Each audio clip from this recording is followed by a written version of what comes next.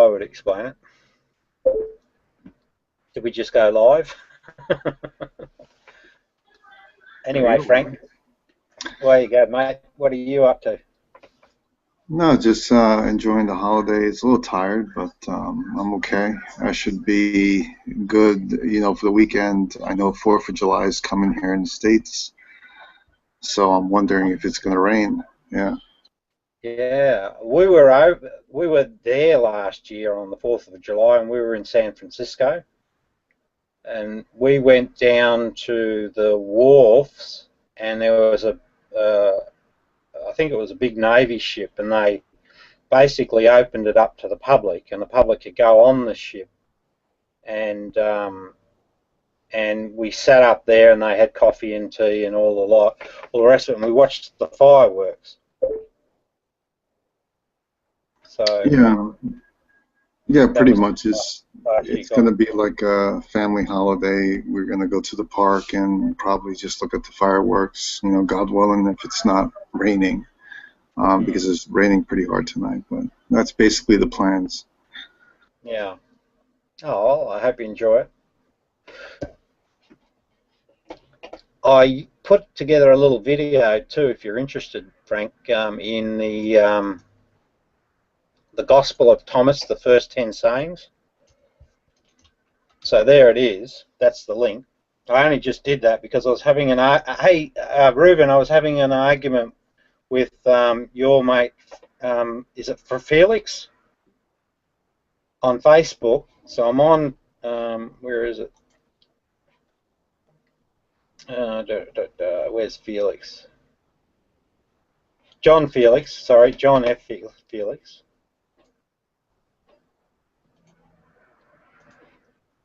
And so I was on Facebook having an argument with him, and Devon was there as well, and it was about the Gospel of Thomas, and I felt that the only way that I could actually address it was actually I just saw the doggy there, was to give them a video, because what was really apparent to me is that no one seems to really bother with or even understand what Jesus says in the Gospel of Thomas, and that's really important. Okay, there we go. Thanks, Frank. So if I go copy link address. No, the reason why I sent you this one, it was because of an artist that I know. He actually painted what they call the cosmic Jesus. He didn't. I don't know if he went into why he painted it, but maybe I don't know too much about it. But maybe you have some insight on it. Oh, okay. So what's he saying? Let's have a look. So I'll just read the article, shall I, or is there a picture? No, I think it's just an article. But there was an artist called Alex Gray. He paints a lot of religious paintings and a lot of religious experiences. And one of them was the cosmic Jesus, which was very very profound in my eyes when I looked at it. Do you have a picture? Is the picture available so I can have a look at it? Sure. I'm gonna get that. Just give me 1 minute and I'll get it for you. I'll certainly give you my immediate reaction. I'm sorry, going for Reuven. Reuven said that it's real Sufi with some Shia influence. Yes, they do. And I think with Sufism, they do influence both Sunni and Shiites, but most Sufis are Sunnis, if that explains it. So more Sufis are Sunni. Now, Sunni is the majority, is it? Correct. Yeah. So the majority of Islam is the genuine stuff. It's only the minority group that's the real trouble, because they align very much to the political side of it, and they're the real troublemakers as far as I can tell. because I've read, I looked through. I was quite taken by the Quran, but for some reason, and I don't know why, but I started at the back and worked to the front, and I found that it was quite good at the back end, but it got more political towards the front and more, mystical and crappy, basically. Well, if you have But a good commentary on it, usually the commentary I read is by a man with his last name is hard to pronounce, but there's another one with Yusuf. He's pretty good with the commentary because it has some historical basis on why this revelation was revealed. Um, but yeah, if you get a good commentary on it, I think you'll be able to understand why it was revealed during that particular time. well, here's my take, and sorry, I need to acknowledge Reuven. So, thanks, Reuven. Yeah, I thought it was the other way around. I got the sense, but I stand corrected. So, I bow to your wisdom. But however, there is a fracturing, and there's one group that seemed to stay true to the gnosis, if you like. So when I think of gnosis being the true story, the true spirituality that runs through everything. And then there's a political element that corrupts it, right? So that's just the way I observe it. So um, the reason, hang on, so at Green Soul I use okay. So the reason, I'm sorry, I need to go back. He said Rob is a proponent of Gnostic Jesus. That's me, accepts most of that as genuine. Green Soul is a real Sufi with some Shiite influence. Yeah, well, I see Frank as a person that knows stuff, right? He gets it. He gets the true story, the gnosis, not Gnostic, gnosis. And yeah, that's the political thing that sort of screws it up. So that's what I'm saying. Maybe I'm confounding groups or whatever, but the story's still valid. Yeah, Rumi's good. Rumi reads real true.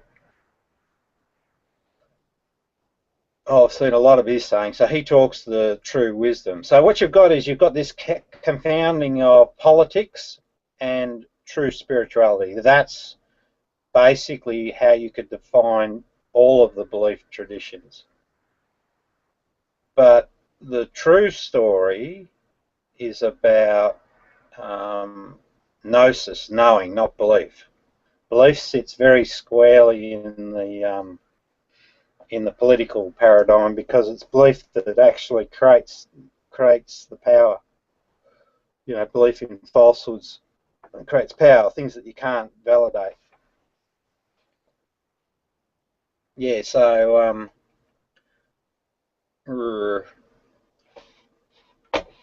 yeah, and what Reuven, I don't know whether Grant heard me or whatever, but I just shared up here. So Frank's going to get me when he gets back. He's going to get me that photo, and I'm going to have a look at that and give my opinion on it. But I also shared up higher from me this link to a video I did on the first, and I only just made it too, oddly enough, because, as I was saying before, Reuven, I was having this argument with John Felix, is it? Hang on, who is it? Devon and John F. Felix on the Bible Geeks, and the thing I realised is that those guys, like that Yale scholar, they don't have a clue about. They don't have a clue. All right, mate. Thanks, Frank. Okay. All right. I'll just have a comment. I can see something there. Yeah, that's interesting. All right. So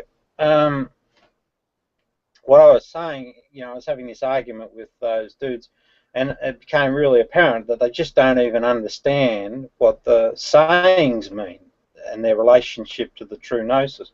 So then I went and made that video, and I just did the first 10. I can do the whole 114, but I just did the first 10 to try and demonstrate that this guy, Jesus, was really in tune with this gnosis. And to Frank, I'd say that rabbi, Reuven, that you introduced me to, I reckon he brought that gnosis across, and this is the Injil. So what I'm proposing at the moment is that the Injil is the Gospel of Thomas, which is Q source is, etc. So that's the argument that I'm having. Anyway, so Frank, Yes. I'm just going to that picture. So the first thing I noticed is because I'm into shapes and patterns, and the way he's sort of got the Fibonacci thing going on, right, from the lower neck up until the crown. I wonder whether he uses the golden mean in his rectangles. Being an artist, I suspect he'd be conscious of the golden mean, because the golden mean's really important. It's part of the way that the whole system works. And you know, right even down into the DNA and the patterns of branching and that we see across all of nature, and those spirals in the snail shell. So he's got. It'd be interesting to take the measurements, but it looks like he's replicating the Fibonacci sequence. So he's not drawing a circular halo, because the circle sort of. But he's got the Earth there. What else has he got going on? Hey, Rob, is there any way that you could actually share it with the whole? Yeah, I probably can, mate. So what well, I'm not the sort of host, but let's see if I can do something here, if I can screen share. And if not, we could flick it to Reuven. So I'm going to screen share that and then click on. So if you click on my, so for those that are in the room, if you click on my little box down the bottom, you might see that image there. Yes, no? Yes, I see it actually. Yeah, but that's not a good one, mate. I need a better one. Let's try the screen share again. Oops. Where is it? So it's probably that one, and then I flicked it. So I'll start screen share off that, and then I'll. Oh, that's wonderful.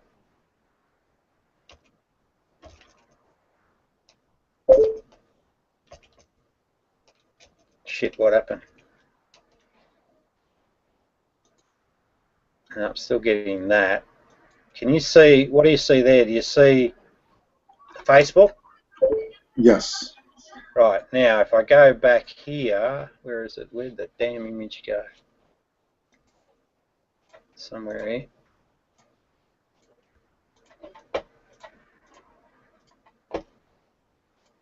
Oh, there it is. Can you see that? Yes, I could actually see it. Yeah, so if people flick or select my little square down the bottom, they'll be able to see it. So now you can talk to it, mate, if you wish. Yeah, every time I see it, I'm seeing like new things. This one was very detailed. Okay, yeah. Well, I can see that he's sort of picking up on the Dalai Lama, and but he throws in aliens. I hear all the alien stories, but I just don't see anything credible in them. Like that conspiracy theory with the snake eyes. I really think that's contrived, and the reason I think that is that the snake eye symbol that they put in those conspiracy theories is the circle and the two ellipses, if you like, or whatever, in combination, and that's very much a symbol that you see right through the empire. And I reckon that story's just been pumped out there to. Oh, there you go, in the eyes. Look at the eyes. The eyes are the spiral that you see in the galaxy snail shells right through.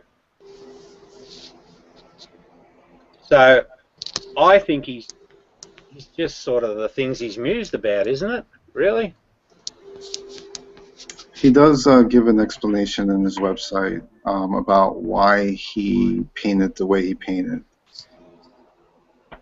So where did he? So is he trying to suggest that it was inspiration, pure inspiration, or?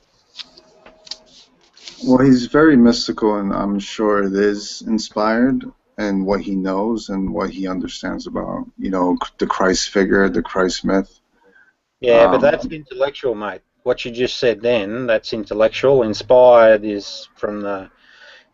comes from the still mind, and it's Well, very we pure. have to. Yeah, this is my understanding of it, but he did write his reasons behind why he painted the way he painted.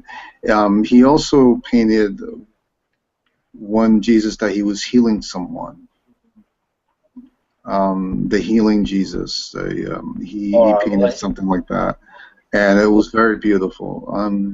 But he does give reasons behind why he painted the way he painted.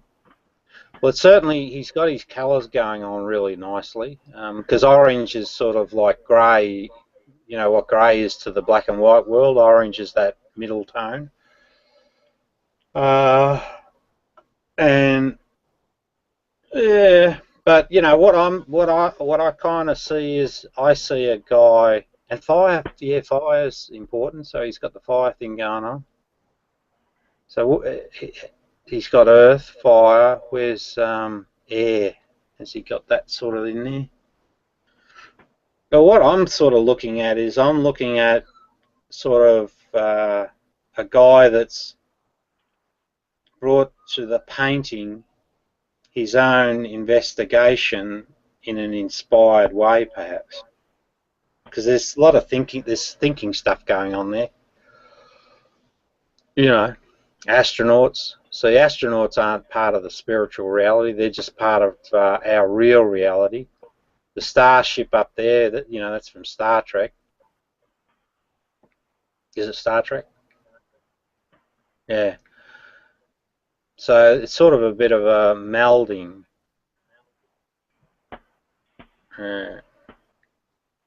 Because the enlightenment stuff, that's about the stillness of mind, and that's what the journey's about. And the meaning is in the experience, so it's not an intellectual thing at all. So I don't know. I'm not. I guess if I met the guy, I could tell whether he's sort of got it all sorted or whether he's still a seeker. And that's the key. The key to any valid spiritual person is their it's in them. It's the way that they just know shit. They've got it all worked out.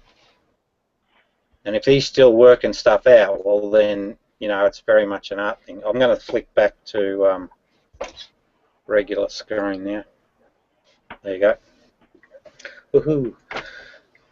Yeah, interesting, dude. He certainly got some stuff going on there, but you'd have to know the guy himself to sort of understand where, whether he's working from his intellectual perspective or whether he's working from an inspired one. Hey, there's Nadia. Hey, Nadia. Hello. How you doing?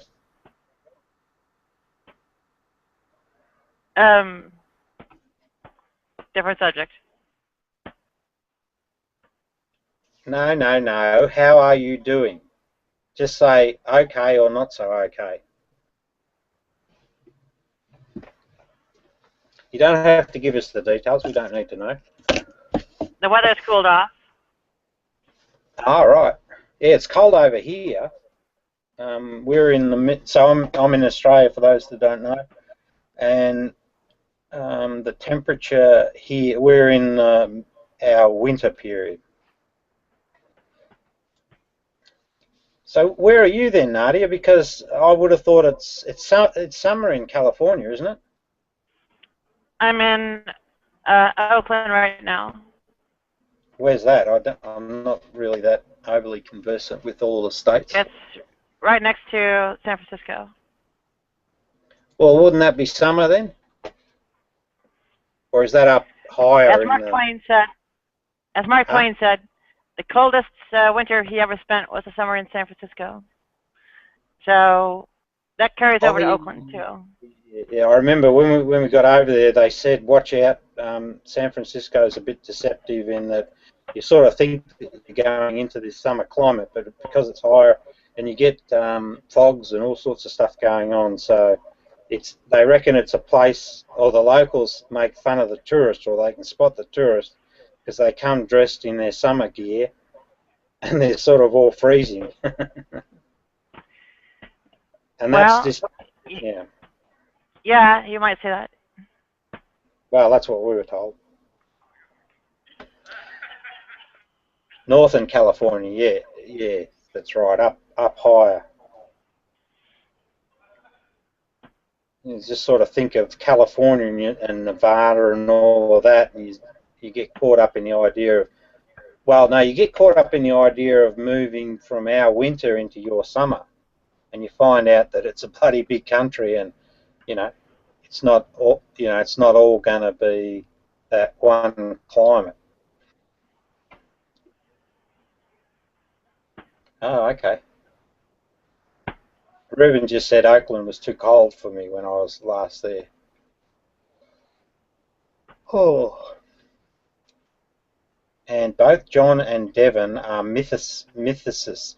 They don't view any historical Jesus model as likely. Yeah, and that's the problem, Reuven, right? The problem is people have to hang on to their presuppositions. That's no way to find the true story. You've got to be prepared to take anything that's got valid evidence, and if something hasn't got evidence, it's a belief, and if it's a belief, put a big sticker on it.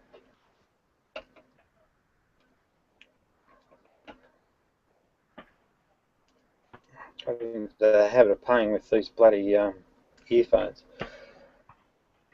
Anyway, Frank, what you thinking?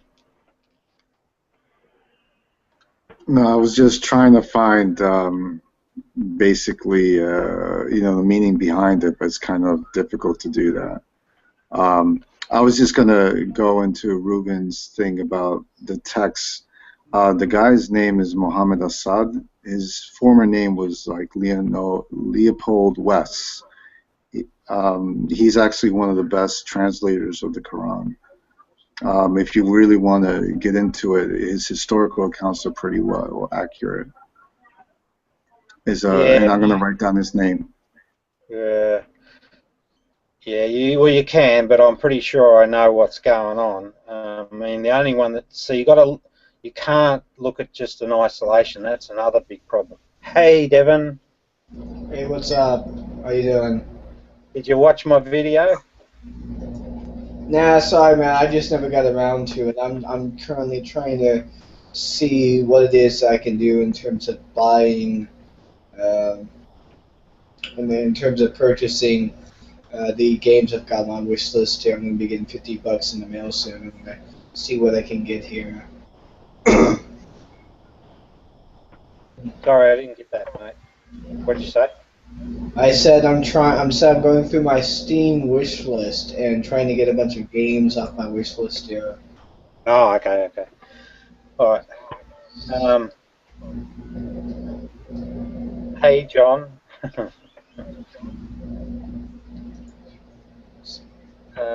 Yeah, so green for mine. When you look at the bigger picture, right? Because the bigger picture explains, it explains the bigger picture.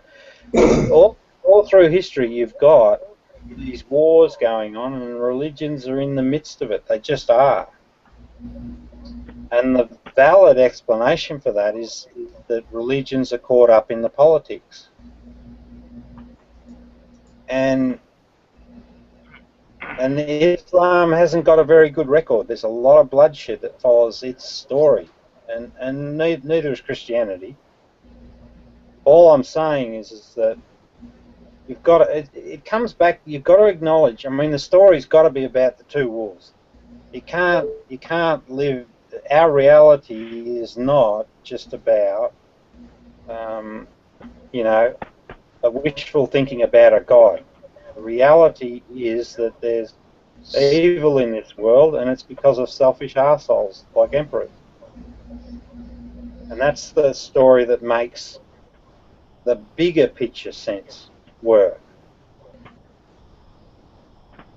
I know. Well, what am I supposed to do, John? Yeah. Excuse me, Yeah, guys. I've got. Einstein's quote about simplicity has a second half, which is the entire point of it. As simple as possible, but no simpler.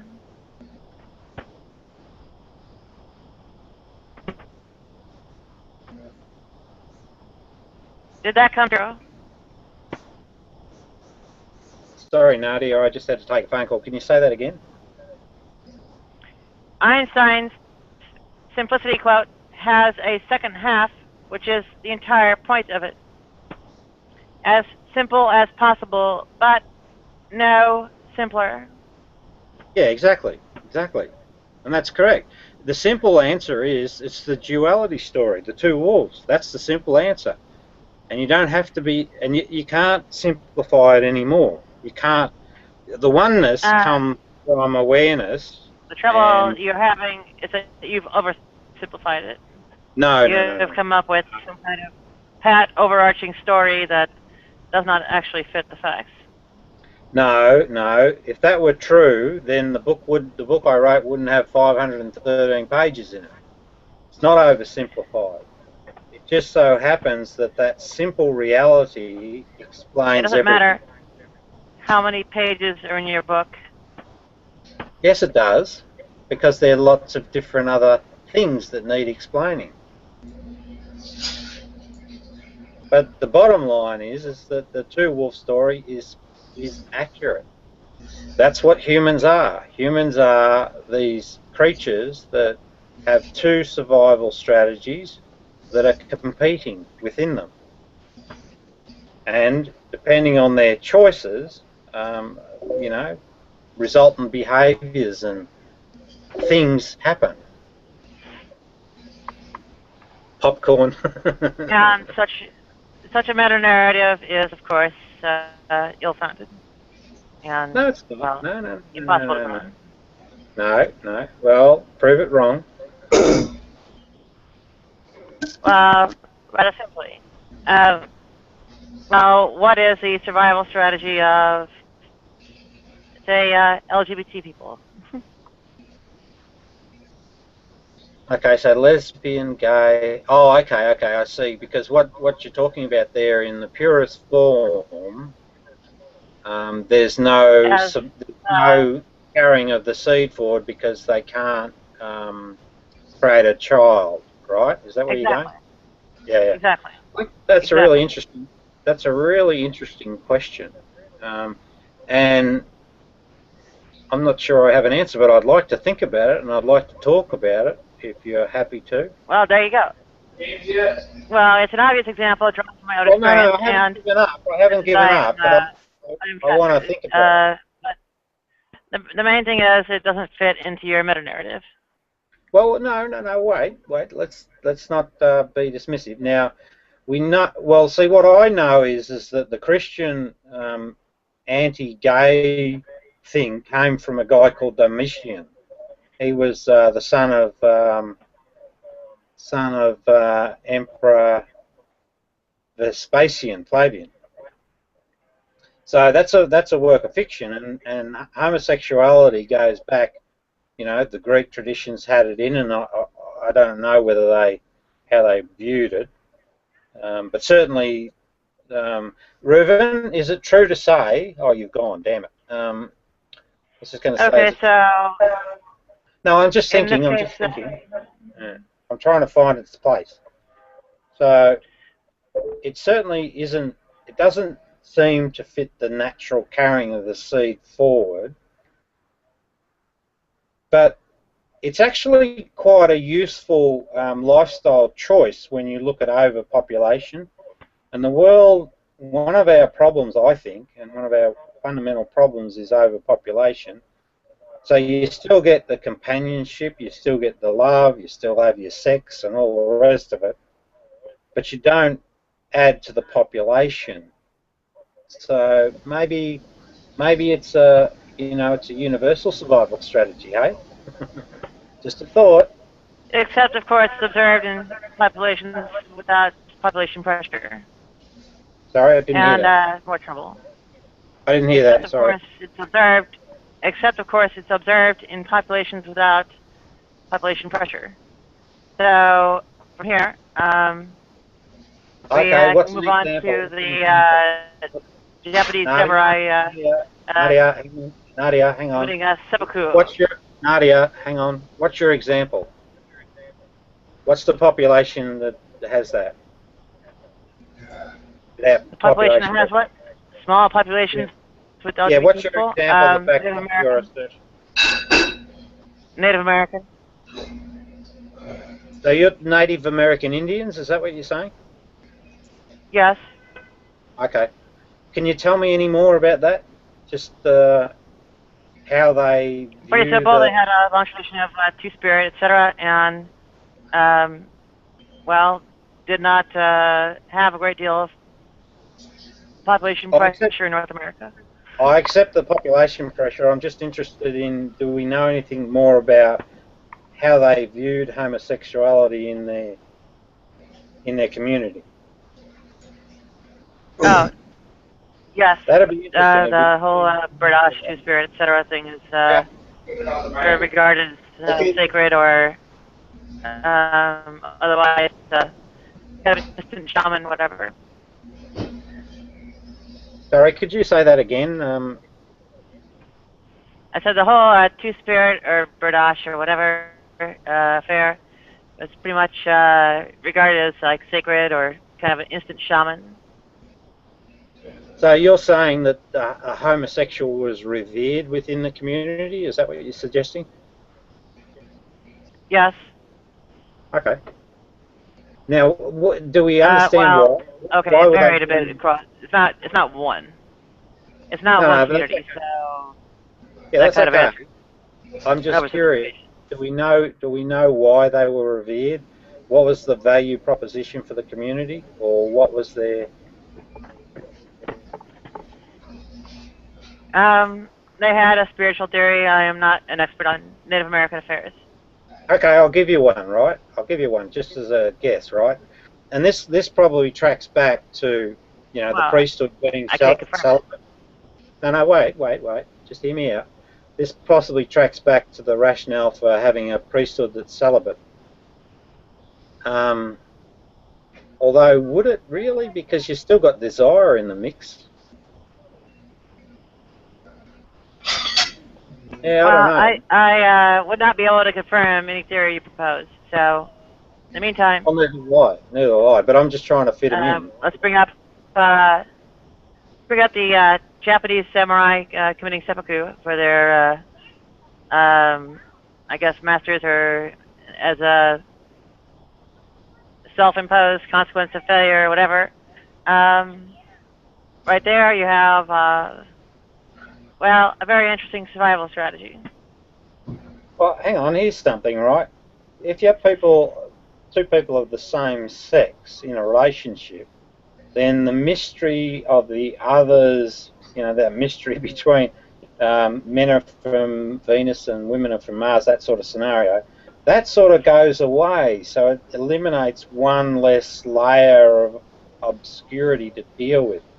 So that might mean that you're better served to explore. You got one less thing to friggin' deal with if you're trying to work out spirituality. So maybe that's where the connection between enlightenment and the Well, homosexual relationship might sit. you better believe there's plenty of trouble figuring each other out even so.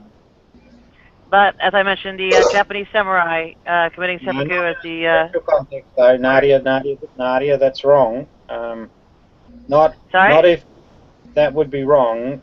If you understood your spirituality, there wouldn't be a drama between two people of the same sex, because you'd know that they're misbehaving because they're being selfish. You'd understand the condition because you know the physical reality, right?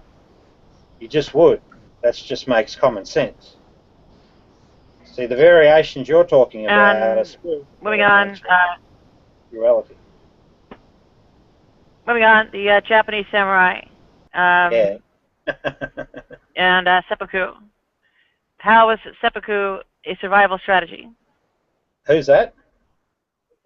The who? How was seppuku a survival strategy for the samurai? Okay, can you explain, because I don't know what that means, can you just explain briefly what it is, seppuku? That's ritual self-evisceration. Sorry, I didn't get the last word. Self-evisceration.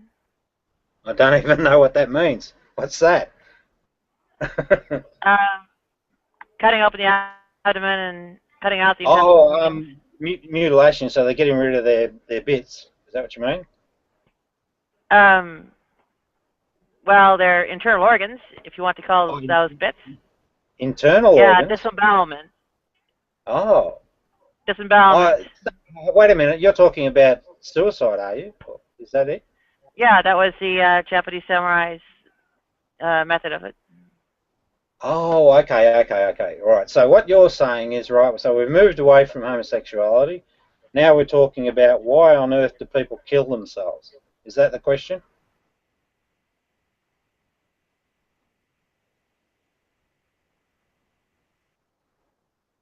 Nadia? You're frozen?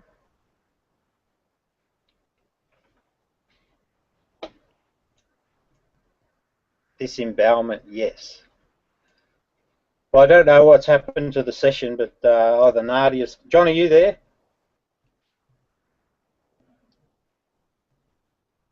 Yeah, I'm here. Oh, okay, mate. I'm not sure what's happening. I got some work to do. Huh? I'm just listening because I got some work to do. Oh, okay, mate. No worries. Well, Nadia's gone, dropped out, come back in. So anyway, the hey, question... Raymond. Hey, dude. The question was, Rob, ritual suicide, sticking a small sword into one's and cutting them out while someone else beheads them. Oh, okay, ritual suicide. So, I don't know. Why would they bother? That's probably, that to me smacks of empire and control. So, the reason you'd have something like that existing is just to keep the soldiers on the straight and narrow. That's all that'd be. Frank and Nadia. Except they were doing, yeah, except they were doing it to themselves, to a great deal. Yeah, but people do that. I mean, even today, right? People will go and kill themselves, and it's in the suicide case. It's very much related to ego, because So it's a cultural phenomenon. What the person's doing is they're crying out for help and attention, and they don't get it. And out of frustration, they go and kill themselves. So that's what happens with suicide. But I'm just saying that samurai suicide will be a design form of control. Gross. I don't think so. Yeah. Yeah, there was just one article I read, really quick, where that changes the whole thing. This woman who had cancer, terminal cancer, wanted control of the way she died, and even there are victims of mental illness of Alzheimer's. Wait a minute, mate. One thing at a time. So with the lady that's going to die, that's an act of compassion and it's a self. Yeah, she did it to herself, though. You know. That's different. Hey. Like she had a dinner, and basically her whole family knew, and you know they all accepted it. So I don't see it as a form of crying for help all the time. No, you're right. I agree. I'm acknowledging you. I'm saying, but it's different to what we're talking about, the cry for help suicide.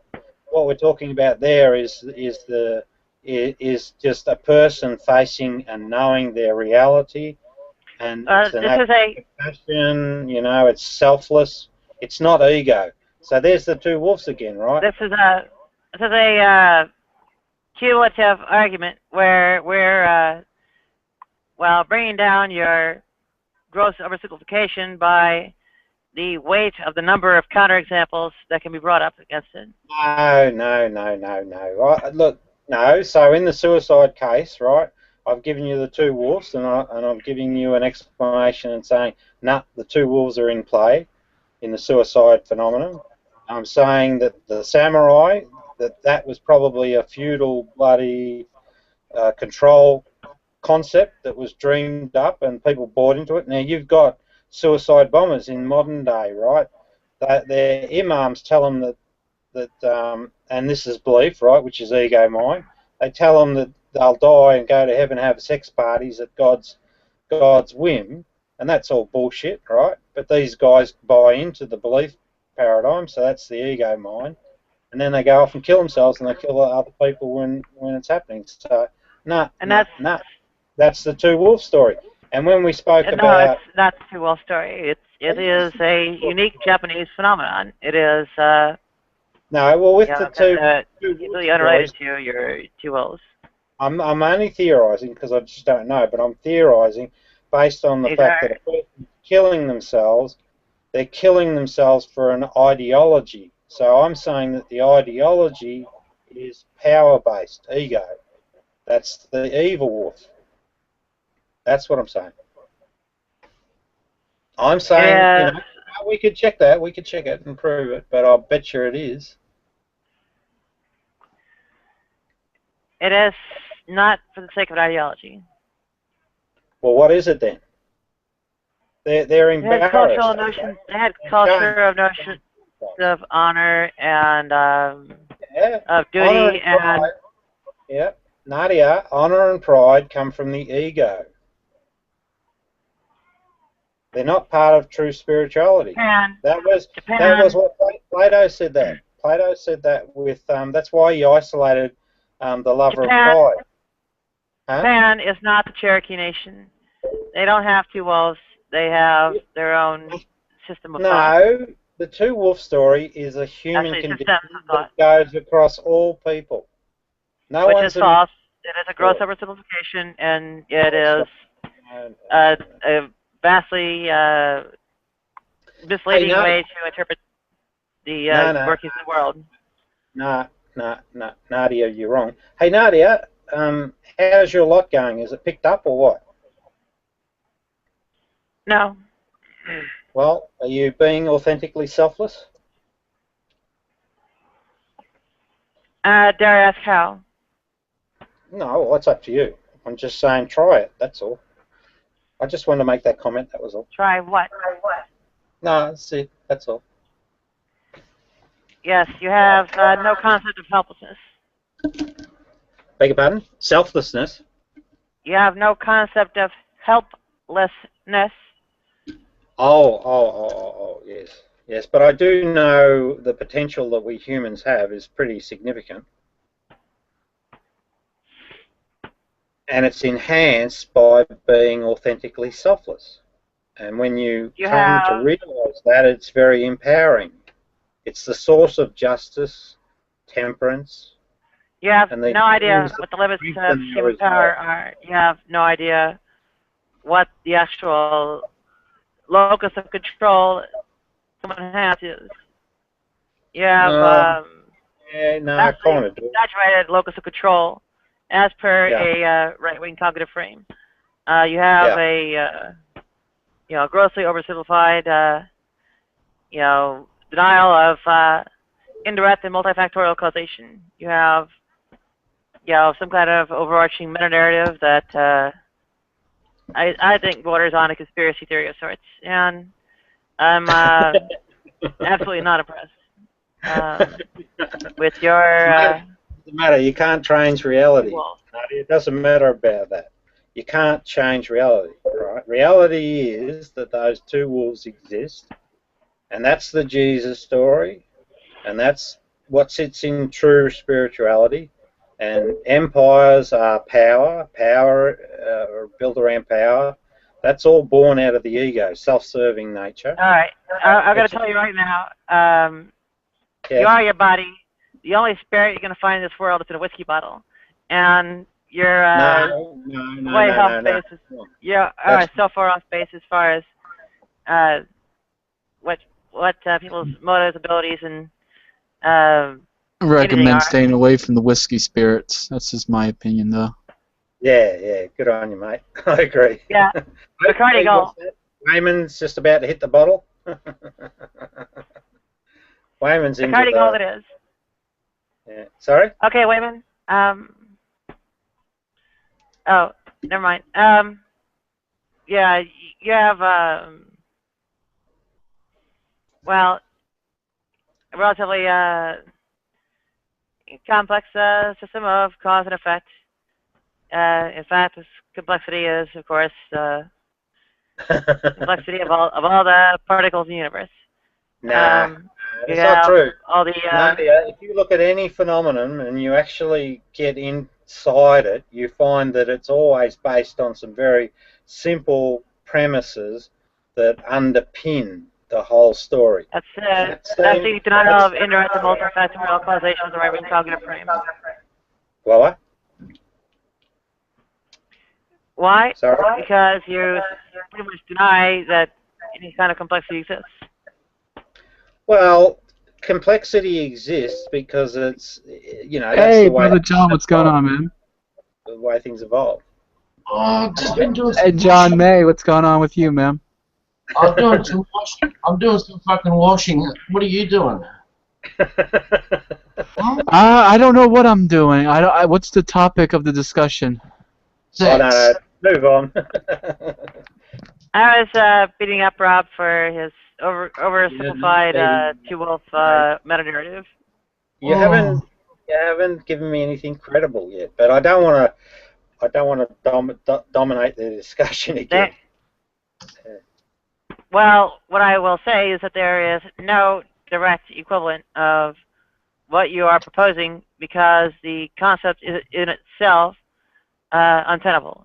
The entire category of characterizations and whatever on the order that you're proposing with these two wolves and so on is impossible to have. Nah.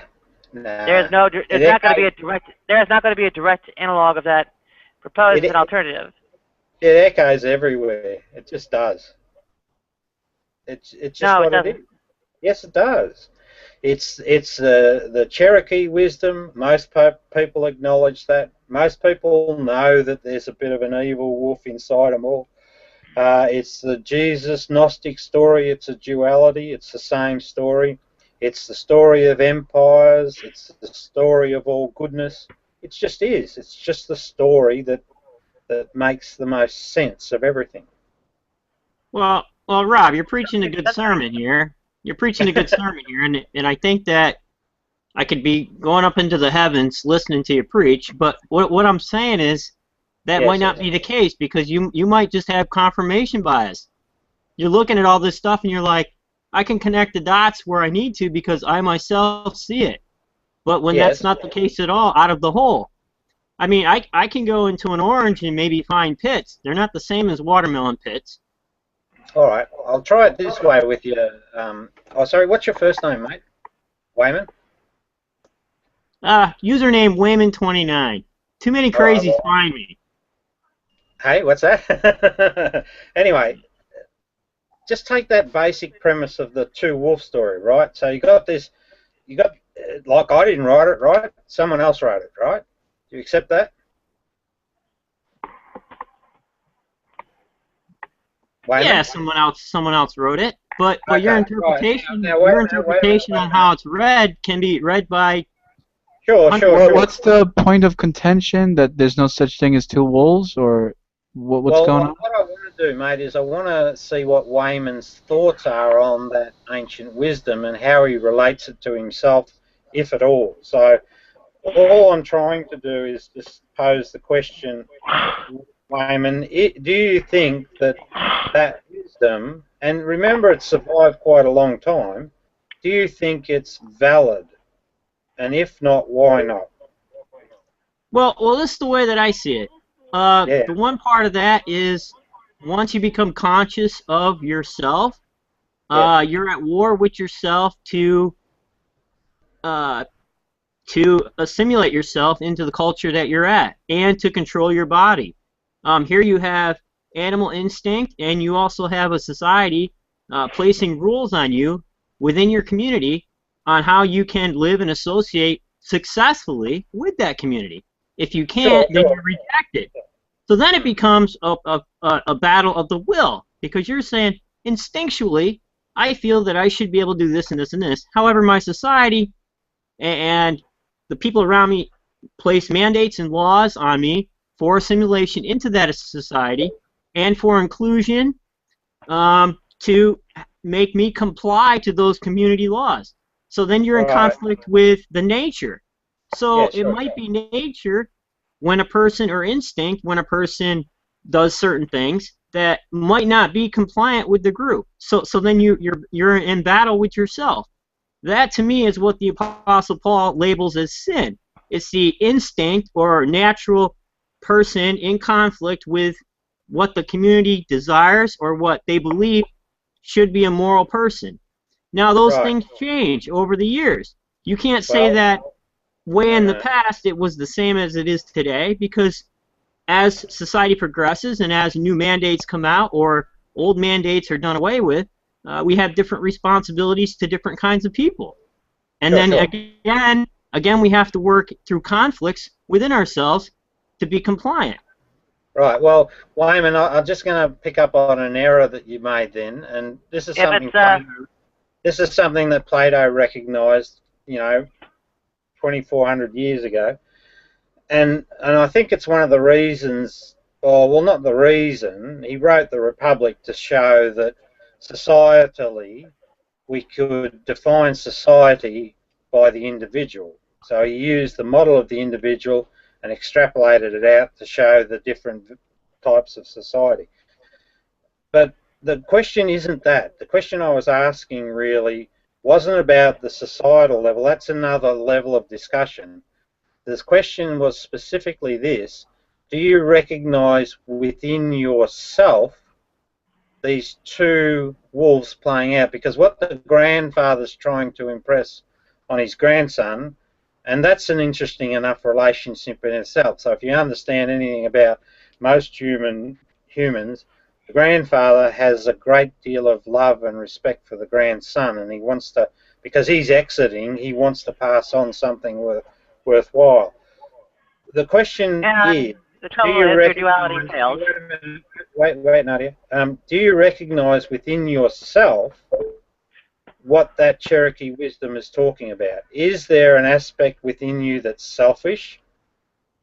And equally, is there an aspect within you that yearns for the herd's well-being? And your duality fails. There's different reasons for that. Like, there's been questions over years, like if it's learned action, or if it's not. So I mean, that kind of thing, I believe that it could be learned. It could be learned. The herd mentality could be learned. Yeah, 1 second, Wayman. No, that's not the question. The question is, do you recognize those things within yourself? That's all. That's the only question. Do you recognize those things within yourself? No, I think there's three, not only two. Okay, good. That's a good answer. What's the third one? The third one would be identifying the self as a separate being. I don't acknowledge that. I don't acknowledge that. And actually, Jesus speaks why not? to that. You'd have to first recognize the animal instinct in order to recognize that you're part of the herd, and you have to.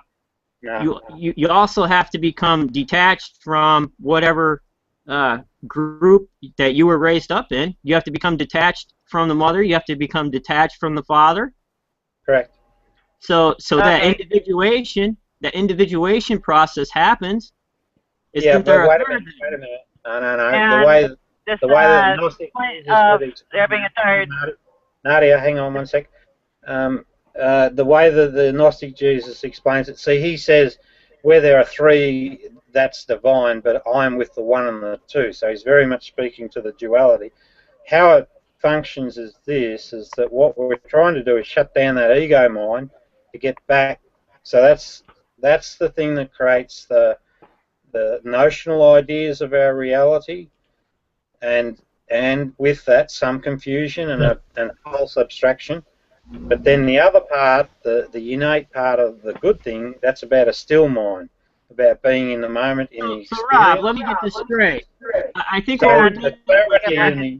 just so we're both on the same page, Rob, just so we're both on the same page, what we're talking about here is theology and philosophy according to Gnosticism and Rob. Is that what we're dealing with? Because I can talk that. I don't have a problem with it. It seems that's where you're going. Yeah, it is. It's very much okay. Now we're on the same page. I could identify that Gnostics would think that.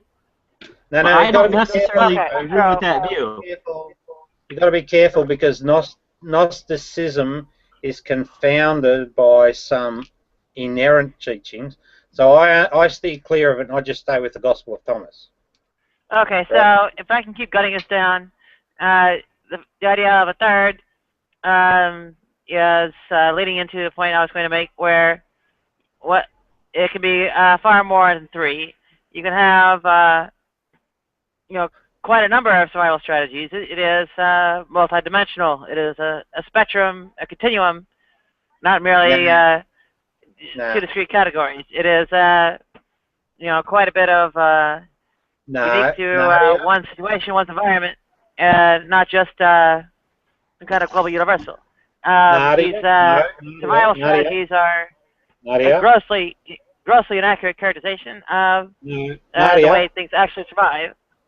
Nadia, let's pin down an example and let's see if I can't prove to you that it'll be either a selfish strategy or an altruistic or a compassionate strategy. So give me one of your other multiple scenarios.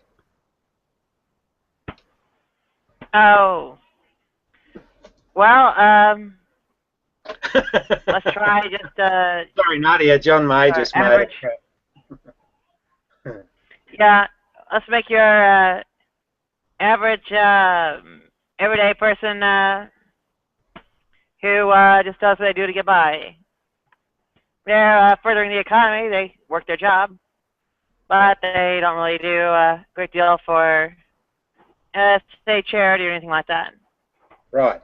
Now, so that person, and you and I know who that person is, that person is caught up in their ego mind. If that person were to, and their framework's biased by those set of circumstances, if that person was courageous enough, and it does take a lot of courage, to actually back the other wolf, right? Just try it experientially for a period of a month. That person would learn that there's a broader set of experiences, and with that broader set of experiences, then you would have something comparative to give a better balanced view of reality. That's my answer. But they already do their own little part as the cog in the wheel or whatever. Yeah, no. But I'm saying lose yourself in the needs of others for a period of time, because it's in that process. You've got to allow it to play out. You've got to get the feedback back from those decisions, and then what that will show you, that'll give you a clearer picture of these duality that's playing out. Because at the moment, I think what you're doing is... It's not going to be a clear picture of the duality because it's not there. No, but that's your assumption, and I'm positing that you're wrong. I'm saying that because you haven't got that experience... I'm saying because you haven't got that experience in your life, you haven't got that to... or you you can't validate it. You can't validate it intellectually. You have to actually experience it. So Rob, I think what Rob's saying here, Nadia, is if you went and studied Gnosticism for, say, a year, Gnostic theology, you would be able to better identify with what he's saying. And you're right about there being thousands or multi-dimensional. And, you know, the idea and the theological view of dualism came from someplace, and you can go back and find its start, you know, fairly easy in primitive cultures. Zoroastrianism. The theology of it. So what Rob's saying... Ahura Mazda is the good spirit. Agra Mainyu is the evil spirit. Yeah. Now, if you studied Gnosticism for a year, you know, you'd be able to say, yes, Gnosticism say that. I don't have a problem with saying Gnosticism says what Rob is saying. But I don't believe that it's the only thing out there, and that's how the world should be looked at, black and white. I'm not really into Gnosticism, Jesus, but I think I agree with Rob pretty much that there's good wolves and bad wolves. You know, I don't know. I don't think that's hard to understand. I guess what I'm saying, I'm not trying to sort of put Gnosticism up on a mantle and say it's the be-all and end-all. I'm just saying that if you look below the politics, well, wait a minute, Nadia. If you look below the politics, what you find is that the two wolf story seems to be the common theme. The love thy neighbour is the good wolf, right? What that is the person that says, I'm going to put others ahead of me, and I'm going to consider their position. And when you actually do that sincerely, you start a positive feedback loop that brings joy into your heart, an authentic joy. And that then enriches you, and it seems that Plato said that when you adopt that posture, you also get the characteristics of virtue that can't be taught, because that's what he said, come upon thee, you know, or become part of your thing. So it's not about Gnosticism, it's not even about the Cherokee, it's about, well, what are they all talking to that's the constant theme? And I'm arguing that the two wolves are apparent in all of them. They are.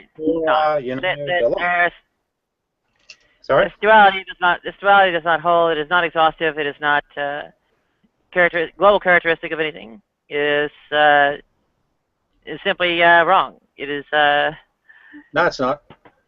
You're cramming square pegs in round holes everywhere.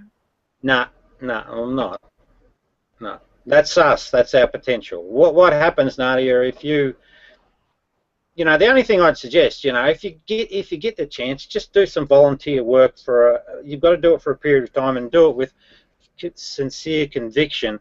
That will be a far greater. That'll be a far greater educator than any amount of intellectual study. What makes you think I haven't already? Well, because you're still not acknowledging the two wolves, so you can't have. It's impossible. Because if you understood, if you understood it authentically, you wouldn't hold that view. You'd say, yes, I know these two wolves, and I acknowledge them. But because you're not, that means that you haven't authentically had the experiences that are embodied in those choices. That's true. And it's false. No, it's not. No, that's not. Moving on. Yeah, there's quite a bit of different directions to move in the world. There is a lot more than this black and white good and evil stuff. There's things look a different way to every different observer. Things have benefits and drawbacks at the same time to the same person, even as each different person has a different set of benefits and drawbacks. And you... I don't know. I think it's pretty universal. I think it's pretty universal myself, what is good and what's bad. I don't know. I just see John May say there, he's put up there fucking shitty neighbours, you know. John... I hope he's not talking about you, Rob. Oh, well, it could be. But I just want to ask him a question. John, do you think you might be the problem? No, I'm not the problem. If I was the problem, why are the cops going to them? Oh, okay. Yeah. So they're feeding their bad wolf, right? No, they got fucking shitty dogs and cats fucking next door. Don't worry about the fucking wolves.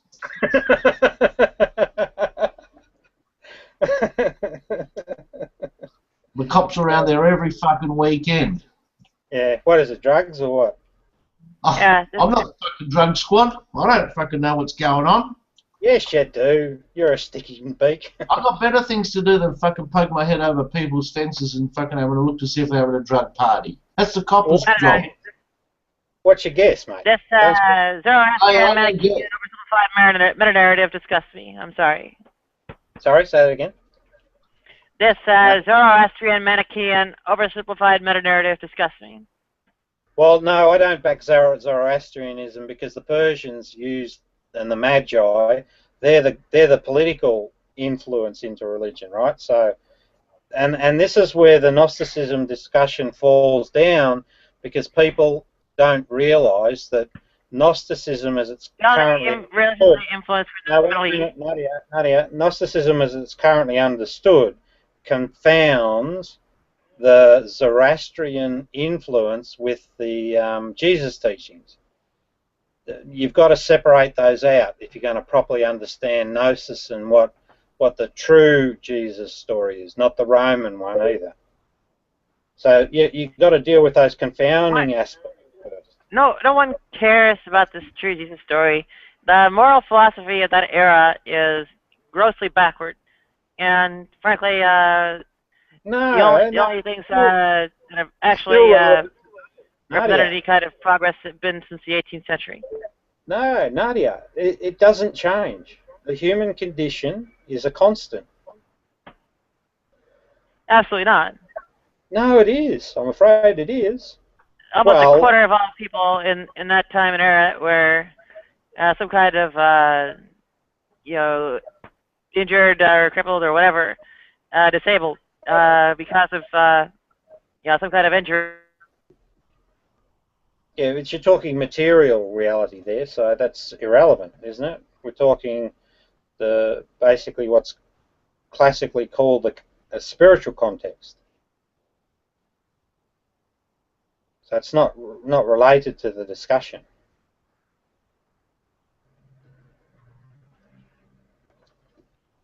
Whoops, Nadia, you're gone. How about the two-headed wolves? John, what do you mean by that?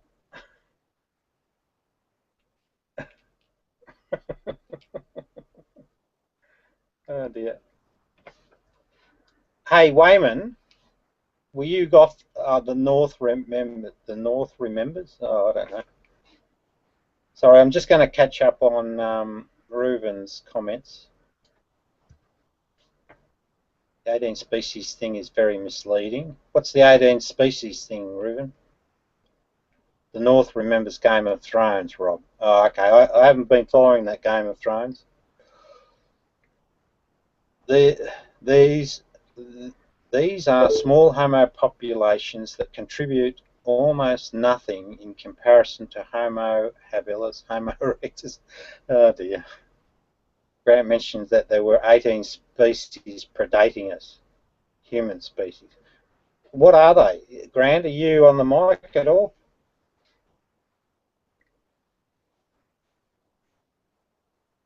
What's the 18 species? Sorry, noisy here. Oh, okay, fair enough. Couldn't list them all. Give us Homo habilis. Oh, so you're talking about evolution now and different sort of strains, etc. Not that well versed. Yes. You should watch Game in Thrones, Rob. It has two wolves. Does it, mate?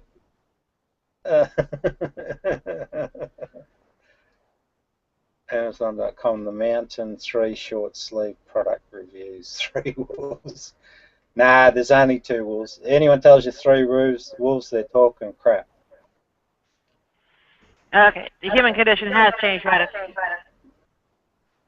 The wealth disparities for settlements that vastly more than a sixth of the population we have today is starving. almost a quarter of the population was disabled because bones could not be set once broken, and so on and so forth. Yeah, but that's physical though, isn't it, Nadia? Physical is demonstrable. So Yeah. I give you physical. But so's behaviours through history. If you look at the big picture, you can observe the repeating patterns of behaviour. So, Michael, you're on History does not repeat, it rhymes. Pardon? History doesn't repeat, it rhymes. No, it repeats. They repeat the same behaviours. At least these political agents against religion do. Then you are sadly deluded. What? Then you are sadly deluded. No, I'm not. No. Hey, Reuven, what's the story with Michael? Or Michael? Well, to actually hear him actually say that, he'd have to have a voice. He'd actually have to be able to speak in a hangout he's hosting, which, when has that actually happened? I'm pretty sure it hasn't. So, until that actually occurs, that's when I will actually give a fuck to the opinion, because the opinion will actually have a voice behind it. Hey, Michael, what's your story? What's your thing? Are you a theist, atheist, what? Rob, you already know. Oh, it's you with the funny hat. Is that you, Mike? Yes, I can't actually answer on my regular account because of Oh, now I know you, Mike. Yeah. You had that idea about oh shit, what was it now? He's a transhumanist. Transhumanism. Yeah, that's right. No, hey, Mike. Reuven's very good. Reuven's a good dude. He's got some good information. Well, until he actually puts a voice behind it, it's actually hard to give it any validity whatsoever, because it could just... No, I trust him. Over time, you get a sense for people, and although Reuven, it would help. We want to hear your voice, I suppose, one day. Well, personally, I don't really care that much, I guess. I've had thinking speaks that can actually do the same thing. So you do no more, Reuven, than a child play toy. That's basically the best that I can say. Until you have a voice to back up what you say, that's when I'll give what you have to say validity. But you can basically say I'm on as thin ice as you want to, but I back up with what I have to say with my own face, my own name, and my own voice, my own opinion. Something you can't say you do. So until that actually occurs... Hey, Michael. Let the cat have your tongue, as it always does. Yeah, Michael, one of the problems, or one of the signatures when you know someone's got an incomplete explanation, if you like, is when they get upset about what others say. When you got it right, you're just not troubled by what other folks say. Just something to think about. There's being a faceless. That's also agro service location. There's being a faceless opinion itself, and then basically having a voice. There's people that actually pull off being a faceless presence and actually having a voice. Phantom Lion, Red Line. I could go on and on with the list. You don't have to hide your voice to actually back up what the hell you have to say. Ah, well. Doesn't matter that much, really. what I'm trying to point out is... they're... What? They have issues. Who does? Oh, Reuven and Mike. No. What? What's amazing is, since I have to sign off shortly here, Rob, yes. this duality is a false dichotomy. It is not taking into account different perspectives, different situations, different... Hey, Nadia, I have something I'd like to share. And I'd like you to analyse it and then come back to me. It's on the list there, actually. I poked it in there earlier. Right. I'll just bring it I down. really don't think we should take not other available. opinions seriously. I mean, What's go that? ahead. What Well, did you say? Nadia I is am not saying. available. Well, Nadia is saying that we This should meantime- take in consideration other opinions and other. I don't know. I think In the meantime- objective morality is concrete. You know.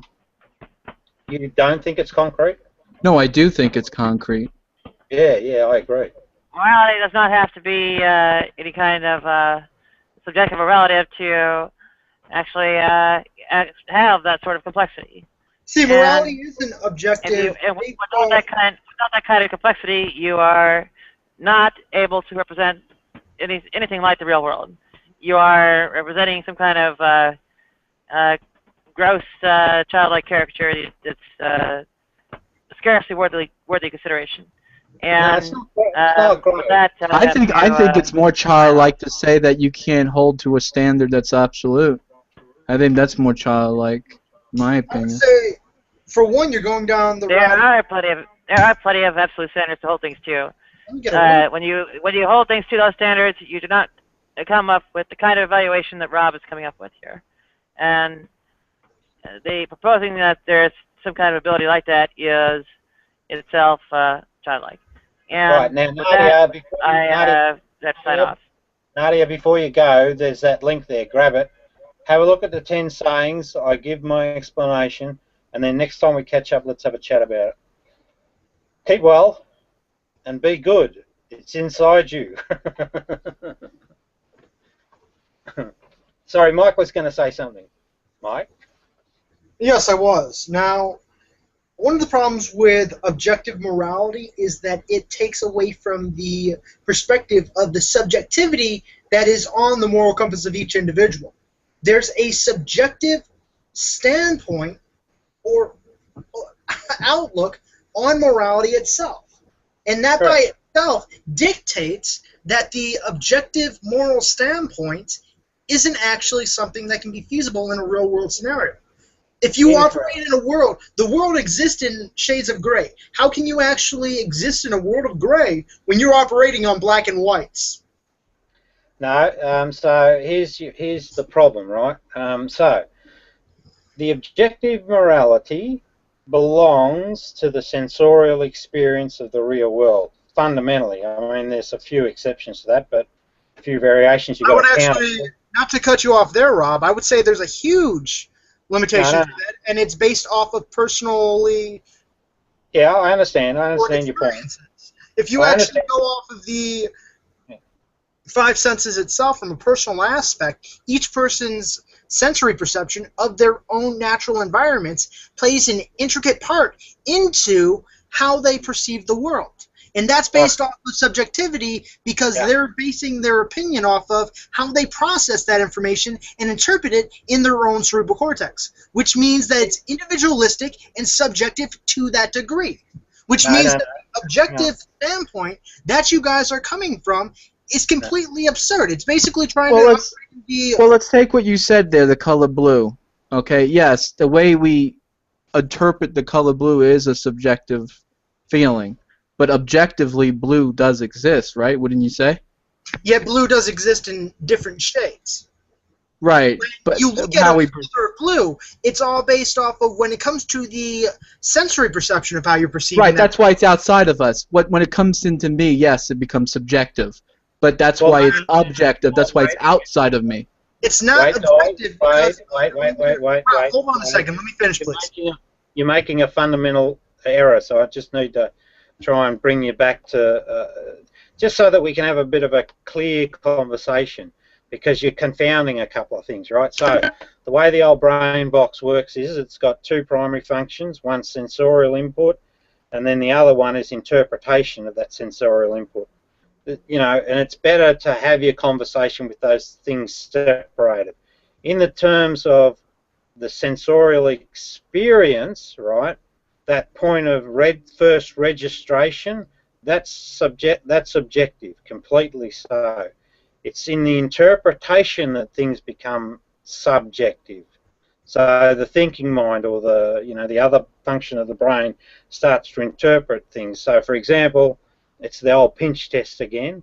So if I pinch myself, and if you're a bit of a wuss, you might scream, and if I'm not, I may not. But the sensorial experience and the actions and all of that, up to the point of sensory first recognition in the brain, that's all the same. That's all objective. It's just when we start to react or interpret and all of those things, that's where it becomes subjective. So I acknowledge subjectivity, but I'm saying it needs a big damn stamp on it to say this is my subjective observation. Now, back in the sensorial world, you've got a variation though, because in the senses, a person might be colorblind. But that sensorial variation can be validated knowingly. So you can get a test done, and you can say, well, right, you see grey or you see red where I see green, or whatever. And we know that there's a variation, and they can measure it and report on it. And we're still in the realm of knowledge. We haven't drifted into the world of belief or interpretation, right?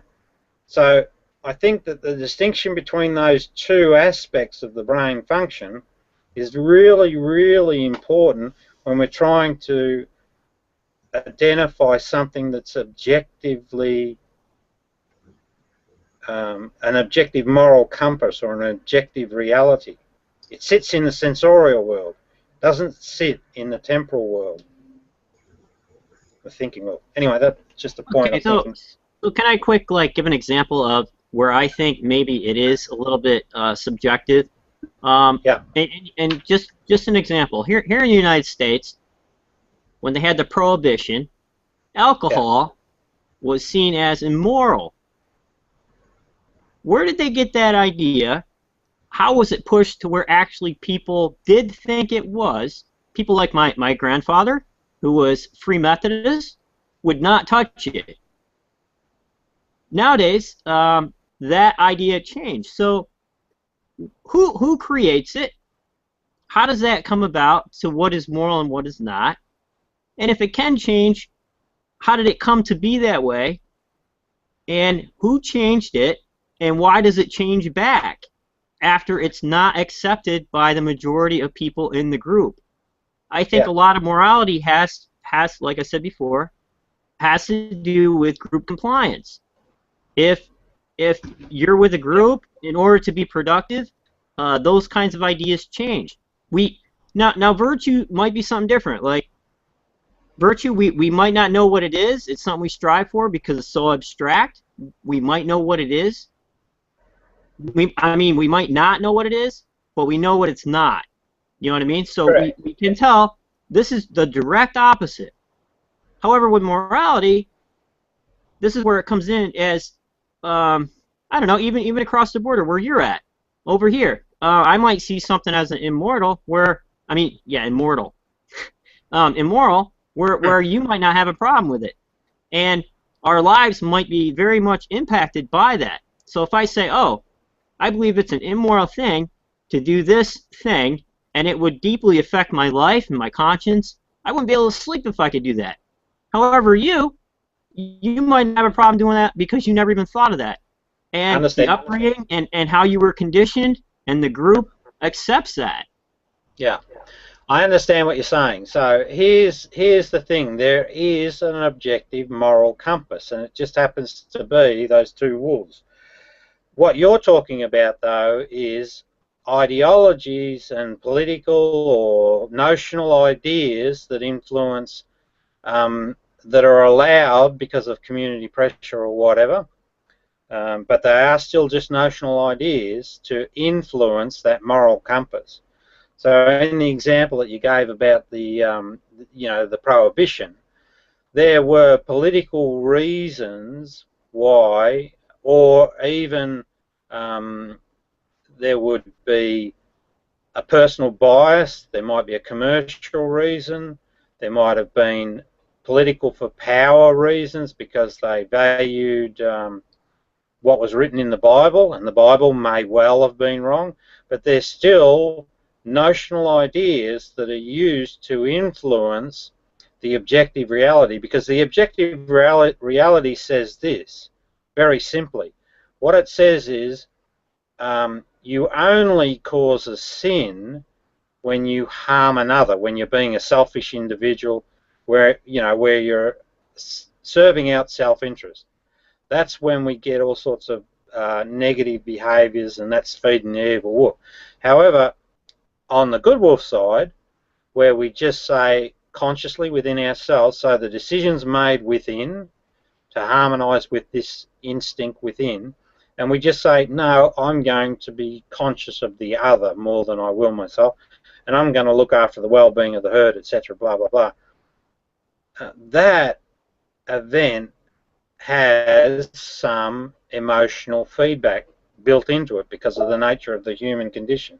So therein lies, and that's an objective moral compass, because across population, things like common law, and even you were talking about virtue. So virtue is, some of the virtuous qualities are courage, temperance, truth, justice, and wisdom, and they're not taught, right? These elements pre-exist. They become apparent in a person that chooses to feed the good wolf or to be a herd member.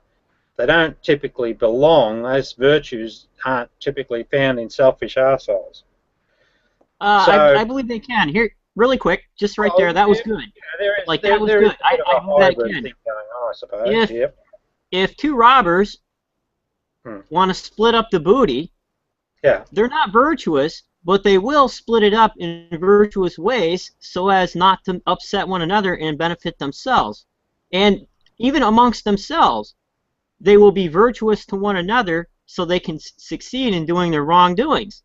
So there again, like, even though it is self-serving, they still recognize a form of justice, they still recognize a form of virtue, and they still build on that based on their collaboration to do evil.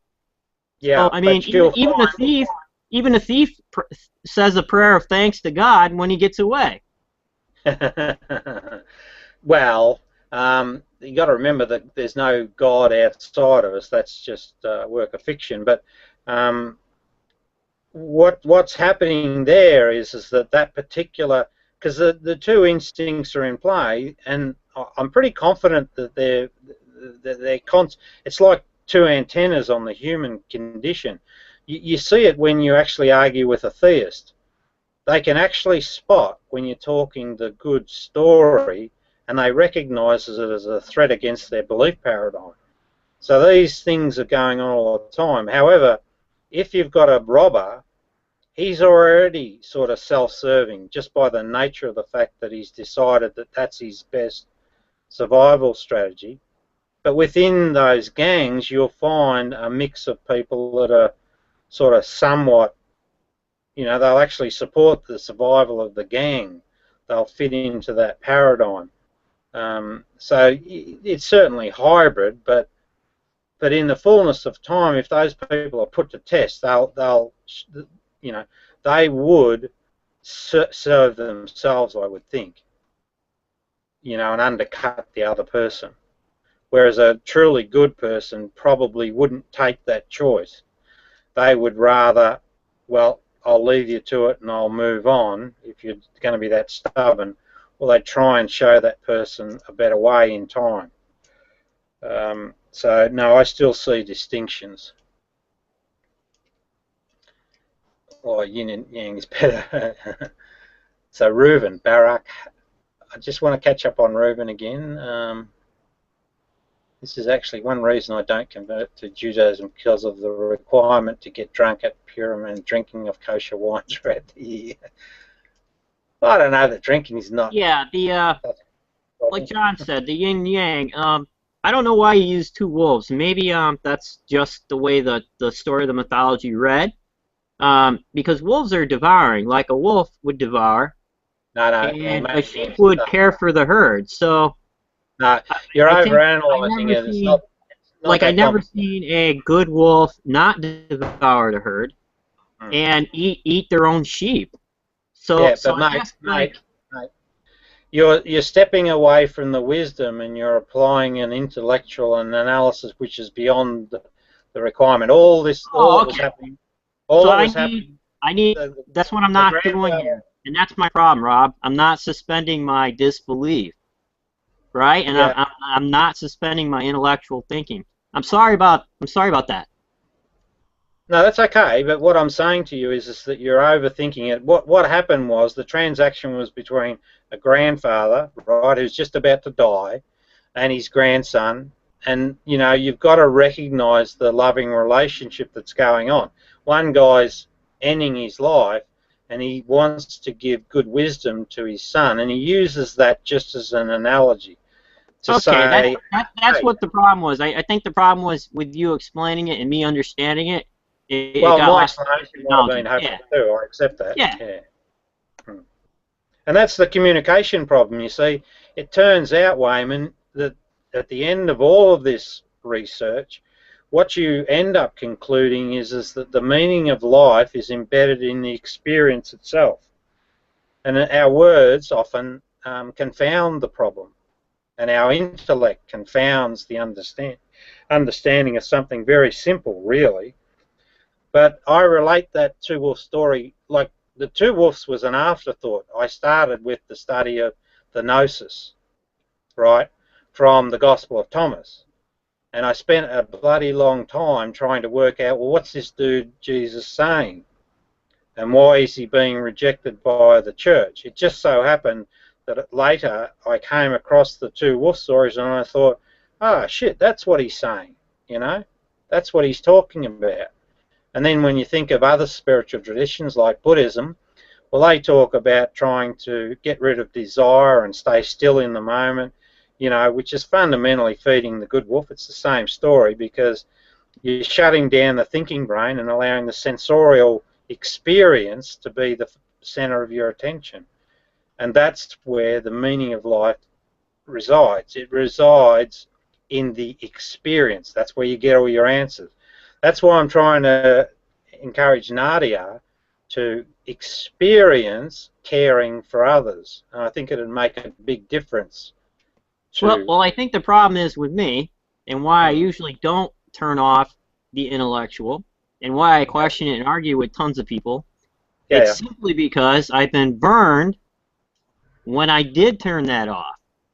And I had a bad experience when I turned it off. So I don't turn it off very much. And I don't suspend my disbelief very much unless I have really good, credible reason to do so. Okay, well, I need to... So that's why... So I believe it, you know, like in Star Wars, where Luke Skywalker, you know, he turns off all the equipment and he makes the last shot on his own. You know, that's pretty important. That was the best part of that movie. Like, I know it can happen. But if he would have missed that, he'd be depending on equipment a lot more if he would have missed that shot. So that's what happened to me. Yeah, Wayman, again, my words have failed me, as often they do. What Jesus in the Gnostic text is saying, seek until you find. So he is saying, he's saying no, right? He's not saying believe. So the experience that you spoke about is where you gave belief. Now, you can't give belief. Belief is a misnomer. If you give belief without properly knowing something, and that means what it says, it actually means you've got to come to a point where you say, yes, I know this to be true. That's the journey that he's recommending. And so in that way, you're actually valid in the way you're approaching it. It's not about belief, because as soon as you give belief to someone, you actually gift to them power, and you put yourself at risk if they're not being honest and they're not telling the true story of abuse. And we know that happens within the religious context with the young altar boys, you know, and all those sort of stories, you know, the abuse of power. So you don't give belief to anyone. In fact, belief is a misnomer. It's actually something. It's a curse on humanity. You're obliged, according to the Gnostic text, to actually seek until you find your understanding. And he does go on to say it's about knowing thyself. It's not about knowing what someone else says. It's the whole education process is about becoming aware of yourself. And in that, you become aware of you know, everyone else. It's that I am that, comma, I am sort of phenomenon. You see? Wayman?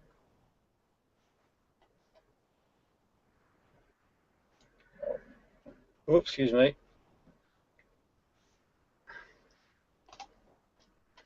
Yeah, I think too. What's important is the "thou art that." Sorry about that. I couldn't find my my mic button, but I Yeah. did hear what you were saying. Yeah. So, you know, I just wanted to acknowledge to you that it is correct that you do actually keep looking until you get something that satisfies.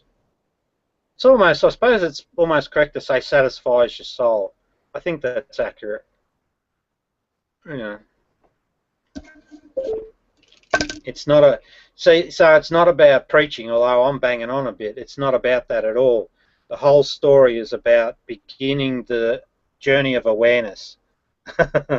Sorry, what are the boys saying? I wish I could turn my brain off. Well, you can, mate. It's simple. Just don't think.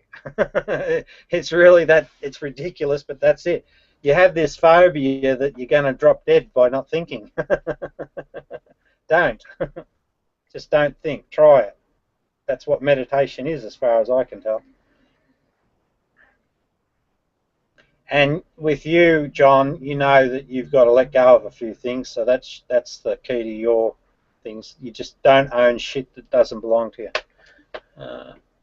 Listening to Justin Bieber music.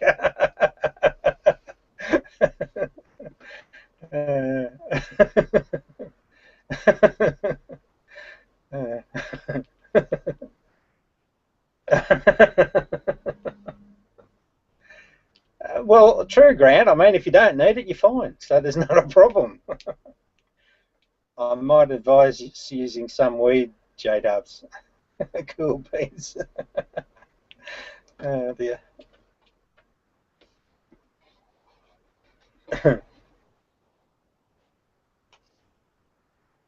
Anyway, I'm resting the old voice box. You guys can talk if you want. Or ask me a question. I'm happy to answer anything that, or haven't expressed an opinion on anything. Anything at all. Oh, party.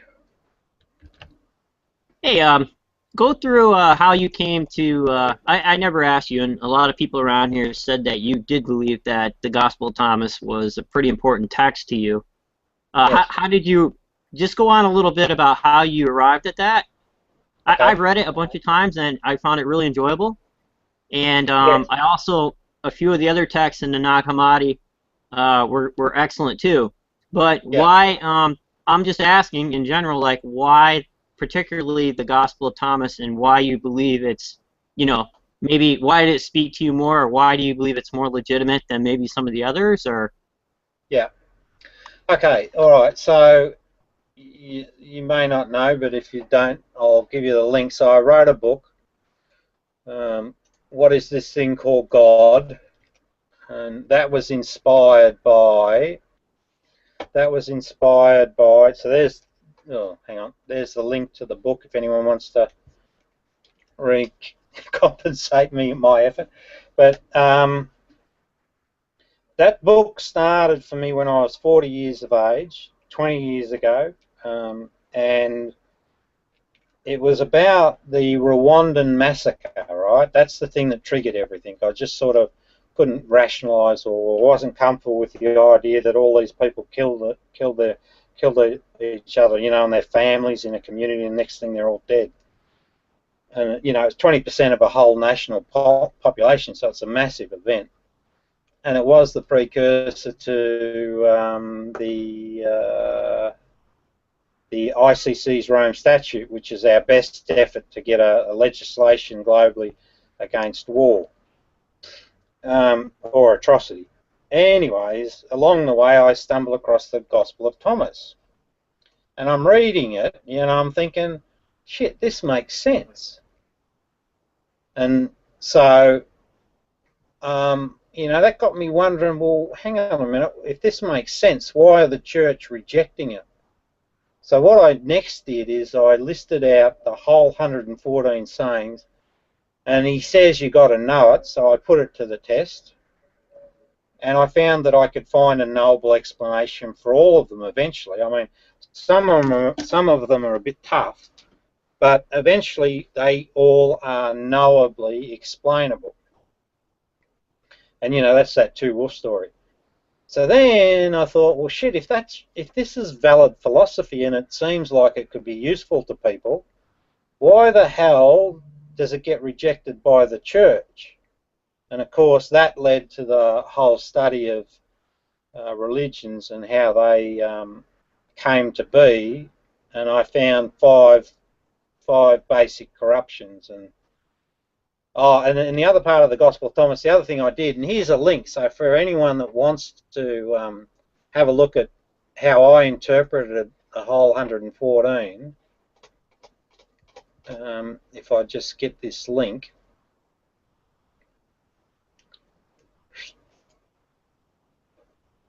So this link will take you to a website that I set up. Oh, look, some people are actually looking. So this is a link. That's my analysis of all 114 sayings. So I mapped them to where they're used in the Bible. So this is what I found. See, I looked at the whole 114, and then I cross-referenced them with the Synoptics text. And I found that 61 of the sayings were actually used in the Gospels, the Synoptics. And then I looked at the other 53 that weren't, and they tell a very telling tale in their own right. And then what do I do?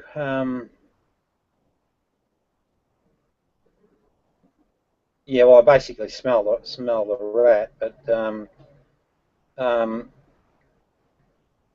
anyway, in the Nag Hammadi find where they found the Gospel of Thomas, so it had been buried for about 1700 years, right? So no one had even it's sort of almost been forgotten. Anyway, so in with it was this thing by John Zebedee, who's the Apostle John, and that was really weird. You know, I read that and I thought, crikey, this doesn't sound like the Jesus stuff. It just sounds like a load of crap, really. And I thought, because John in the Bible actually writes some good stuff. So he really confused me for a long time. But anyway, when you read it's called the Apocryphon of John. When you read that text, what you find is it mentions the book of Zoroaster as its source. And that's really telling, right? Because that takes us back to the Magi and hey, Reuven, that takes us back to the Magi, and it makes that connection to Cyrus the Great, and that's where the Persians corrupted Judaism. And that then led to the rest of the story, because then I had to follow it through and just trying to work out how did this all fit together and still leave room for a guy called Jesus, who had a really good interpretation. So I don't know if that answers your question, but that's what happened. And I made a video too, Wayman, and I only did this today, and that was the one I was talking to Nadia about. So it's in the chat stream, a link to it, where I actually talk. Here it is here. I'll bring it down closer. It's in the chat window. But this particular video that I just did today looks at the first 10. Oh, shit. Is that it? Yeah. That video I just did today, yeah, that looks at the first 10, and the first 10 are really telling because they show the knowability of the Gospel of Thomas, and I talk about how some are in the Bible and some aren't, and then I make a reference to my website which goes into more of the detail. But fundamentally, those 53, they really tell the tale because they talk about this special relationship the individual has with an inner God, and that would have been a massive, massive threat to Rome's bullshit story that they'd been telling about God's and God's relationship to people, and it also was a massive threat to the Pharisees, who were descendants of the Persian corruption. That's it in a nutshell, anyway. Yeah, I kind of admire that you put a lot of work into it. And I'll definitely check it out. Like most I've read on it, I read the text itself, definitely, and looked at it. and also a few scholars, you know, what they had to say about it. So the time period, what time period would you place it at? Like, I know there's some discrepancies. Like, probably, obviously, you would think that maybe it's earlier than some scholars say. Like, what do you feel about that? Yeah, I know it's probably one of the earliest books in the Nag Hammadi. Yeah. Okay, so this is what I think, right? So I think that Jesus, the real person, was an Essene Jew that lived at the Qumran community on the Dead Sea Scrolls. Possibly the righteous teacher. I'm inclined to think he was, because saying number 12 in the Gospel of Thomas says that that James the Just is who Jesus defaults to, not Peter as we hear in the Bible. He says, go and, you know, if I go, you go to James the Just. Well, it turns out that from the Bible we learn that James the Just is cast as the Bishop of Jerusalem for Christianity, and he holds this position for a period of about 10 years. Now, you think about that, you say, shit, knowing what I know about Pharisees and watching their history, there is no way on earth that they would entertain a Christian community amongst their midst. So it's more likely that James the Just took on the role of righteous teacher for the Qumran community on the demise of Jesus. So I'm suggesting that he's speaking these sayings, you know, between 33 and 36 AD. He may not even be the writer. I think that, well, the Gospel of Thomas says Thomas is the one that authors the actual sayings. But I think that they've got to be in place, certainly pre-70 AD, because I hold the view that Roman Emperor Nerva was the key architect of the Synoptic Gospels. That doesn't mean that he was the author, but he was the guy that actually cooked up the story, and that's why he got this mysterious award. So if that's true, then to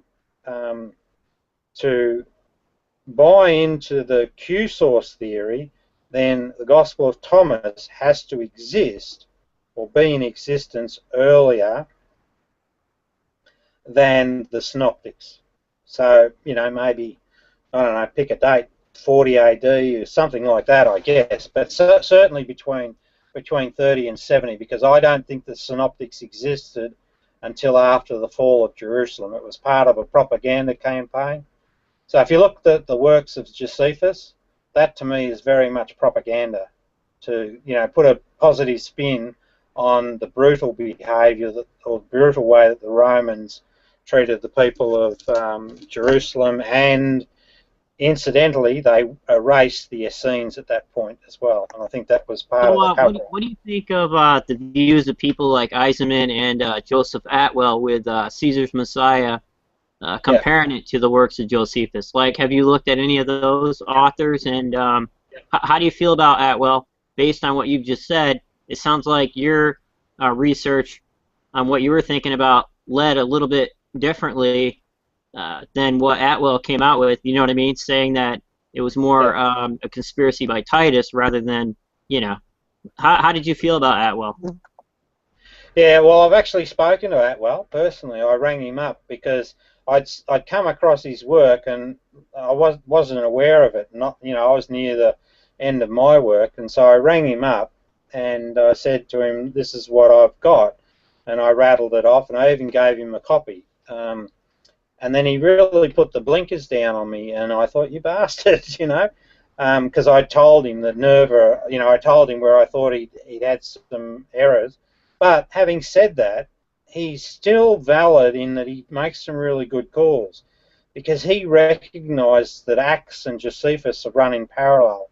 And that's the conclusion that I made, is that Acts was actually a piece put together to cover up for the fact that Paul was indeed a Pharisee agent, and that's Eisenman's position. And I think Eisenman's correct on that point, that Paul, or Saulus, as we probably should call him, was actually related to Agrippa the Great. And so Eisenman, yeah, fine, I've sort of corresponded to him, but he doesn't get back to me, so I guess I don't know what his issue is, but fundamentally, I think those guys are on track, and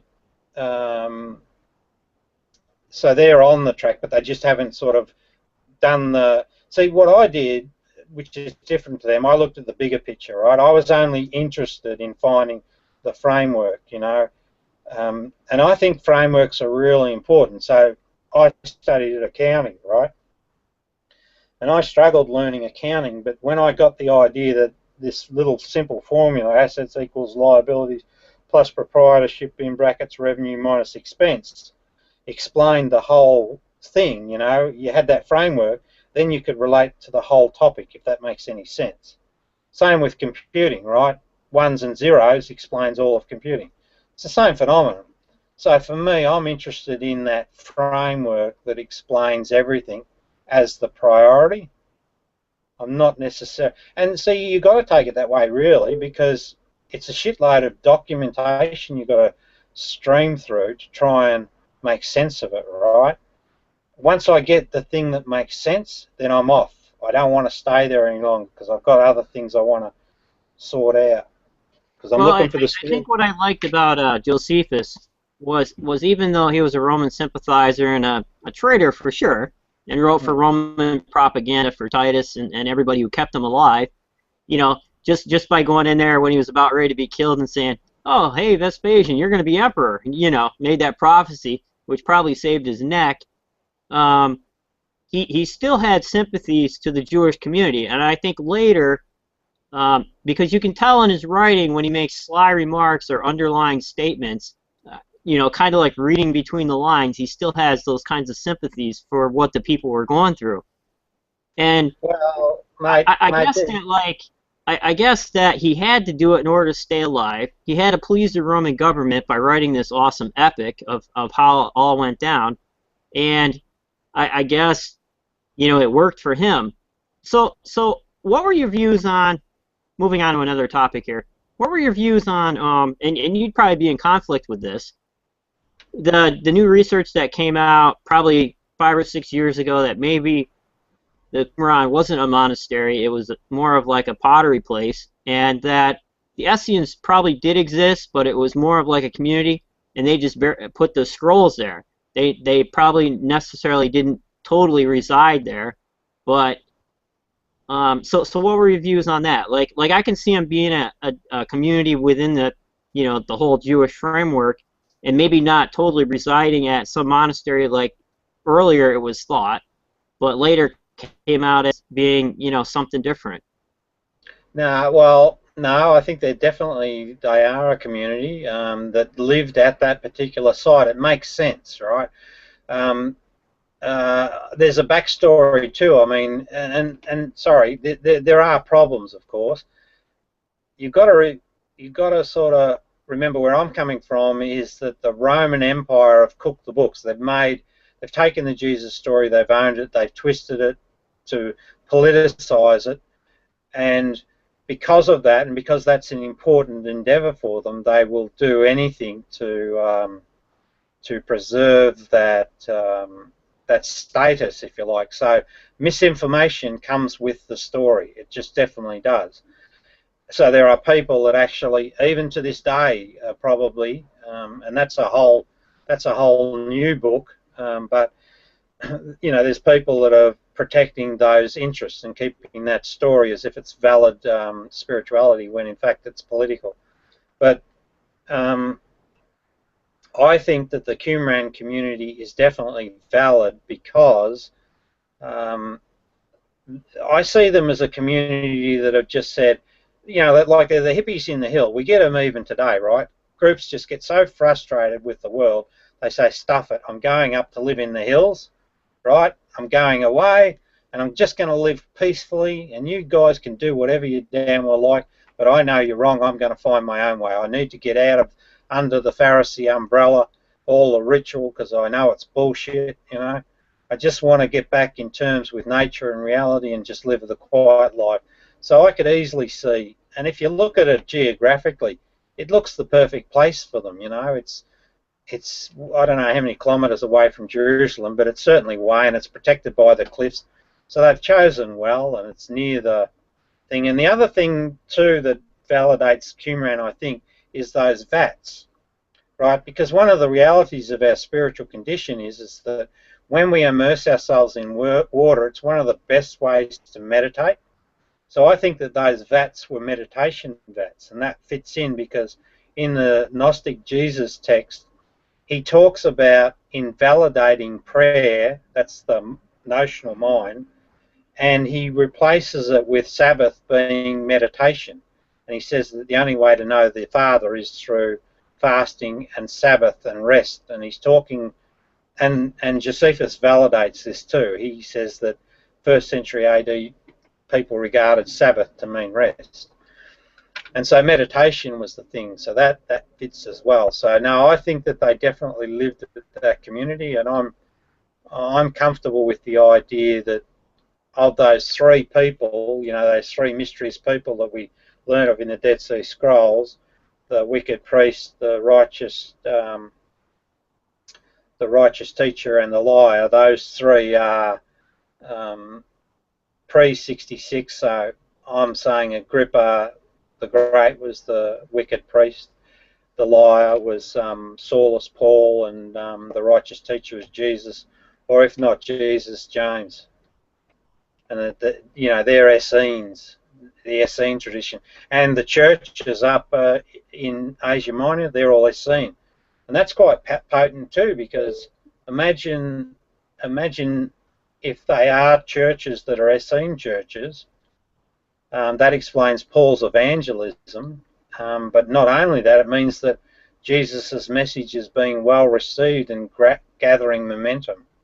More reason to kill him, you know. Yeah, I see, that's the thing too. Like, I don't mind thinking that the Romans cooked the books. Definitely, they did.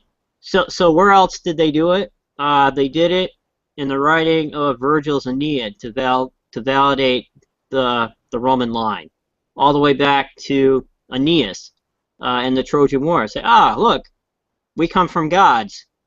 You know, Aeneas was half god, and you know, his father Anchises, and so they validate the line. So they did it there. The Greeks did not have any trouble with Roman assimilation. They gave them everything they wanted. Plutarch loved it.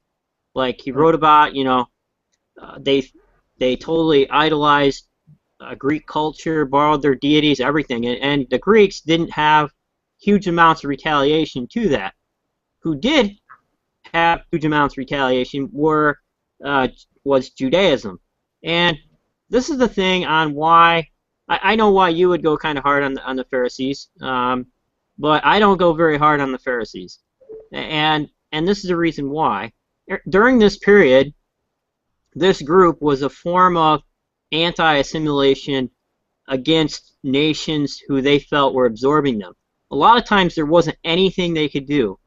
A lot of times, you know, you have to say a prayer for the emperor or whatever inside the temple, or you had to put up standards. And a lot of times, because the Jews would revolt, they were exempt from a lot of the rules that Rome would place on other nations, like having images within the city, all kinds of stuff.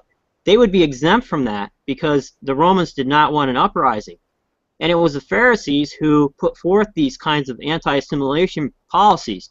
Even way back during the Babylonian period, when they were in a period of captivity, the Pharisees were the ones who operated the schools and things like that to keep the Babylonian assimilation process at bay.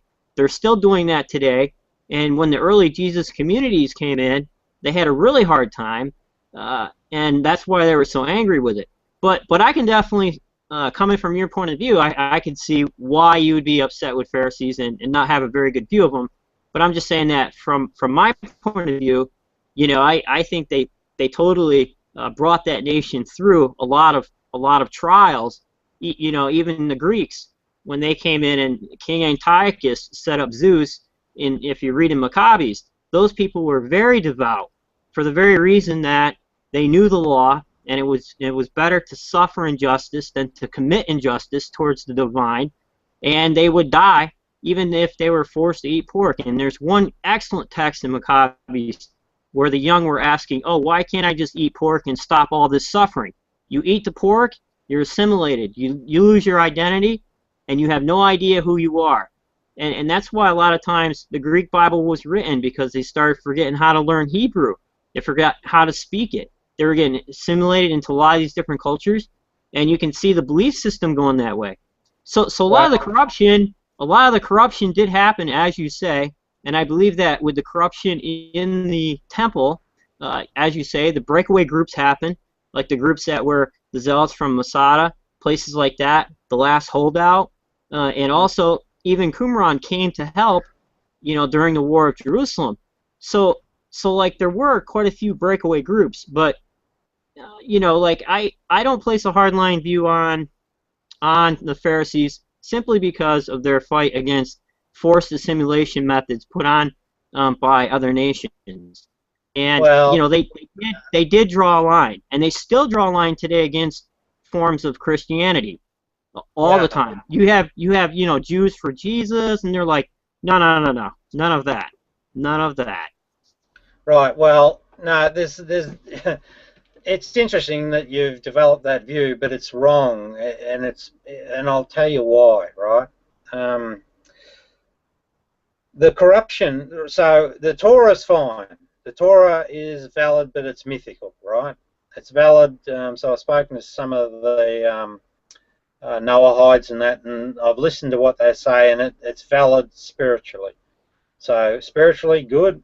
The corruption occurs when Cyrus, the Persian Empire, and his magi enter the frame, and that's really clearly evident, right? So the corruption to Judaism occurs at that point.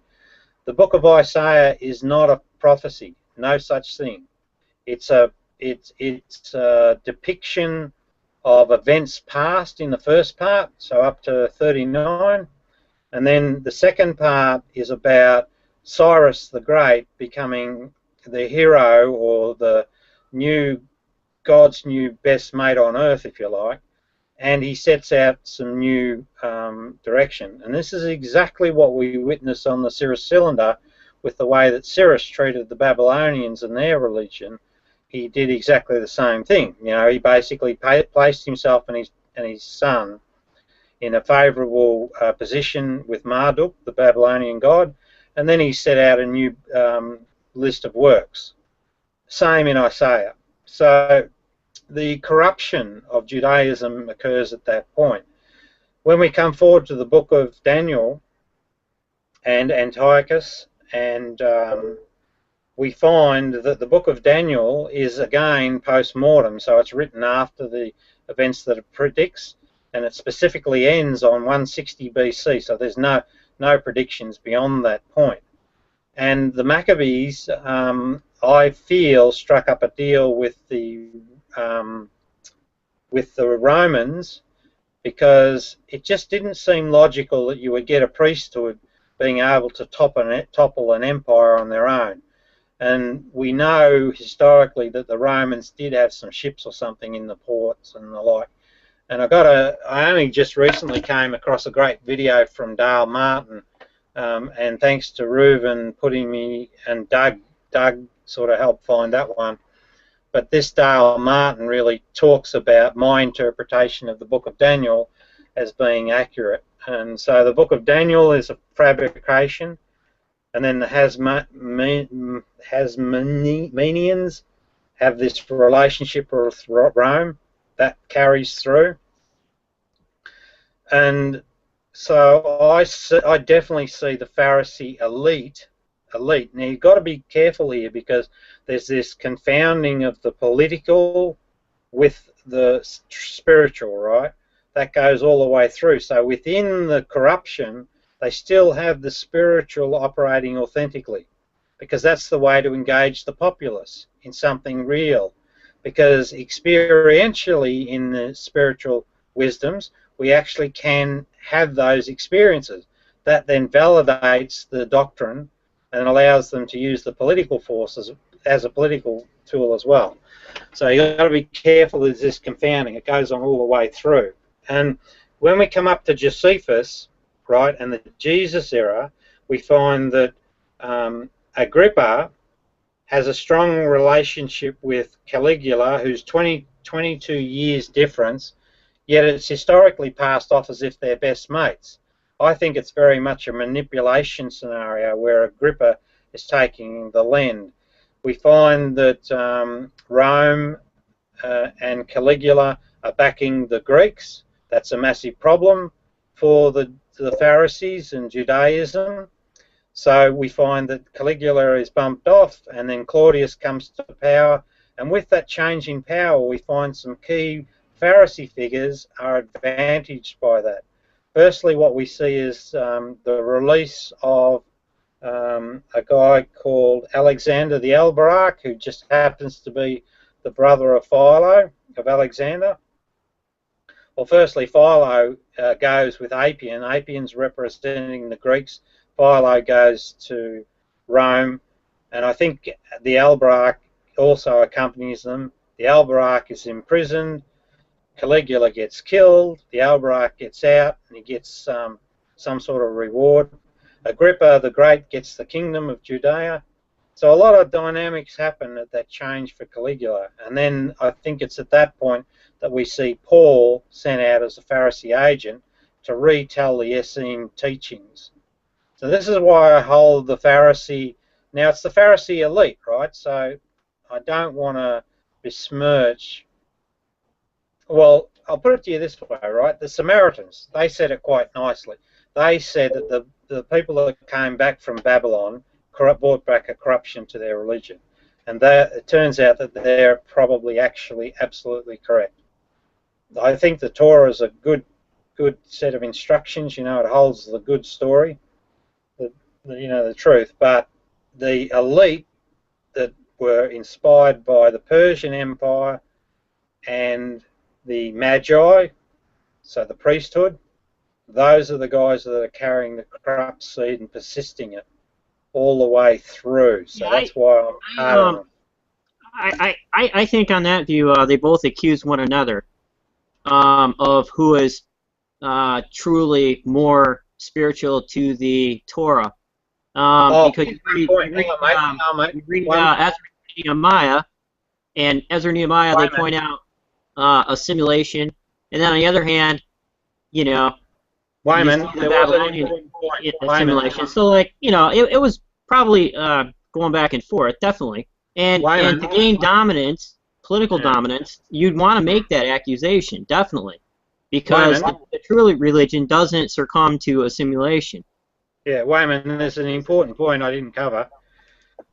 You said before, and I meant to mention it before, you hold the view that Josephus is a real person. Well, I don't.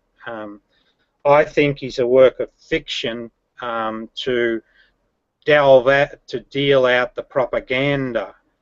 And what they were doing, that doesn't mean that his work's fictional, right? Because the story's quite valid. They're basing it off the events, and they knew, because we know that Agrippa's son, Julius Agrippa, who was brought under notice in the Personian inquiry, and we also know that Nerva was a party to that uncovering that conspiracy. So there's a connection to Nerva, and then Nerva later writing or architecting the New Testament. But what we know is that 62 letters were handed over by Julius Agrippa. So there's a transfer of information that would have been available to the Romans, you know, to help them construct these stories. So, and they had Julius Agrippa available to them.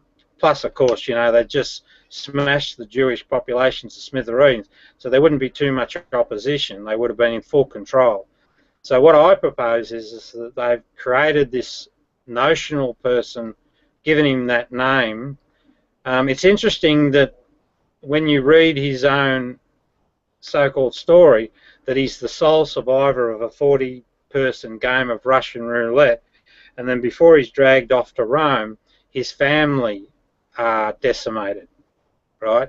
What that does is it covers up his story historically. And that's a pattern that you notice in these writings. They take an an unusual step for a writer to actually preemptively explain away things. You know, a true historian doesn't have to do that. They're just a reporter.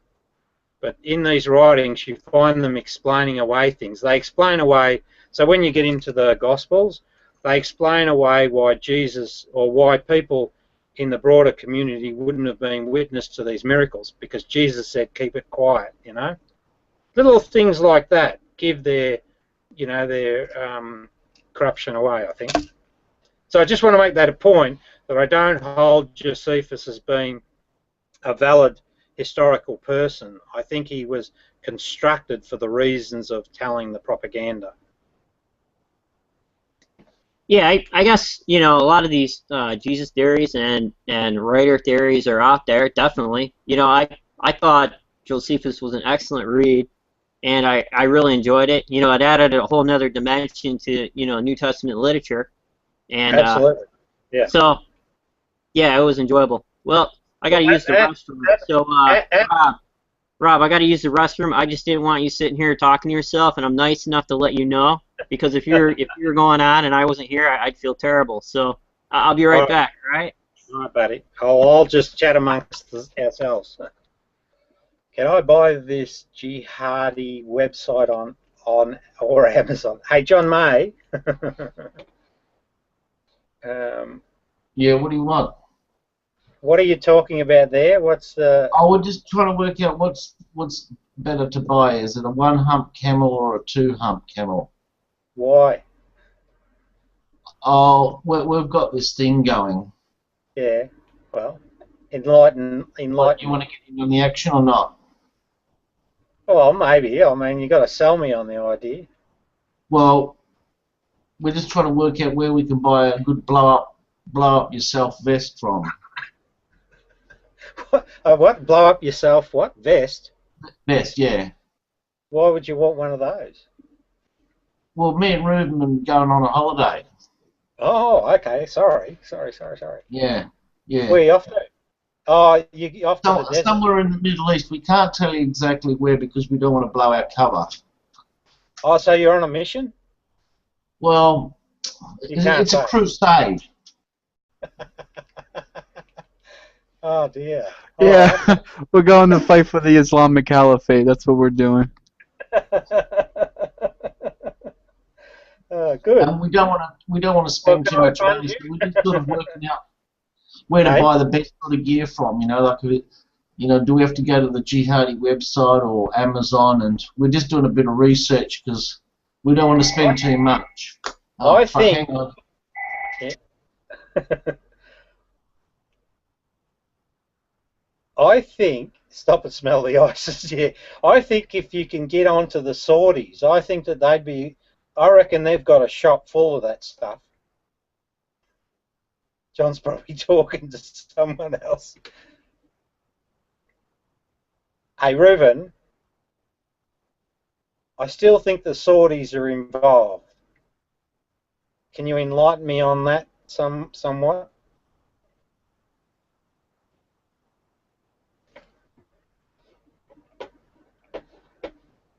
What do we got here?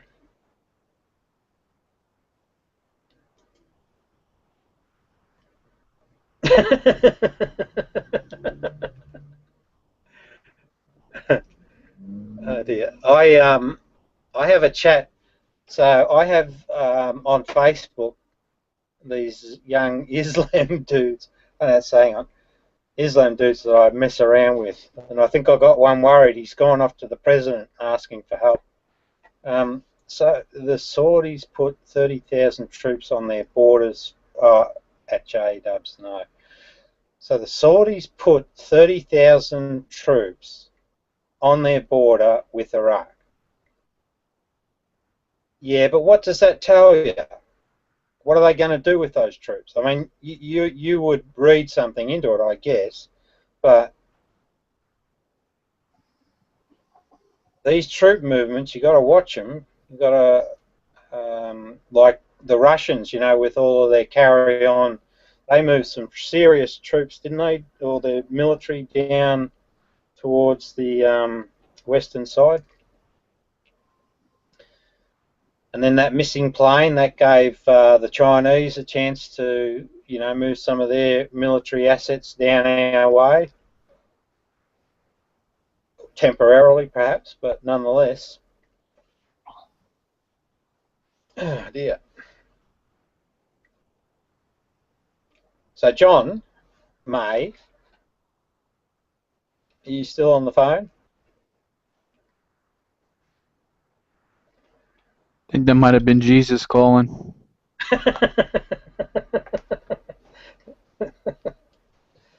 John May's a good bloke, there's no doubt about it, but he's a bit rough around the edges. That's us Aussies. I think we're a bit like that. It's not a bad thing. Got to read between the lines. I can hear someone talking. It could be his wife. Perhaps she's calling him out.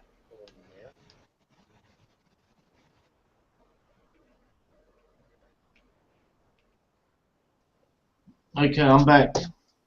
Yeah, mate. Yeah. What's going on? What are we talking about? I was just talking about you. No. Okay, as long as you're not talking to me, that's all right. That's right, mate. Hey, what I was saying is, I was just saying that I reckon the Saudis would be, if you could get in touch with the Saudis, I reckon they've got a shot that you could get all the gear you need. Yeah, well, that's what we're trying to do. We're just trying to work out what the best mode of transport. I think the 200 people I reckon with your gift of the gab, mate. I reckon if you could sweet talk some Saudi princess, you'd get it all organised for you. Oh, no, I'd really want to organise it myself. Would you?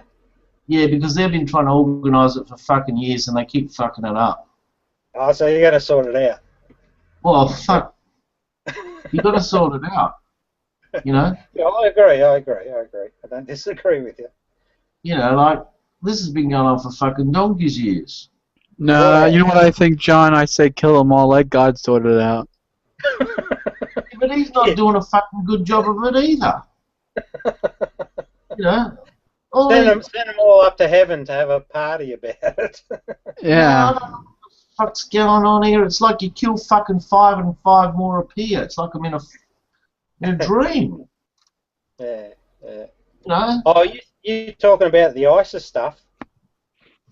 I'm talking about the whole fucking box and dice. Yeah, it's the game, mate. 200 years ago.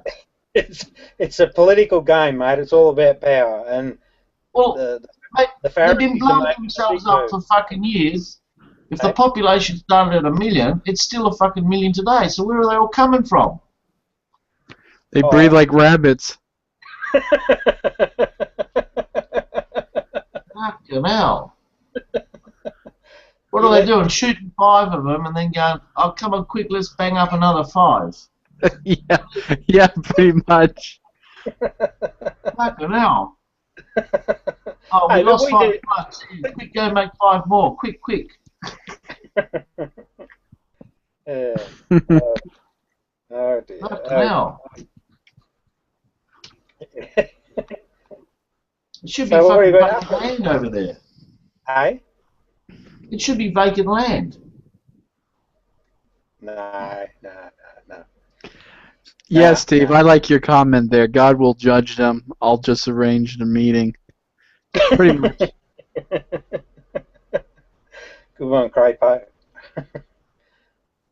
Nah, but you see, that's the problem because we bloody leave it down at the lower levels. These rich assholes, they just sit back and watch people kill themselves, and it's the rich guys you got to go after. So listen, on your mission, John, you got to get in there and knock off the princes and princesses.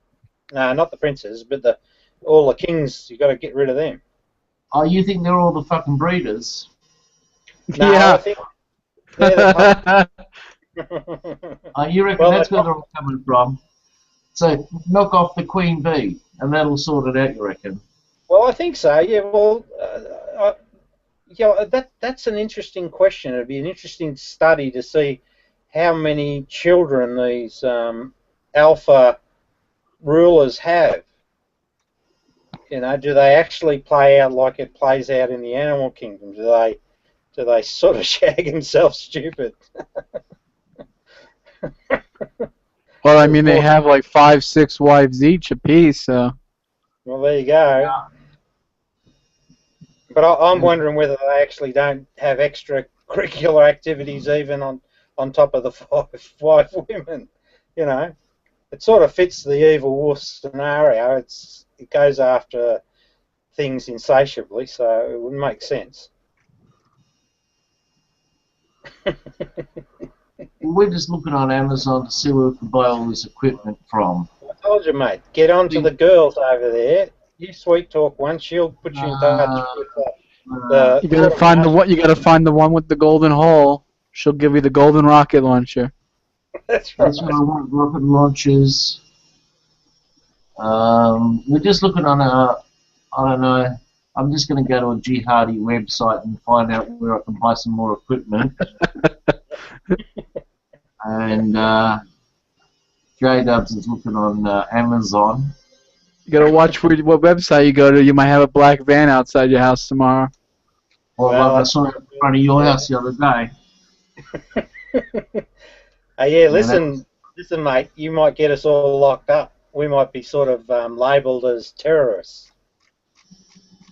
Oh, with the shit that I've been saying on the internet for years, I'm probably on 10, 15 different lists. Guarantee it. I guarantee you. Yeah, your phone's tapped, your fucking internet's tapped. Mm-hmm. That phone call, that was probably a bogus phone call too. They're fucking monitoring me left, right, and centre. They're on to you, mate. Oh yeah, I know they are. They're listening to everybody. No. It's what's happening. No, I saw it on TV. The NSA, what they do, they have this special equipment where they're looking for specific words when you talk. So you know, like rocket launchers and shit like that. They're on there. Yeah, so once you say rocket launcher, you know, you're on the monitoring. Right? Yeah. Yeah. So they're not interested in words like shit, poo, bum, or fart. They're listening to specific words. So that's why me and J-Dubs, you know, when I saw that black van out of his house, I pointed it to him straight away, and he was onto it. Hmm. So who was the call from? Did they say who they were? They're pretending to be telemarketers, but really it's the NSA.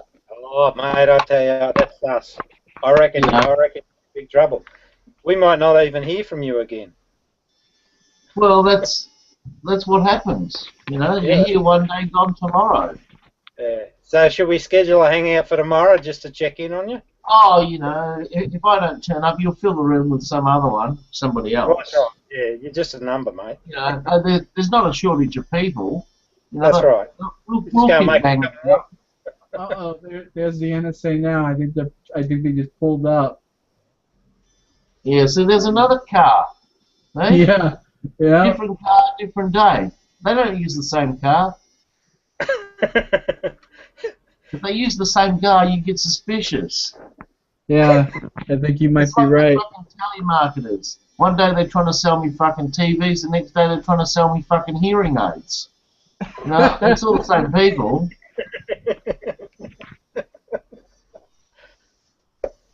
John, if they haul you in, they won't. I'll tell them you had nothing to do with it, okay? I'll tell them it. I'll tell them you had nothing to do with it. Oh no! I'll come in and keep you company. I'm not. No, you better. No, you stay home and write your book. You can be a lawyer. Hey. He needs a lawyer. Yeah. Yeah. Well, John, you'll have to give me the money. I'm just about broke. Well, fucking write some more stupid books. Write books about fucking anything. No, that's not the problem. I've done that part. You blokes have got to buy them. There's a money problem. Yeah, you got to buy them. No. If you've got a money problem, No, I'm you all know, right, mate. there's ways and means to make money. Oh, what, like going over to Saudi Arabia on a mission? Is that a good payer? Well, yeah, it can be if you pick the right team. Yeah. Well, Well, can I don't pick get the in? wrong team. Can I get in on your team? Mate, well, we're just going over there. I just want to fire a few rocket fucking launchers and ride a few camels. Check out Jihad Disneyland. That's where you gotta go. I want to check out the latest plasma TV. Well, you have to go to one of those summer camps. They probably have all that. No, they've got the fucking latest plasmas. I know they have. And they've got the best mobile phones over there. Have they? What's the best mobile phone? I thought we all had them. No, they've got the latest. I've seen it on TV. They got the mobile phones where you're like extended, it shoots like a bullet out of it, you know, or you push the right numbers, it blows up, you know. Yeah, we haven't got that. Okay. Got it. Well, I'm gonna head out, guys. Nice conversation. Take care. Yeah. Take care, Wayman. Thanks for the email, bro. Sure. Yeah. Keep well, dude. Now, Rob, you know why they ride camels over in the Middle East, don't you? No, mate. Enlighten me. Well, so they don't get pulled over for drunk driving. So you're saying that because they're on a... Well, why don't they ride a horse? They don't have fucking horses over there. They've got camels. How come they teach driving? Why did they teach driving ed and sex ed on different days in the Middle East? I don't know. Oh, well, to give the camel a break. Oh, dear. Hey, we haven't got any Muslims in the room, have we? How come there aren't any Walmarts in the Middle East? Hmm. Well, there's a Target on every corner. It's called Tajay. Tajay, yes, Tajay. Touche. Oh, yeah. Is that what they call Target in Australia? Yeah. Tajay. Oh, well, John's probably from the poorer part of, he's one of the poor folks, and what he does to boost his self-confidence up is that he calls it Tajay, because it gives it, just that sort of upmarket spin. Is that right, John? Yeah, you did right. Yeah, that's right. Yeah. So we call it Tajay. Yeah. Target. Yeah. Mm-hmm. So, geez, I hope it's nice and sunny over in the Middle East. Yeah. It's always nice and sunny. Yeah. Do you think I should bring me bathers? Bring you what? Where you go swimming? The swimming holes over there, mate. They keep moving. No. I'm going to be swimming in a pool of blood. Oh dear! You shocker. What? You telling me there's no blood?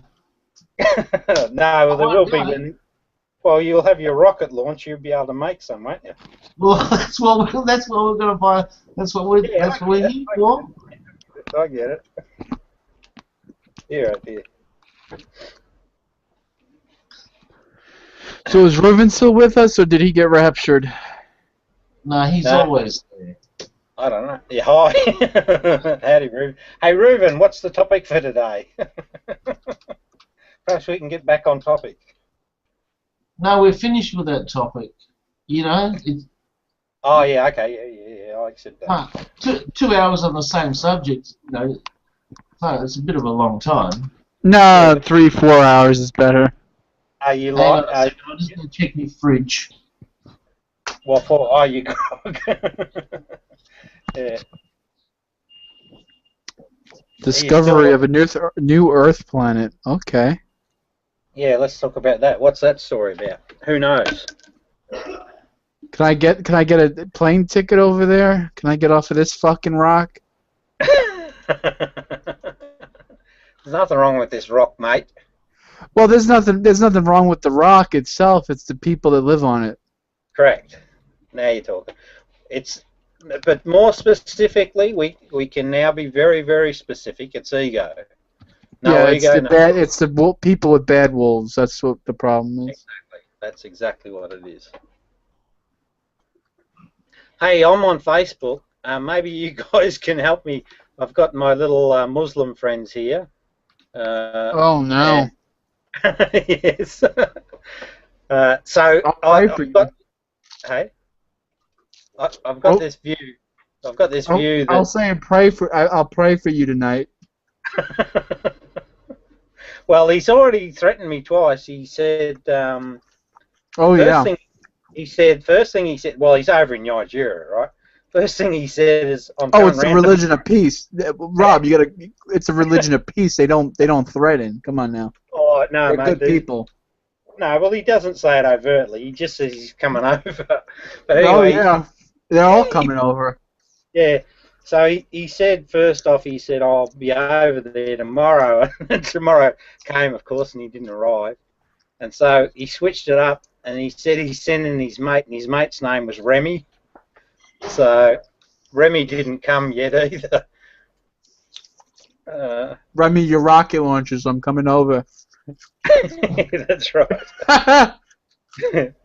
What is the meaning of Christians? Okay, come on, what's the answer?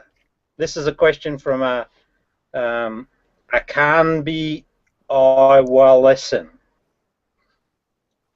He's saying, what is the meaning of Christians? I've got an answer. Ask a Christian.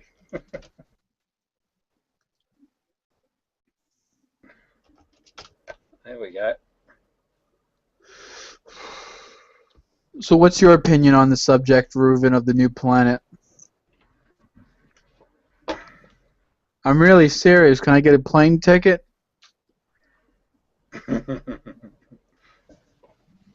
I'll die. Yes, no. Oh, Cerberus, you're like demon possessed today, huh? What? Your mic is all fucked up. Oh, that's probably because I'm playing the game. 1 second. No, it's all right. Don't let me bother you. Having fun with Doom over there. Looks good. It's brutal Doom. This is the remake. Man, I played Doom 3 and what an abominable piece of shit that was. Yeah, now people explode and blood goes flying everywhere. Pretty cool. Well, Reuven, I mean, can't we like terraform it or something and get some like gardens growing and I can grow some vegetables? So I can actually survive? Well,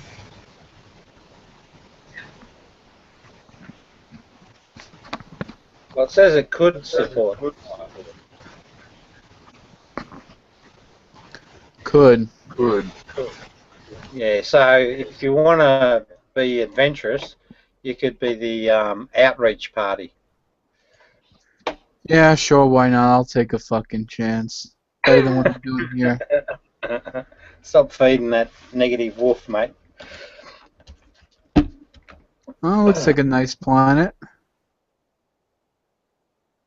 It's red. Is it red?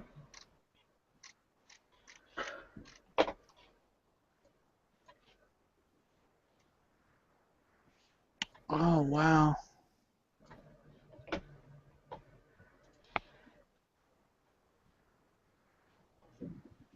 says here, according to the University of Puerto Rico.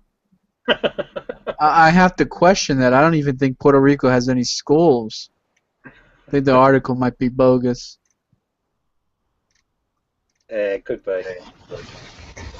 Is my mic less demon possessed now?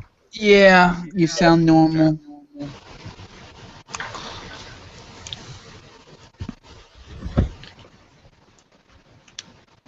So what's your opinion on Cerberus and New Planet? Oh god, there's like a new planet every day. Is this one they were talking about changing the specs on what they consider the Goldilocks zone to be?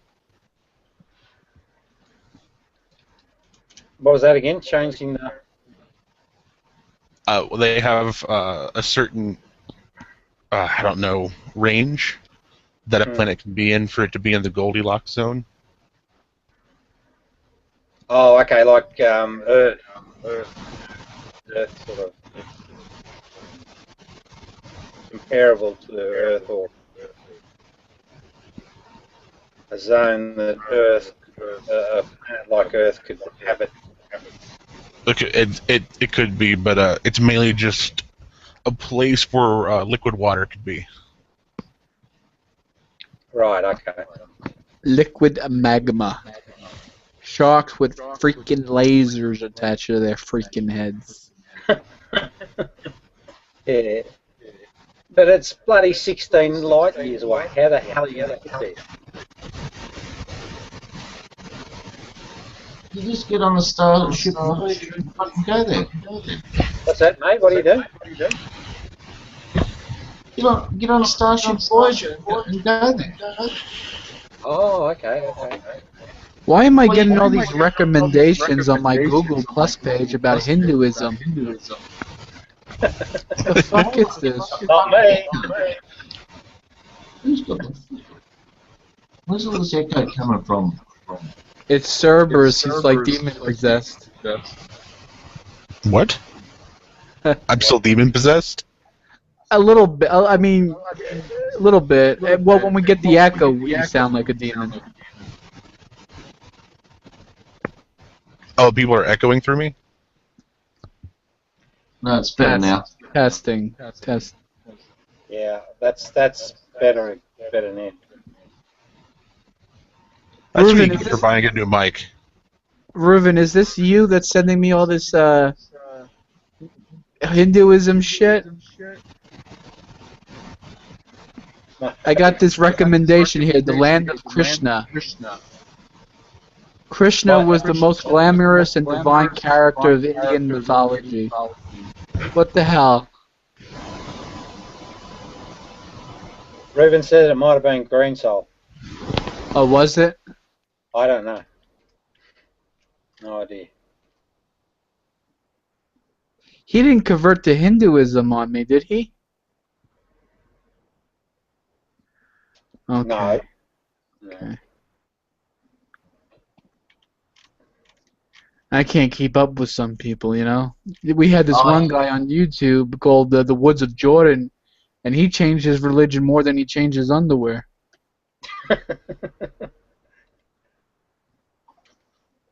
So what were some of the religions he went through? Every handful of Christian sect you can think of: Mormonism, Hinduism, Islam, everything, man. So how did he justify himself next time in the room? Oh, reading books and fucking changing teams and all that. Well, his father was like a really hardcore Baptist preacher, and so I guess that did his head in. Yes, we parents have a lot to be accountable for, that's for sure. Oh, they change their sides, you know. Just the way it goes. Oh, you know, sometimes they don't want to change and they just get kicked out. You know, they're not being real. Yeah. I thought about that one day, like, what religion should I pick? This one, that one, this other one. And I said to myself one day, fuck it. I'm not gonna pick any. But we're still going to the Middle East, right? Of course, we're gonna fit right in there like a sore thumb. Well, if we don't, we'll just come back home. That's all. Well, we'll come back in a body bag, but sure, no problem. Yeah. You know, just bury me in the stars and stripes. That's all. John's from your government can look after you. So the Australian flag still has that stupid English shit all over it, doesn't it? Yeah, they tried to vote it out, but they said, "Oh, fucking leave it on as was. If we change flags, no one will know who we are. You know, the Yankees will go, oh, I don't know, I haven't seen that one before. What country is that? Is that a new country?" So we went, "Oh, fuck it, just leave it on. Keep the fucking peace." No, I don't know about that. I think Australia should drop the whole, England shit and become a republic. What do you think? Yeah, but then there's an argument of, "Oh, pick my flag. No, pick mine. Oh, no, I don't like your one. Oh, fucking put this on it. What color I don't you choose?" know. Okay, just pick a fucking blue flag with a kangaroo on it. There you go. There's the Australian. And they'll say, "No, make it yellow." And then there's another fucking shit fight. Then there'll be a fucking war over here. I got a great idea for a flag. It's just a blank flag with the bottom half is the American flag and the top half is "We Love." Oh yeah, Australia loves America, doesn't it? Yes. You know, how many stars should we put on it? Oh, 50, 60, 2, 3. Oh, no, I want fucking crosses. And then some colours say, no, I want a fucking swastika on there. You know, you don't want to cause any more fucking problems. Just leave the fucking thing alone. Oh my God, I'm like a prophet of God or something. Reuven actually put the Australian flag in the description, and it's a fucking kangaroo with the fucking Big Dipper or whatever the fuck that is. That's pretty sweet, Reuven. That looks pretty cool. I mean, that looks so much better than the Union Jack. Yeah. Why the fuck would you want the Union Jack on your flag? Come on, guys. Well, here's the problem. See how it's fucking blue and red? Some kind will say, "Oh, I don't like the red bit. Oh, can you take it off? Oh, the kangaroos aren't fucking yellow. Fucking put the right colour on there. Where's his fucking eyes? He's got no fucking eyes." Hey, John, the answer is we just adopt the Aboriginal flag, mate. Hey? We just pick up that Aboriginal flag. That's all right. No, not the No, not the Aboriginal. Hey? It's like I said, "Oh, let's pick the fucking American flag because it's got lots of pretty little stars on there." No, but it's their country. We come. Well, that's what I fucking said about the fucking Aboriginal flag. They've got their own. Make it the Australian one. I mean, come on, let's be honest. It's not really the Aborigines' country. I mean, they're off in the desert eating kangaroo. I mean. Well, the honest answer is that we stole it from them. But here's the thing: the reason that we have to hang on to that Union Jack is because of our vulnerability down here in the South Pacific.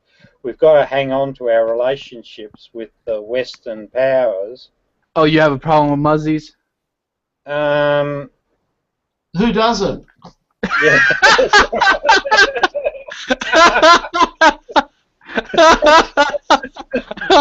Yeah. yeah. Well, that's right. Everyone's a kafir. Everyone's a kafir. But yeah, well, Indonesia, I think would. I reckon we'd get attacked from the north at something.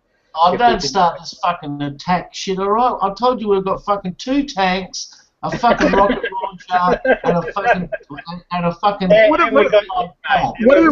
What are Indonesian people gonna do to you, Rob? They're like 4 foot tall. They'll cut you with their penknife. Come on, with your ankles.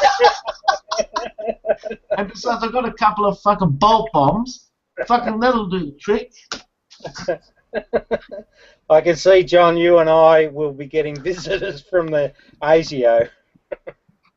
What, for fucking having a bolt bomb? Rob, have you ever heard of the Trans-Pacific Union? What I've heard of is the Asia-Pacific Union. Is that the same thing?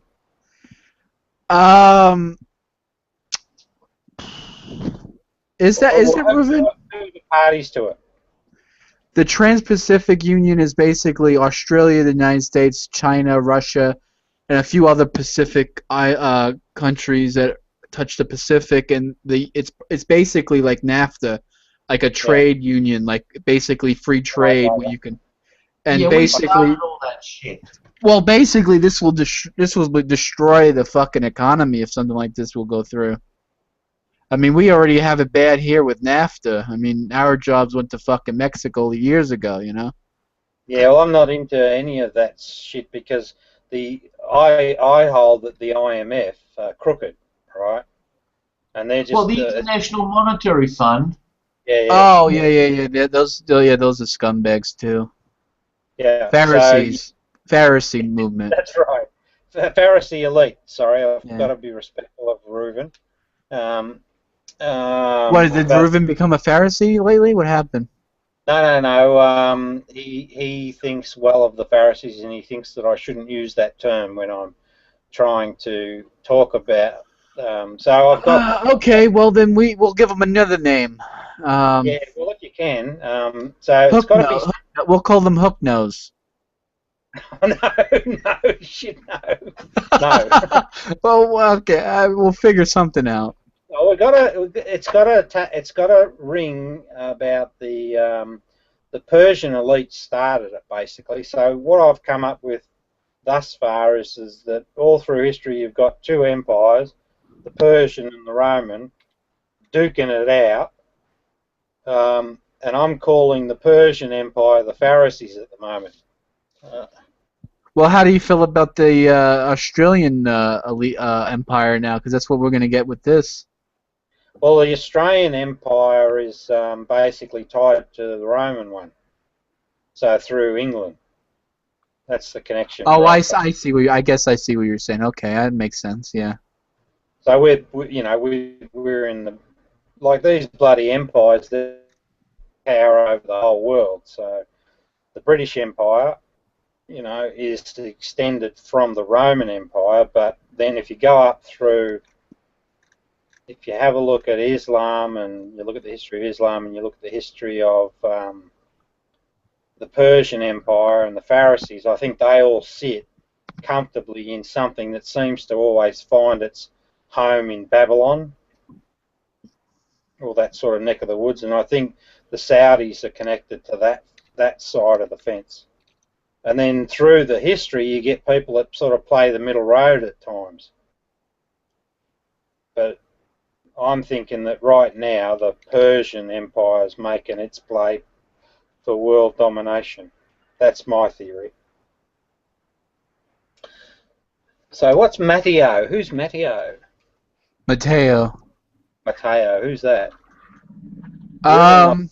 He mentioned he's a Jew that lives in Israel. Is he a good guy or a bad guy? He's one of the good ones. Right. How do we know that for sure? Would you call Kissinger a good guy or a bad guy? He's a war criminal. Exactly. Now, he's Ashkenazi.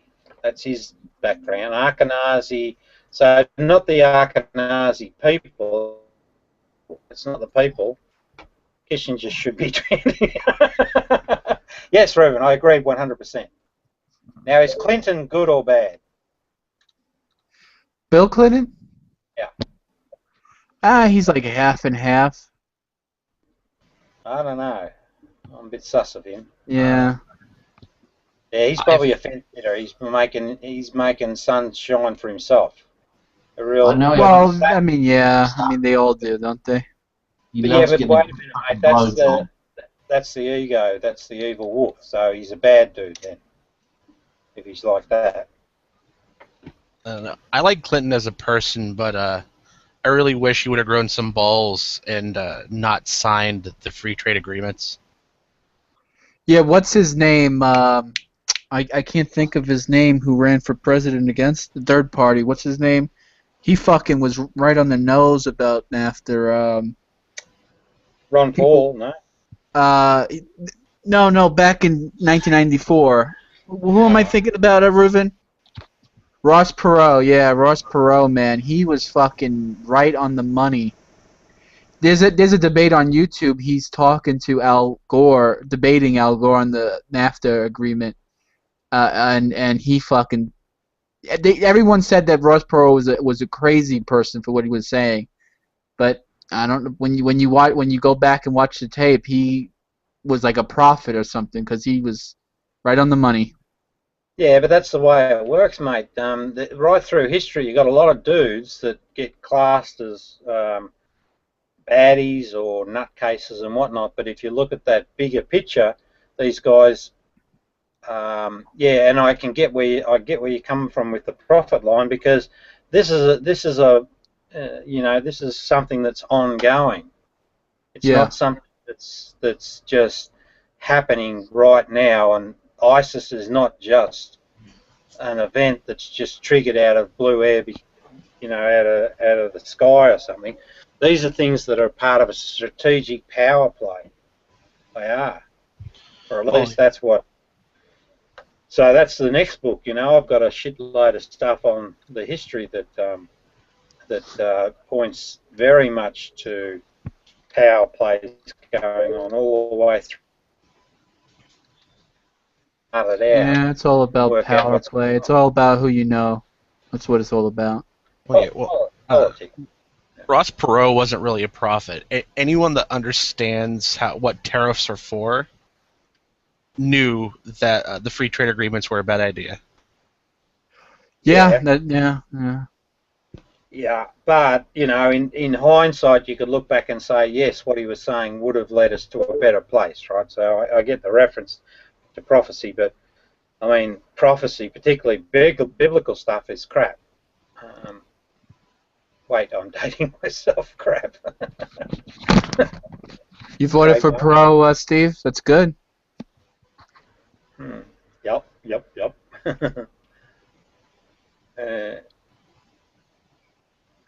You know, like there's a guy, I remember speaking to my neighbour, and she's got the old English sort of mindset about the French Revolution, and I was just saying to her that the guy, Pierre, what's his name? Reuven, a famous person, and he was inspired by Rousseau, I think, Pierre Robert or something like that. Anyway, this dude, he's cast, you know, if you ask a British person, they say that he's an arsehole.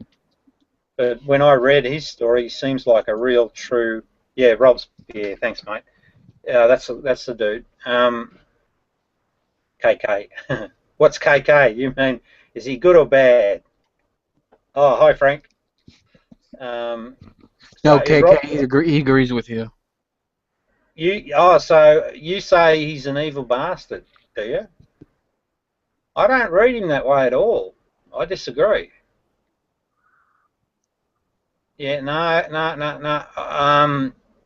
The way I read him, he's a revolutionary in the true spirit of it, and he was out to nail the empire, and yeah, he destroyed France, but it was Napoleon restored it. Oh, yeah. I disagree with that. Yeah, I think they did the right. I liked the way France handled everything. They just started cutting everyone's heads off. That's what you got to do.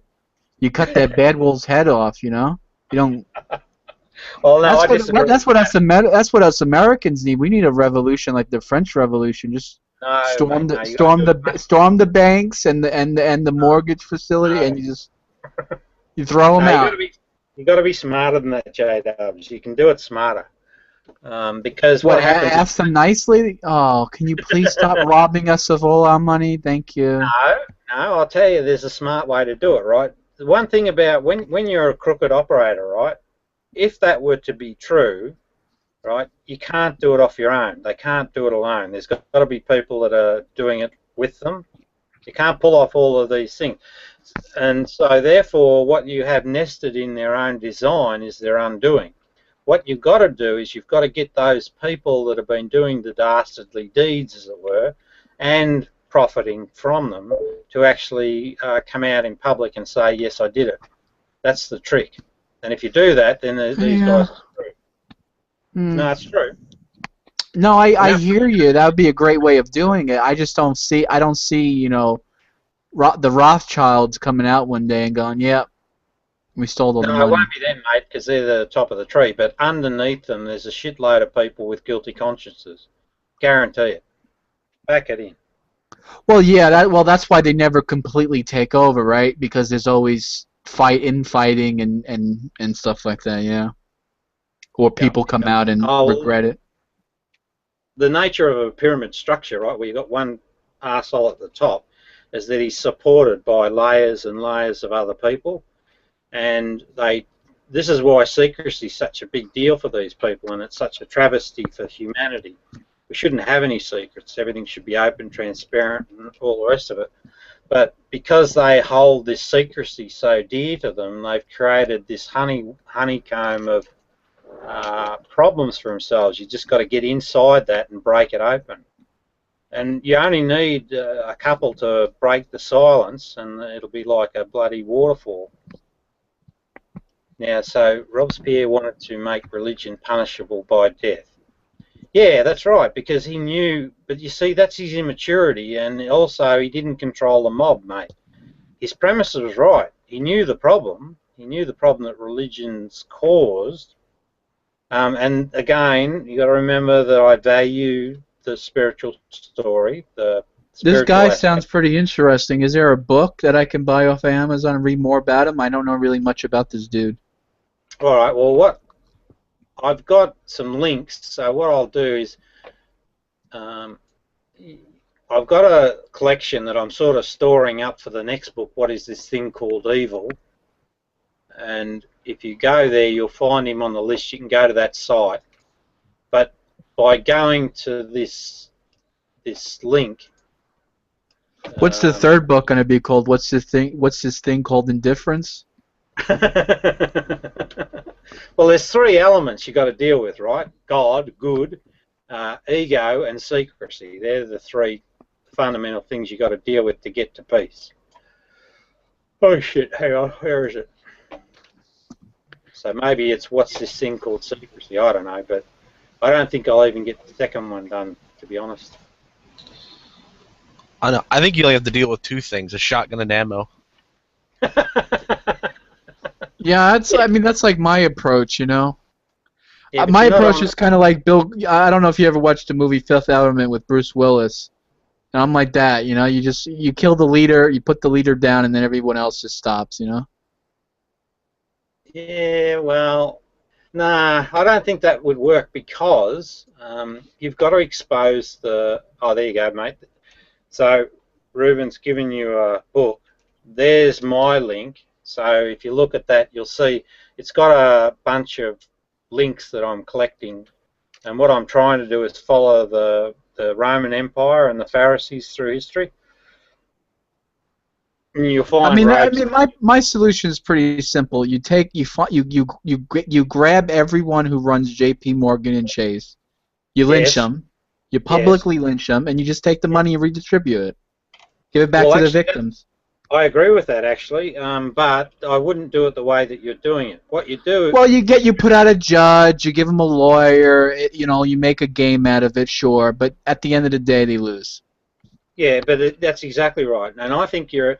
And that's actually morally correct, too. So what happens is, if you can force the people that are in the pyramid and force them to confess, then the next logical step is then to take the hierarchy at the top of the tree through the court system, and you do a Robin Hood on them, right? You take all their money. Exactly. And that's moral. And if it turns out that they've got $11 trillion stashed away somewhere, you pay down the American debt. Yahoo! Oh yeah, the American debt is fake, you know.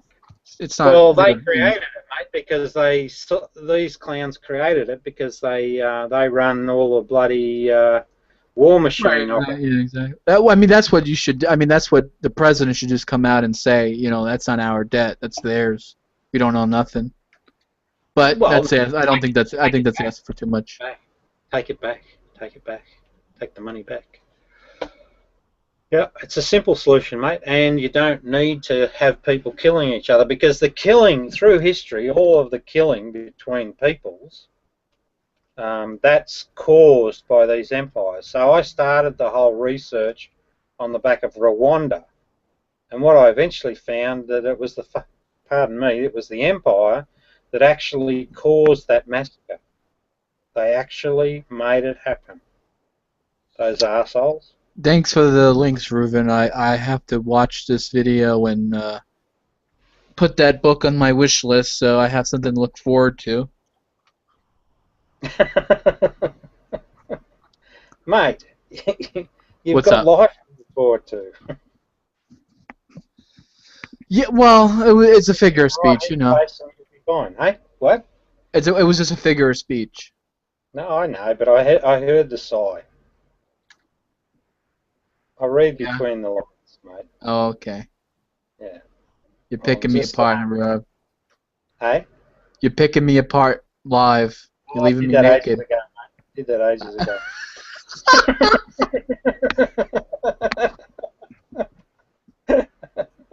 Welcome to the room, Frank. How are you tonight, ma'am? Doing good. I'm just a little tired today, so just came to hang out. Just chilling. Hey, Frank, do some of your good stuff on bloody J-Dubs. Get him squared away, will you? You gonna psychoanalyze me or whatever it's called? J-Dubs, no. I need to be psychoanalyzed. That's why I need a therapist. So. No, you don't, mate. You're all right. They tried that therapy shit on me once before. It didn't work out too well. Mate, all you got to do is stop feeding the wolves. That's it. Forget all that other stuff. I know. That's it. It's very simple, mate. And you got to let go of all of those bullshit ideas that you've got. I need like a shock collar. Every time I feed the bad wolf, I get a shock, you know? Yeah, well, you can do that yourself. You don't need a collar. You gotta try the hyperbolic chamber. There's hyperbolic chambers around New Jersey. You just go into this dark room, and it's water, and you're just floating, and you get to hallucinate. It's actually pretty awesome. Oh. Best form of therapy, yeah. That sounds right, actually, because the Essenes had those water vats, and I know that meditation in a water experience is, it's a far greater place to meditate, that's for sure. Well, Reuven recommended me get electrotherapy. Don't take Reuven's advice.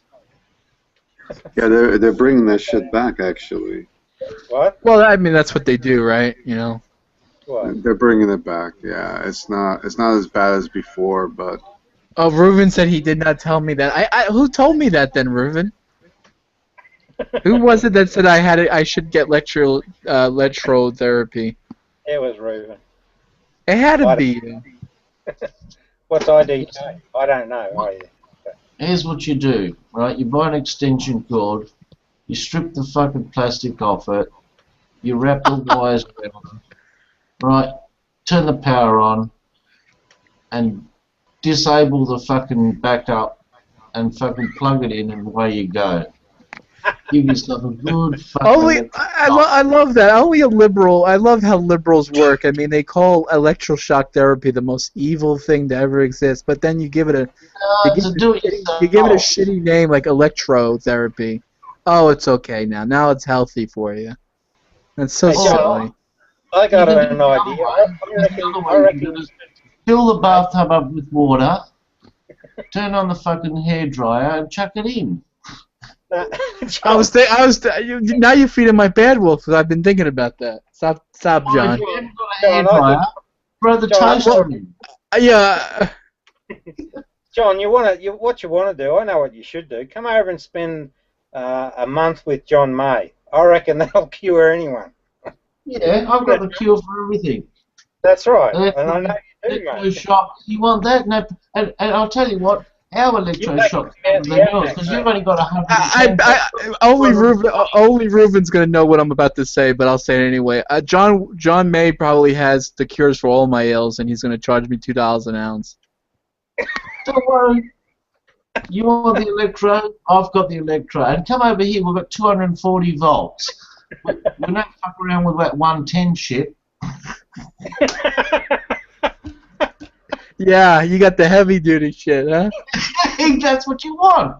And your plugs are like sideways, like they're not like ours. You're like sideways. Yeah. Where's Michael, man? Nah, you also saw about this shit. What happened, John? What happened, Frank? No, Michael. He was talking about yesterday about electricity or something like electrowaves. Whatever he was talking about. Electrowaves. Ooh.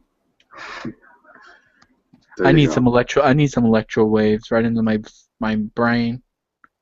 Yeah. Nah, mate, You just spend 1 month with John May, and you'll be completely cured of all. So John May, do you have like a room I can stay in? What's up? No problem. And not only that, okay, if that doesn't work, I'll plug you into a fucking three-phase. I don't even know what that is. I don't want to know. You don't know what three-phase is? That's the that's the CUDA. The CUDA. You have to help John May. That's the sort of fucking that's the sort of stuff that electric trains go on. Oh shit! Okay. Woo. Yeah, that's the heavy stuff. Yeah. Because the other shit only runs a washing machine and a hairdryer. You know, you might get used to it. You know, and But we have that here. It's called the third rail. Yeah. You might say, oh shit, John, that's okay, but I'm getting a bit used to it, so you need a bit more juice. What, you got that train line running by your place, have you, mate? Yep. It's only 100 metres. You can run a direct line then, couldn't you? Yeah, no, I'm sorry. Isn't LSD legal in Australia? Who said? We haven't even got to LSD yet. Huh? We've got crystal meth. Maybe. I took this one stuff from one guy once. I forget what it was. Some sort of rainbow acid or something. I don't know what the fuck it was. And I ended up in the back of a truck on the other side of Long Island. So that shit that's not good stuff. 'Cause I completely forgot what the hell happened. That's what John does on a regular basis. That's how you John. You said you wanted your brain to turn off for 5 or 10 minutes. We'll get you some Well, more it turned out my brain shut off for a couple of hours because I didn't know what the fuck I was. Hey, when you woke up, were your pants down near your ankles? No, I wasn't that lucky. If they were, I would have told you what happened.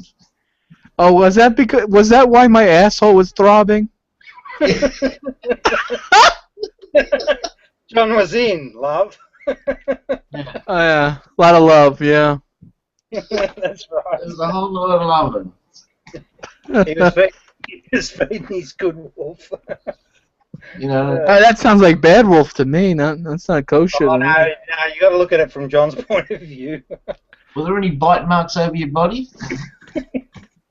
You know, like love bites or anything like that? Anything that drew your attention away from what happened? Yeah, I had some bruising, some marks. I had my heel pulled out, yeah.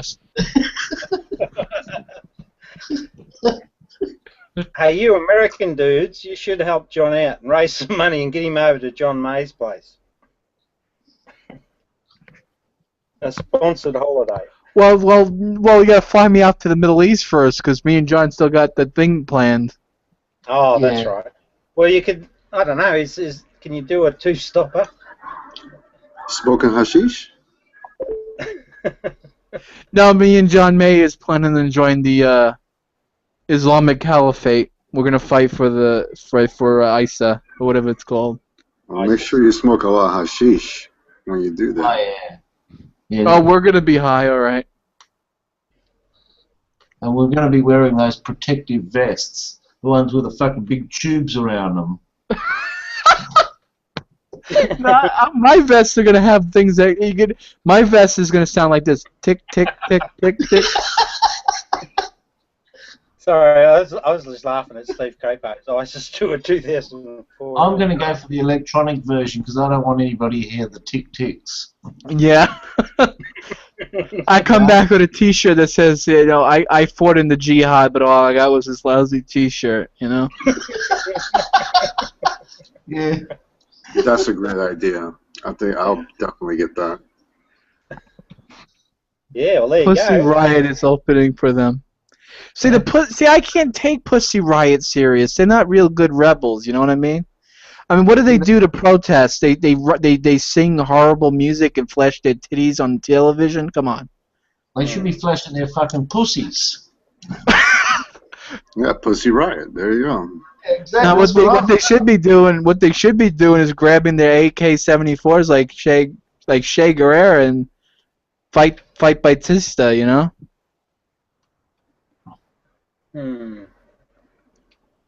Hey, J-Dubs. What's up? If I make lots of money on my books up, I'm gonna fly you out to spend that week with John May. We'll make it into a television. We'll make it into a reality television show. You'll have to. Yeah. A Yankee. What would we call it? A Yankee and an Aussie hanging out. Yeah, that's it. Out in the sunny country. But then after you do the month with him, you've got to head off to the Middle East. Take on. No, well, after the month with John May, I'll be in a mental institution for the rest of my life. No, mate, no, he'll cure you. He'll have you straight as anything. We're going to make a movie out of it. Yeah, he'll take him up into the outback, mate, and fight crocodiles and all sorts of things, right? That's not a knife. That's a knife. That's a knife, yeah. That's not a rocket launcher. This is a rocket launcher.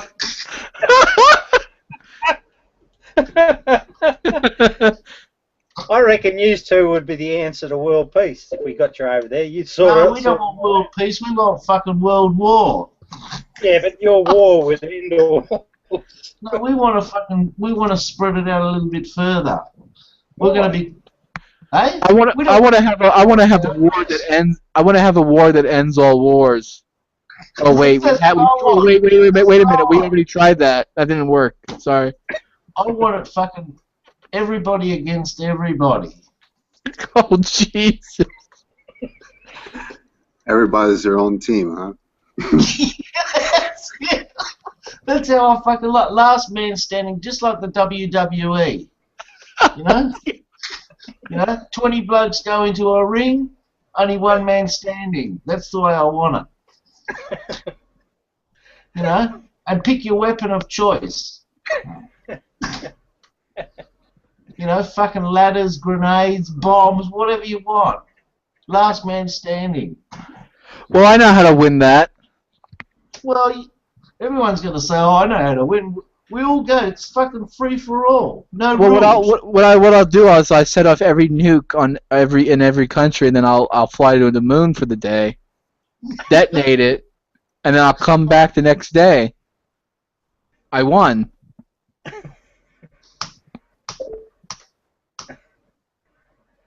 The Seppo and Ozzy show. Seppo. That's you, mate.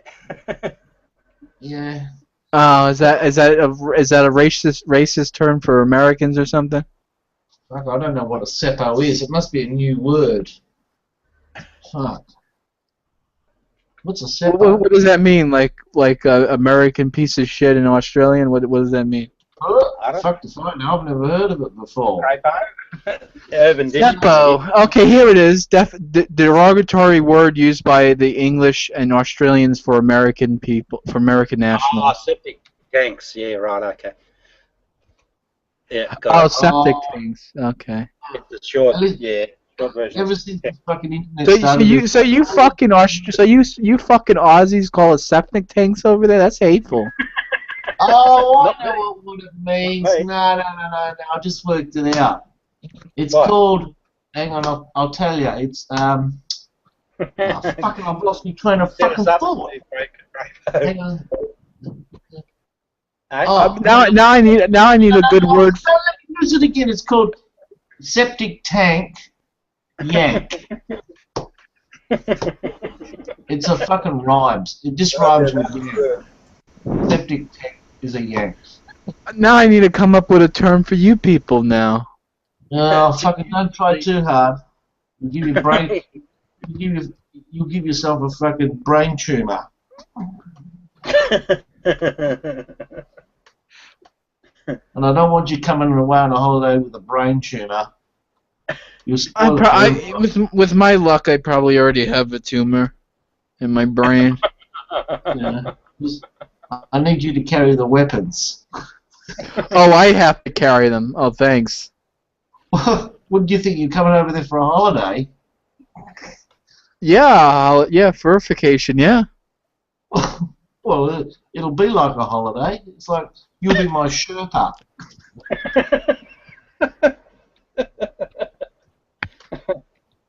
What is that? Another racist term for us Americans? No. When you go up a mountain, you'll be boy. You'll be carting his water bag. Oh, great.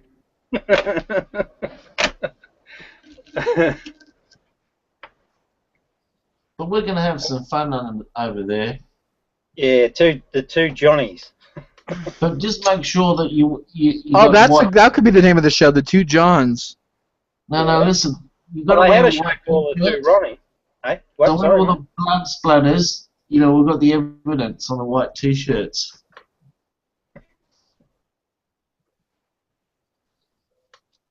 It's going to be great. I'm going to love it. I think it'll be a commercial success, actually. Yeah, I think so too. But I want to go right.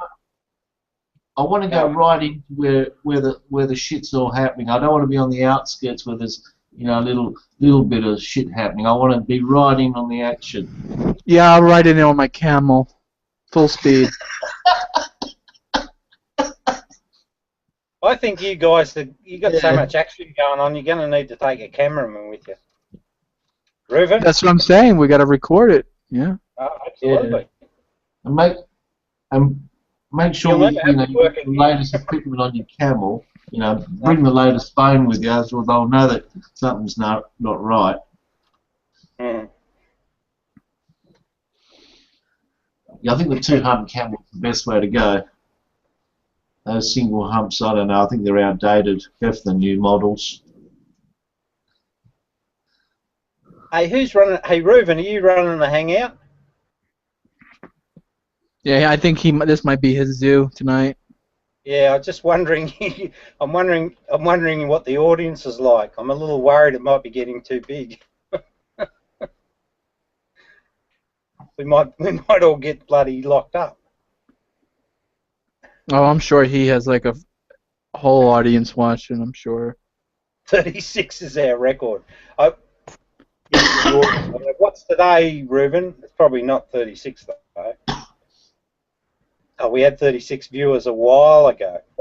So, Steve, is that our record as in, like, over a period of time, or the record today? Tonight for this one, are you? Record today, yeah. That's pretty good. 36, wow. They like listening to those fucking rocket missile fucking stories, don't they? I could barely get like 2 people to watch my Hangouts. Listen, mate, this is they're queuing up. You're going to be off on this mission, and they're all going to be waiting for you when you get there. Welcome to the room, Fabian. Is that how you pronounce your name? Fabian. Where is he gone? Now is it a possibility, Fabian, that you have 2 brain cells to rub together and know how to operate a microphone? Or is that just too much to ask? I'm wondering if he's Benny in disguise.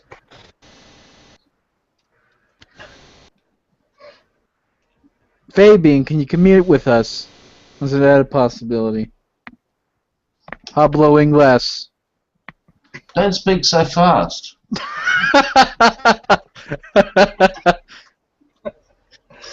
Oh dear.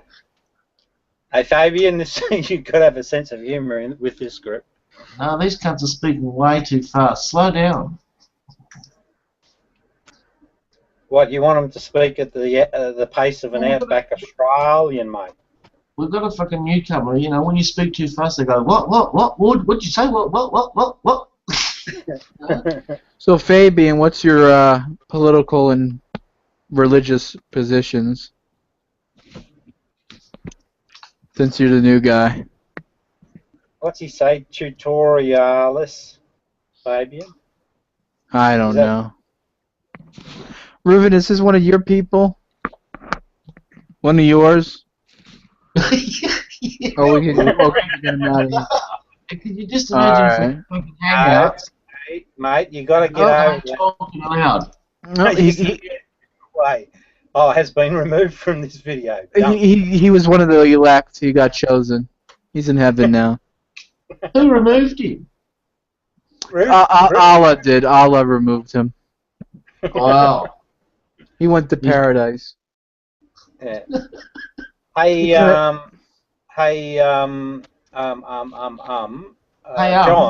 John. Which John?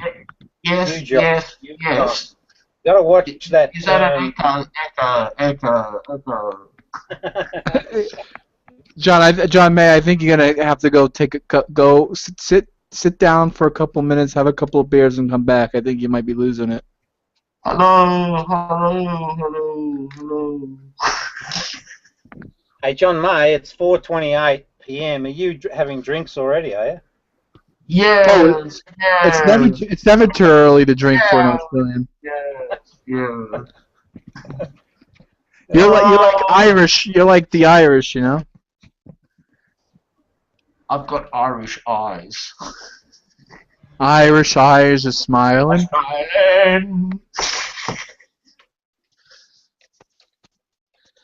I reckon you two would be a real hoot down the pub, mate.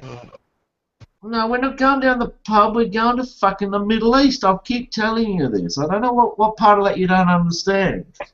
Well, I kind of sort of envisaged that you'd be spending We're going with Iraqi Airlines, okay? If that's what you want to know. You'd have to do your month of training in that, wouldn't you? Yeah, I'd do that when I go for the fucking bridge. That's a fucking that's a feat in itself. I found it always peculiar when I watched those Al-Qaeda training videos where they're like doing push-ups on monkey bars. I'm like thinking to myself, how did they get a playpen to do the exercise at? I mean, it's like a fucking desert. Where do they get one of those at? You know? They must have came to America to film that. You know? No, they pinched them from the fucking primary schools. Well, that's where they recruit, right? That's where they get their recruits. So.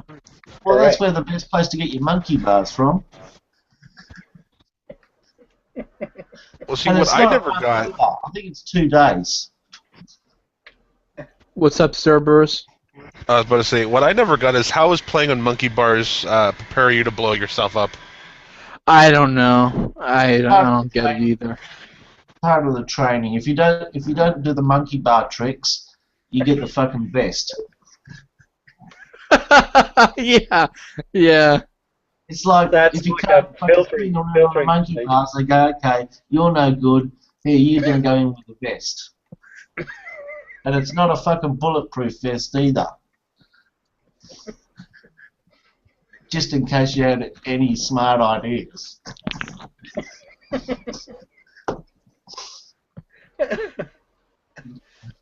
You obviously don't know the trading the training plans.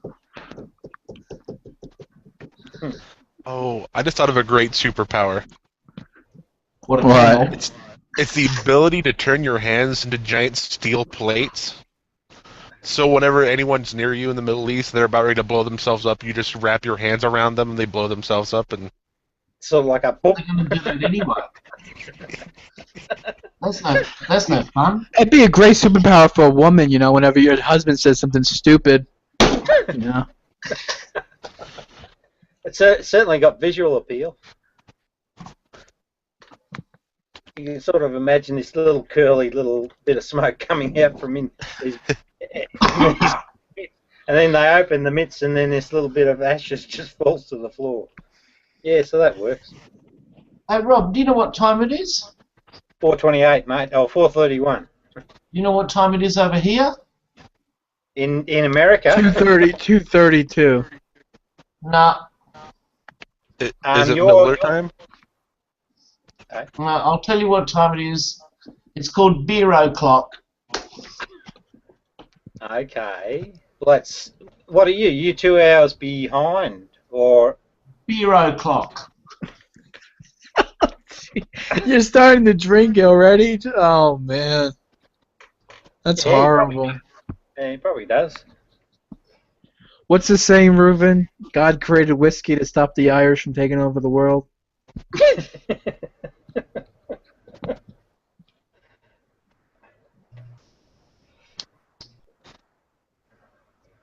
There's T-Man. Haven't seen T-Man in a long time.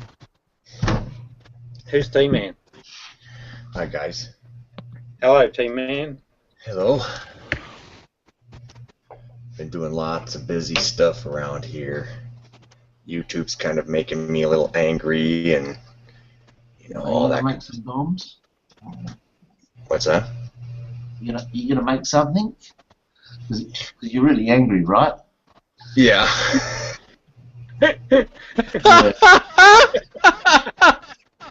Was that an inside joke or what? Yeah. What you do, right? Go get yourself a steel tube, right? Get some fucking stuff, stick it inside it, pack it really tight, and seal up the ends. Put a little hole in the end. Put a little wick on it. You make about a couple of dozen of those, and make yourself really angry. And then film yourself. I'm liking it already. Don't forget to say Allah Akbar at the end of the video. Allah Akbar! Hey, T-Man, meet John May from Australia. The owl on the... Where is he? Where are you, mate? Oh, the owl. From... No, I'm in California. Yeah, right, yeah. You definitely have the accent. We call it California.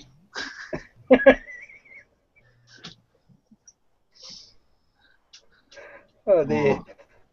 We Californians, eh? Yeah. Oh, boy. I reckon if you last that long over there, mate, they'd be throwing you out. I just want to let all that anger out when I get over to the Middle East. Yeah. I can't wait. I'm going to show my frustrations. We can't wait to see the videos. Oh, you'll see it, Rob. We're going to put it on YouTube. Oh, yeah. Yeah. Good. Hey, maybe T-Man can help you out. He could do. He's got. He'll be sorted with his YouTube problems by then. It's going to be hilarious. He's going to make a video. It's going to be titled Part 1. The second part's never going to happen. Right. No, I know what he'll do. He'll go Part 1.1, Part 1.2, Part 1.3. There'll never be a fucking Part 2. It's a little bit fucking like Genesis 1.1. That's it.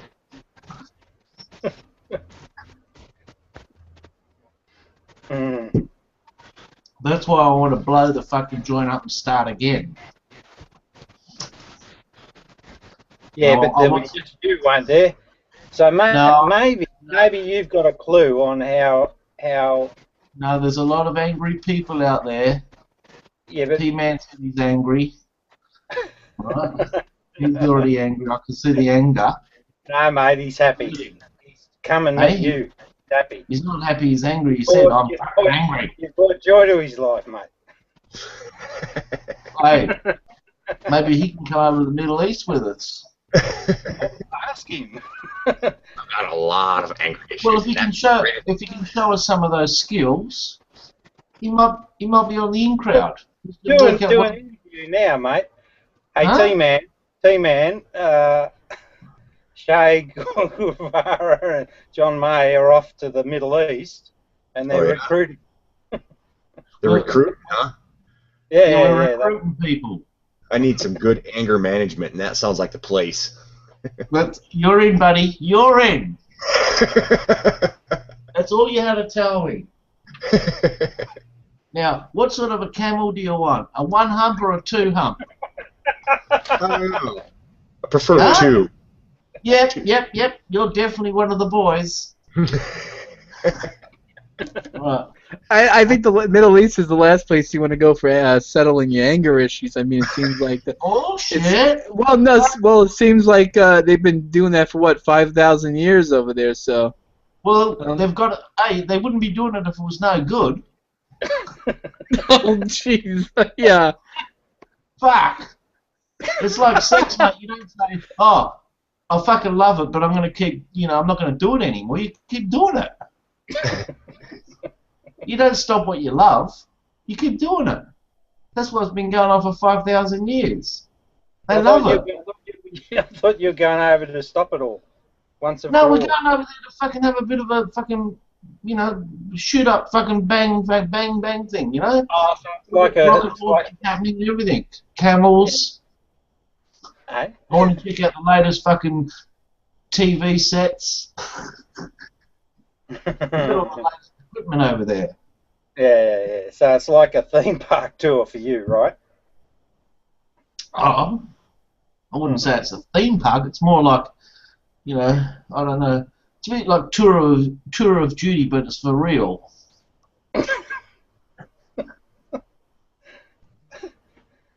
Oh, jeez, I tell you what. It'd make a good show, mate, I'll tell you. Oh, fucking earth. Look, I watch it on TV and I'm going, oh, fuck, can't wait to go. Mm. I want to be part of the fucking, the movie, if you know what I mean. Yeah. I don't want to be sitting on my ass at home scratching my balls all day. Hey, John, what do you think, mate? Are you looking forward to the trip? Who, me? Oh, I can't wait. Oh. Your boy servant. Yeah, I'm gonna have the T-shirt. I'm gonna bring back a T-shirt. I joined the jihad, and all I got was this lousy T-shirt. You know.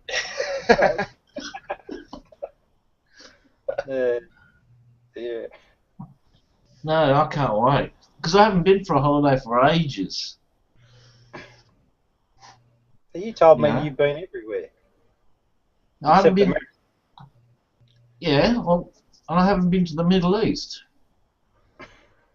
You must have got cut off when I was telling you about the Middle East, but I must have done, mate. Must have done. I want to go. Yeah. See,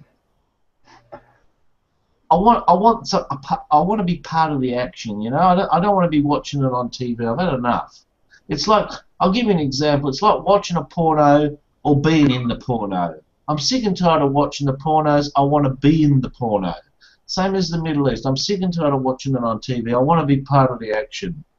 Right? I want to learn how to fucking fire a fucking rocket launcher, AK-47s, make bombs. I want to do all that. I want to have a go on the monkey bars over there. I don't get it. I mean, these people, they live in like boxes, but yet they can afford a rocket launcher that costs $10,000. I mean, where the fuck do they get the money from? That's the Pharisee elite, mate. You haven't been listening. That's right. Yeah. God. Yeah. They get them donated. They're lucky bastards. They get donations. Yeah. So all you got to do is work out who these Pharisee elite. Hey there, John, mate. Another thing I don't understand is they live in these cardboard boxes. They don't even have indoor plumbing. They don't even have electricity. But they get a brand new flat screen TV.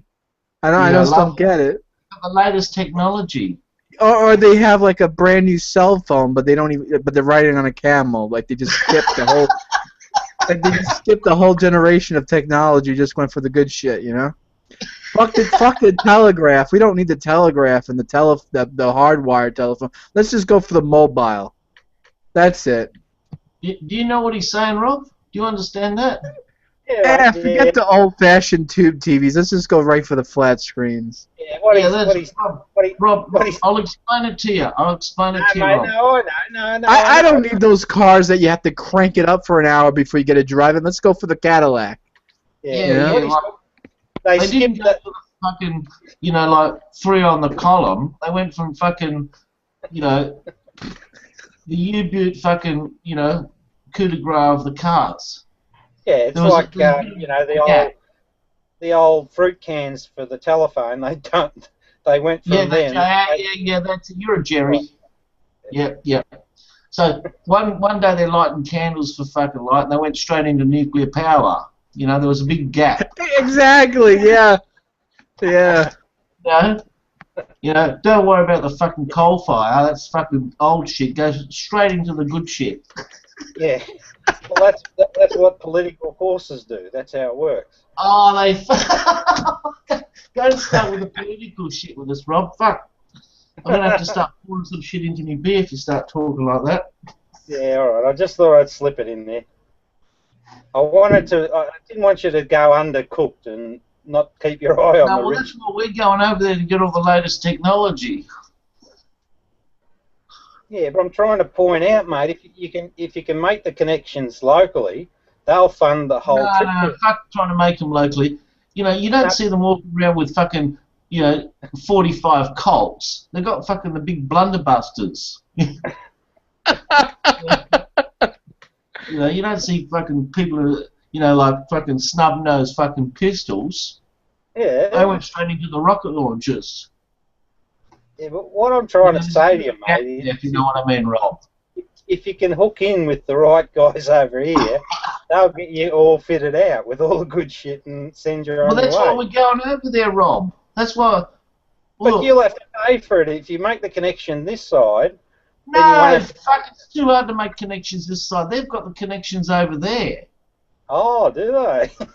I don't believe you. Mate, I see it on TV. Hmm. Yeah, no, don't worry about her. I see the connections. Oh, okay. That's why we're going straight into the 2-hump camels. Don't worry about the 1-humps. Yeah, right. And if you don't want any humps, then you're back with a llama or something. We don't want llamas.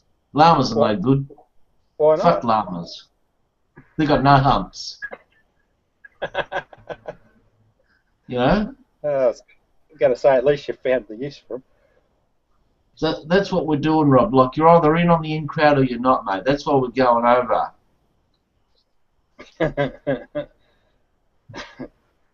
So it doesn't sound like you're coming, Rob.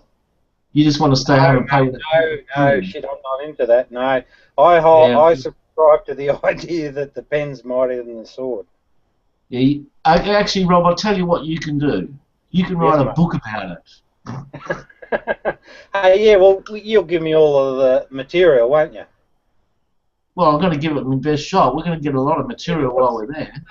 No, that ain't going to work because you're going to have T-Man taking the film, right, or the video. Hang on, we haven't fucking given him an assignment. No one will read the book, mate. They'll have the real story. Him his fucking assignments. We don't know if he's going to be cameraman, waterman. We don't know yet. We've got to fucking work this shit out before we go. Otherwise, we're going to have a bit of a conflict on the aeroplane, and we're going to be fucking lost in the fucking ocean somewhere. And I don't want the bombs going off inside the aeroplane. I'll be the navigator, so that don't happen.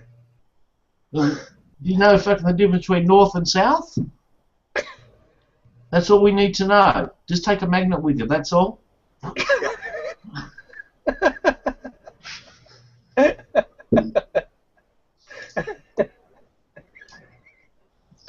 Alright, so we've got fucking 3 people on the plane. Rob, you're staying at home writing books. Alright, well, we just need some more people. That's all. Well, Reuven, what's Reuven gonna do? He's my right-hand man. I'm left-hand, he's right-hand. Alright. So, he's your intelligence operation, head of intelligence. No. Well, I think it's he sort of is. Hey, what? Yeah, See, Reuven works for Mossad, so he's already got the contacts. He's your inside man. Yeah, Mossad, yeah. Yeah, we need some intelligence while we're there. Yeah, so now you got Reuven. So who else do you want to? And I don't want to take any of those old-fashioned walkie-talkies. I want to fucking skip that shit.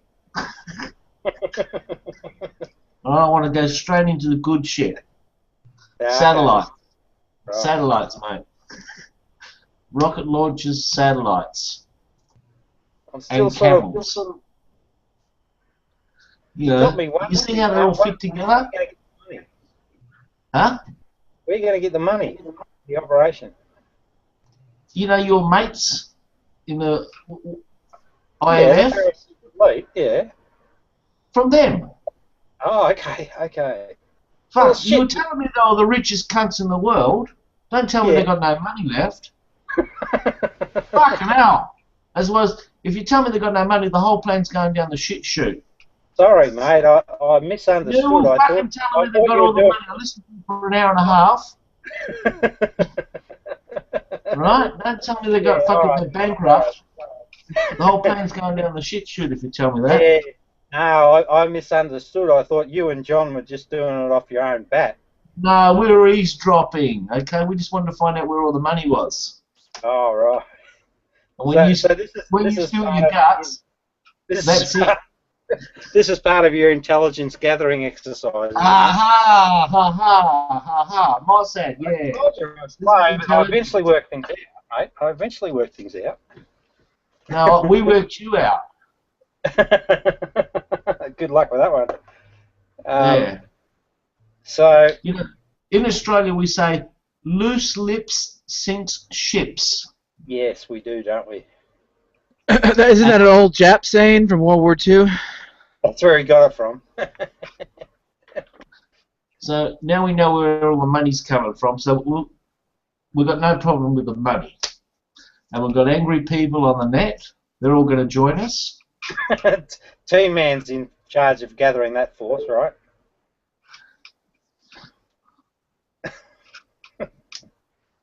He's frozen. Hey? He's frozen.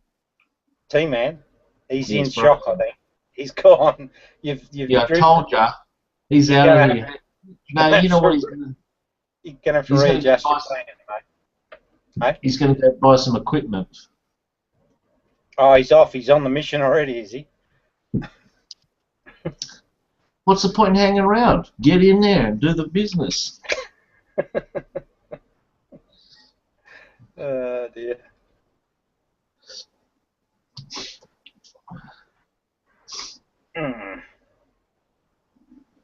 Hey, Benny the gangster, what's happening, bruh? Oh, hey, now, hey, here's your man, Benny. Benny. Well, Benny, we need a couple of bankers to be taken out. What can you do for us? Yeah, thank you, Benny. Benny, these boys are off to sort out. Oh, that's Doug. How are you, Dougie? These boys, Benny. These boys, John May and John. John, other John. J Dubs, right? They're off to. Where are you off to, boys? Middle East. Middle East to sort out the world's problems. Now, Benny, do you know how to fire a rocket launcher? Benny, do you know how to fire a rocket launcher? It's either yes or no. Well, he's a gangster that never had a gun. He just said, I never had a gun. Okay, well, you know what we're going to have to do with you, Benny? Well, he's a gangster. He's a gangster with his words. He spits fire with his words. You know, he spits that shit. You know. You know what we're going to have to do with Benny if he decides to join us? We're going to get him, and if he decides to come, he has to go and play over the Middle East with us and play on the monkey bars for half an hour, right? And then after he finishes playing on the monkey bars, we'll see how he goes, and then we might give him a rocket launcher to play with. You got that, Benny? Cool. Yeah, he said cool. He's in, Yeah, he knows the rules. Hey, he's a Jerry. Benny, he's a Jerry, all right. What are you? A kraut? Is that what you're calling him, a Jerry? No. It's called a port wine and sherry. Oh, sherry. I thought you were calling him a Jerry. No. Like a kraut, like he was German or something. A fucking Jerry. The damn Jerrys. Look, okay. You know what a port wine and sherry is? I have no idea. Is that Australian? No. Okay, I'll have to spell all the... It's like... it's your thick accents. I can't understand a word you're goddamn saying half the time. Listen. Turn both fucking ear plugs on, alright? If you're a port wine and sherry, you're a Jerry. It means you know. Not fucking Jerry as in World War II. Alright?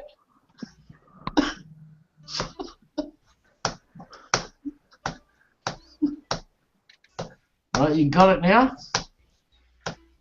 No. Nah. See, you're not a Jerry then. Okay. But, you know, like if I say... Benny, Benny, are you there, Benny?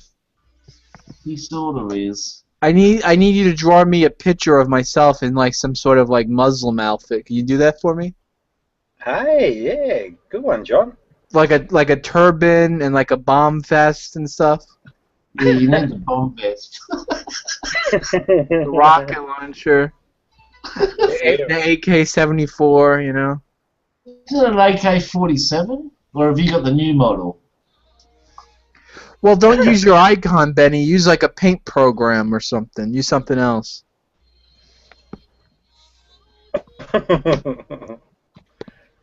That's very perceptive there, J-Dubs. People will go nuts. People will go crazy on YouTube. What the hell happened to J-Dubs? Did he join Mossad or something? No, I was speaking about being perceptive about Benny's talents and putting them to good use. Oh, okay, yeah. Well, Better for evil. yeah, God gives us all talents. Good move, mate. Hey, Doug, how art thou? Pretty good. How are you guys? Yeah, good, mate. We're just sort of fooling around at the moment, but I just want to say to you, mate, thanks very much for that. We're not fooling around, all right? We're for real, all right? Get it right. What's that? We're serious. We're going over to the Middle East. There's no fooling around. And I'm looking forward to it, and I'm looking forward to the video. So what's on the agenda for you, Doug? I'm just listening to you guys. Well, what about tomorrow? What about later on today, 4th of July? You got any plans? Yeah, I'm going to have dinner with my parents who are in town. Well, not dinner, but like barbecue. You didn't sound so happy. You didn't sound happy about it. Oh yeah, my fucking parents. I was stretching and I'm really tired, but I actually am happy to be going over there. You have a good relationship with the parents? Yeah, definitely. Okay, good. That's good. Yeah. Yeah, I would recommend listening to us. You'll drive yourself into a mental institution by the end of the day. Don't. Nah, Doug's alright. Hey, Doug, I did just want to finish up on that other comment. I looked at that Dale Martin, and yeah, very good, mate. I made some good use of that. I sent it across to my publisher and said I wanted to use it in the marketing. Oh, cool. I'm glad you liked it. Oh, I do, mate. But the other thing is I watched a thing he did on Jesus, right? And which one was it? The one, it's, I'll see if I can find it. It's about the historical Jesus. Yeah. I actually haven't listened to that one yet. Yeah, what struck me is that how he brushed over any sort of sensible interpretation of the Gospel of Thomas. Sort of, and I thought, wow, you're just missing a big part of it. Well, I don't know if you saw, but that's a 26-part. It's a class at Yale on the New Testament. Yeah. And it's 26 lectures. Well, one of them is actually the whole thing's dedicated to the Gospel of Thomas. And yes, I had a look at that as well. And okay. And that one there, he was really, what got me, he's reading these sayings, and I know what they actually mean, and it's just the way he did it, and I thought, oh, gee, I wonder whether there's a bit of an apologist streak in you at all, or it just sort of got me that he hadn't spent the time to work out what the meaning was, so they gloss over that. And because they do that, they really miss a lot of the richness of the whole story. So I made a video on the first 10. I'm going to send it to him. I might have already sent him a link, but I'm going to, or if I haven't got around to it yet. Oh, to Dale Martin? Yeah. I'm sure he would like to see your thoughts. I think the main thing with that course was it was just a presentation of standard scholarly views on different subjects, basically. So, I mean, he pretty much fits into that mainstream scholarship for the most part, and that's why you know, it's also a university course, so they're going to teach the predominant views, obviously, on any subject. Yeah, well, I really appreciate it because it didn't let me down, and I mean, I could relate to it quite easily, and I could see where they were getting close to the story and where they were just, you know, missing it completely, and so, yeah, I think I'll be able to make good use of it. Yeah, cool. Well, I'm glad you enjoyed it. I did. Thank you for that. There we go. There's J-Dubs on the yellow ball. Is that what you wanted, J-Dub? Oh, yeah, that's beautiful. Yeah, loving it. Allah Akbar. Yeah, definitely. Oh, that's some guy with a rocket launcher. Well, that's not just some guy. That's me. Oh. He's very talented, is our Benny. Well done, Benny. Just in case you're interested, Rob, there's another course by another professor. I think it's another Yale course. I'm not sure, but this one's another 26-parter on the Old Testament. So if you ever want to look at, if you like what you saw with the new one, the Old Testament's in a similar vein, so you might enjoy it as well. Yeah, well, the value for me is it helps me sharpen my own position because I honestly I didn't look at theirs. I just went my own course, found my own sort of path, if you like, and getting this information and having it, particularly that about the Book of Daniel. I mean, I could sit with that guy and point out precisely where he's missed the mark because he concluded 164 was the date of writing, and I can demonstrate to him very clearly using Jubilees and its calculation system that factually the writing actually includes 160, and that just brings a nicer ending to it. And so if he does engage me, that's one of the first things I'll be showing him. Now, did you send him like an email or did you send him links to videos? Email plus a bit of a chat and some links. Oh, okay, cool. Well, I hope he engages with you because I'm sure you guys could learn a lot from each other. Oh, he'll learn from me. Oh, okay. I'm right, mate. I don't need. Well, what I learn is gap fillers usually. So I'm up for that. That just makes my position stronger, or it makes me revisit. Because, like I said, whether I said it to you or not, I had to skip over things because I was looking for the bigger picture. So there's lots of gaps. I accept that. But in the large, the framework's still not faulting. No one I've spoken to has given me anything credible to really rethink the main framework. Mm-hmm. So, but it's appreciated. Do you know the name of the dude that? And Benny, when you're done, don't forget to send me a copy. Well, actually, I can grab a copy by doing a screenshot. I think. Can I? Yes. Bingo. Rob. Yeah. I'm working on a book. Right? You know what it's called? Yeah. Do you know what? It's called. It's called the Even Newer Testament. Well, we have that. It's called the Book of Mormon. No, this one's the latest. This one is the 21st century. It's called the Even Newer Testament. Maybe that's what I should have called mine. What do you think? Yeah, but I've already copyrighted it, Rob. So Rob, you could call it the Final Testament.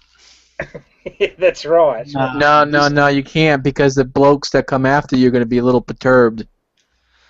And that's my testament, right, is all the other ones are all fucking bullshit. End of story. Yeah. Certainly, no. Well, it's not. You got to separate the political from the spiritual. It is not. You got to separate the spiritual from the political. I don't really understand the lines. I've separated them and I've burnt them all up. Right? called the even, and that's why we're going to the Middle East to sort it all out. Oh, I get it, Benny. Okay.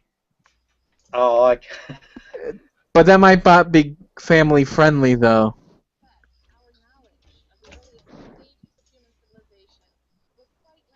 that's you, John.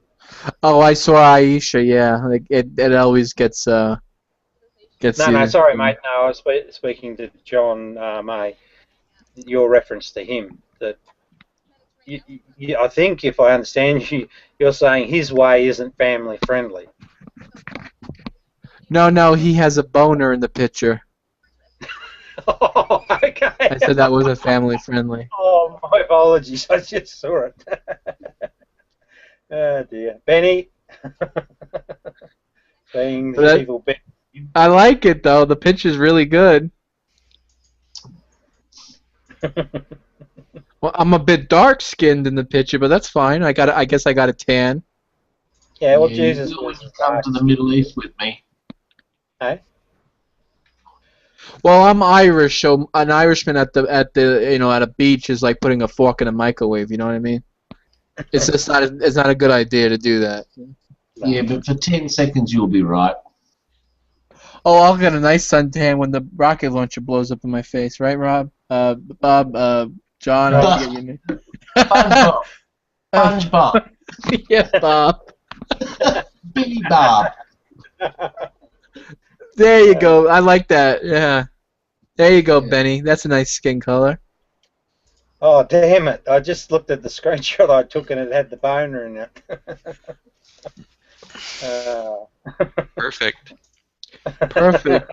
I look like Jesus with an attitude. I love it. That's the real Jesus right there. Beat your swords into rocket launchers. No. This is the Jesus when I was at the bank temples. The money changers. I'm here to fuck up your temple. Oh, he's wearing a dress. Oh. Well, don't they wear white dresses over there? What is that called, Reuven? They have a special name for their dresses. You know, Johnny, you're going to have to pull out your dresses. And I asked for a pair of Jesus sandals. No, the burqas what the women wear around the head like a beekeeper. Yeah. No, but the men wear long white dresses. They called something. I forget. Reuven probably knows the name, or he's at least Googling it. I just love wearing my Jesus sandals around the house. You know, the one where your big toe goes through the loop.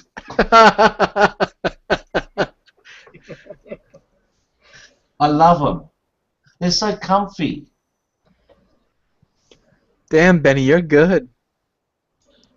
He is good, isn't he? It kind of does look like me. A thwab. Is that how you say it? Thwab. Allah Akbar Thwab. La, come and pray.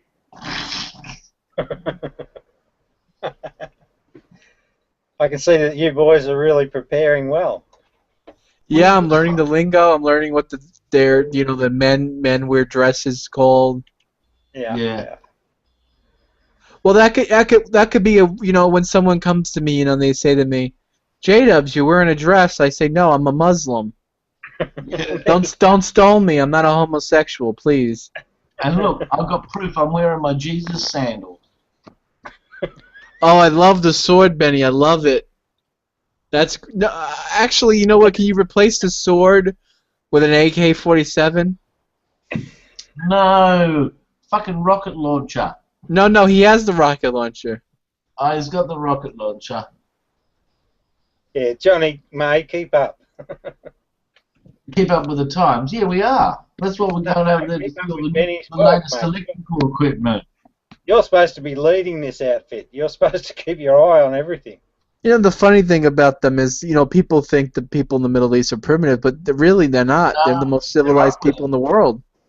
They're up with it. Yeah, they're up with it. We're the ones that are backwards, Hey, they've got their finger on the pulse. Yes, and the pulse is a metaphor for the nuclear bomb. Yes. And when that pulse stops, that's game over. Yeah. A thwab. Yeah, when they... Now, Reuven, where can I go to buy a thwab? Can I get one on Amazon? Now, Reuven will probably have a couple.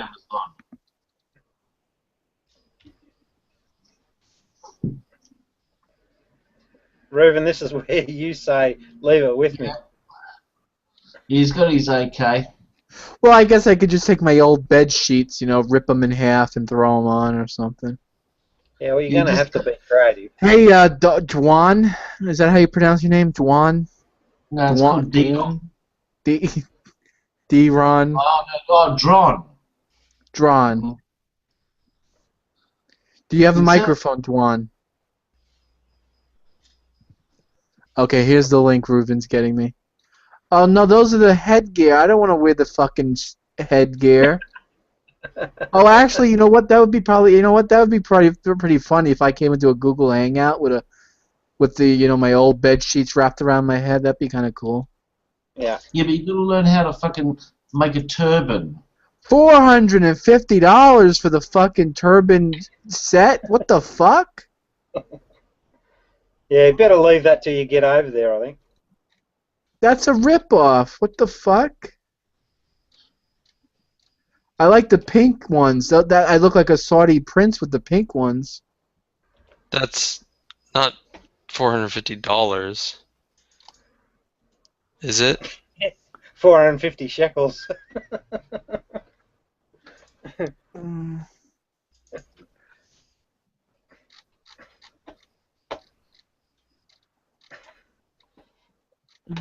They even sell shoe wear. Oh, I'm still going for the Jesus sandals.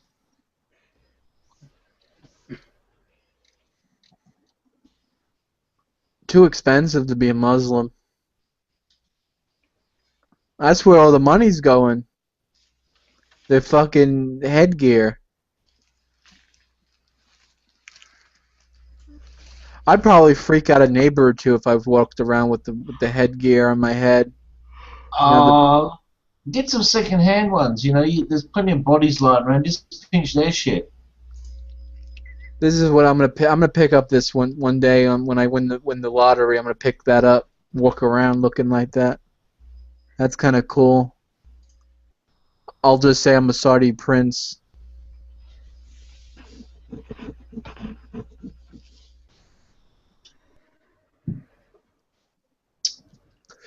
Benny, that's awesome, man.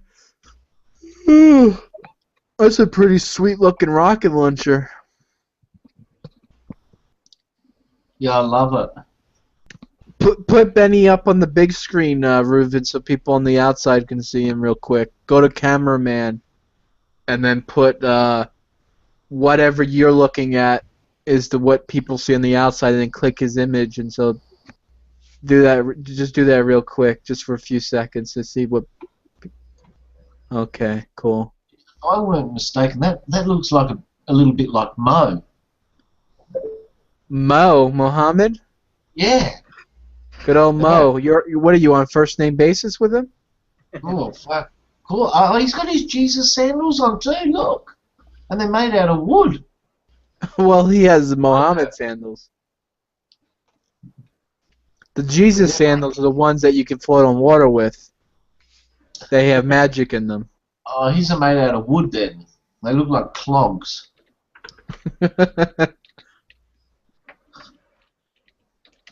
I love them.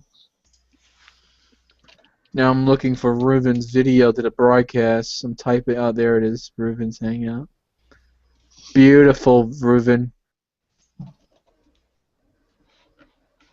I love it. He's on the big. Love it. He's on the big screen.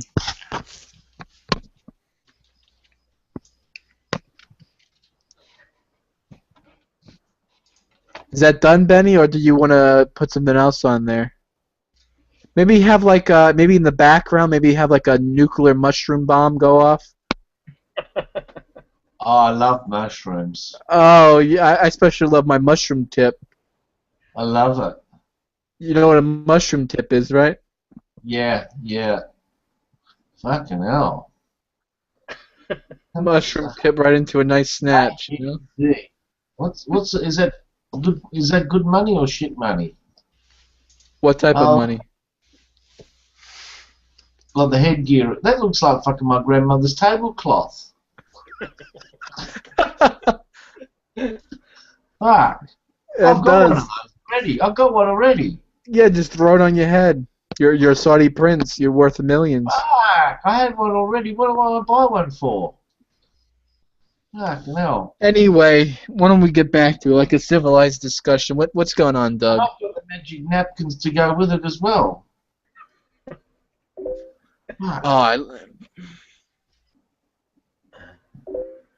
Benny got talent. Benny should be an artist. He has got talent. Benny, you know what you should do, Benny? Go down to the local park in your neighborhood and charge people to paint their drawings. Oh yeah, $10. I paint you. You know?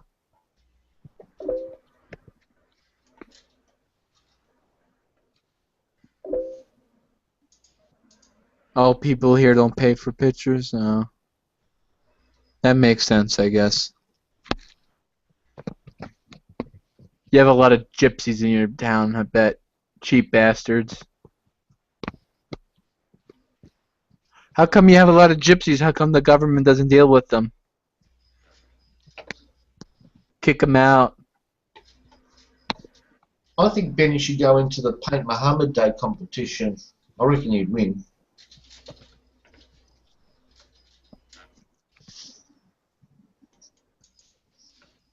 That's brilliant.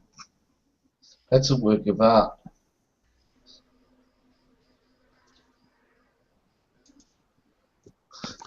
They gave a lot of them to Hitler to kill them.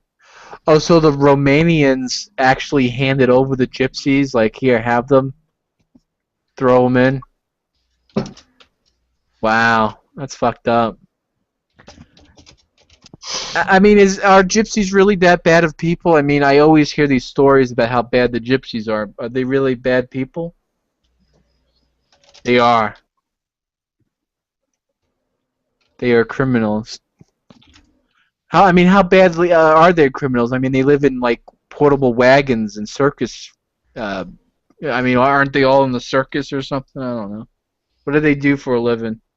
Oh, they're a bit like witches and warlocks and Oh, I sorcerers. see. Okay. You know, they all sort of like related somewhere along the line. To be honest with you, I don't really know much about gypsies. Oh, I know there's gypsies in Ireland for some reason. They're Irish gypsies. She was a bit of a gypsy. What happened? Who's a gypsy? I went out with a girl years ago, and she was a gypsy. Was she from Hungary?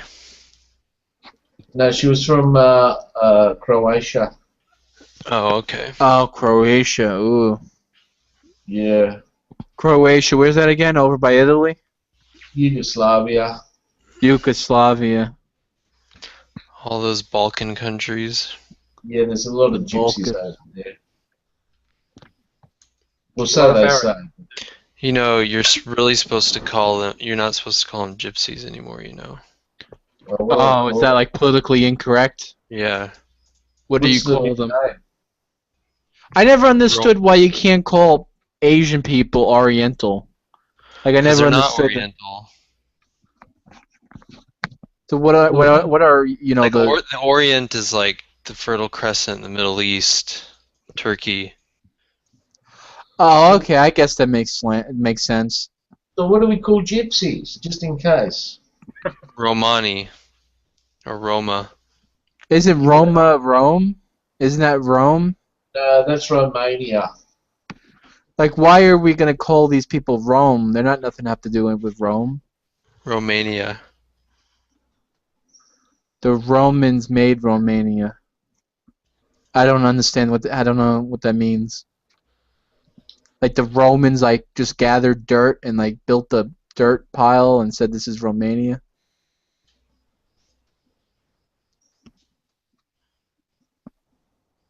We don't call the gypsies. If we don't call them gypsies, what do you call them? Romans? You call them Romani. Here, I'll spell it. There. Oh, Romani. Okay. Well, what country do the Romani come from? We don't know. No one knows exactly where they come from. Some people think they originally came from southwestern India. Some people think they came from maybe like Persia. No one knows for sure where they ethnically originate from. So what's wrong with calling them gypsies? It's not well known, Benny. That's not a fact. That's a speculation. Dude. I think that is actually well known, because I thought that was the case too. Actually, because I think Reuven told me. Look up their haplogroup studies, and you'll see that it's not settled. Even they know it. Huh. What's Reuven's speculation on it? Because I think Reuven said India the other day. 5,000 years of migration changes people's genetic makeup.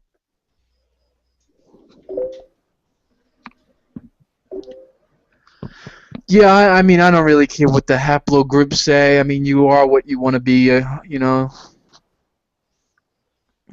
I don't even know what a haplogroup is. It can be used to determine like what ethnic or racial origins you have. Like certain races will have a really high percentage of a particular allele, and you can kind of track them off of that. And so if you have a percentage of this or that or the other allele, then they can kind of determine approximately your racial and ethnic makeup. Well, I mean, why can't we? I mean, there's a lot of land in the Middle East that's not being used. I mean, why can't we just pick a spot and put the Romanis or whatever the hell they want to be called there? Call it Romani's land. Because then we'd have Israel ×2, and it'd be even more crazy in the Middle East. Well, you just tell the Muslims to fuck off. That's all. Nah, the better solution. I'm sure they would just fuck off. Yeah, the better solution is you forget about all of the borders. Just completely forget about it. No borders. Nothing. That only works if everyone else on Earth forgets about them.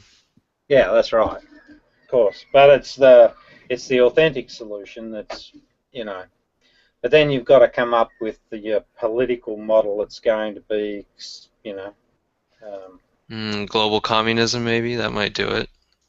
Nah, global communism.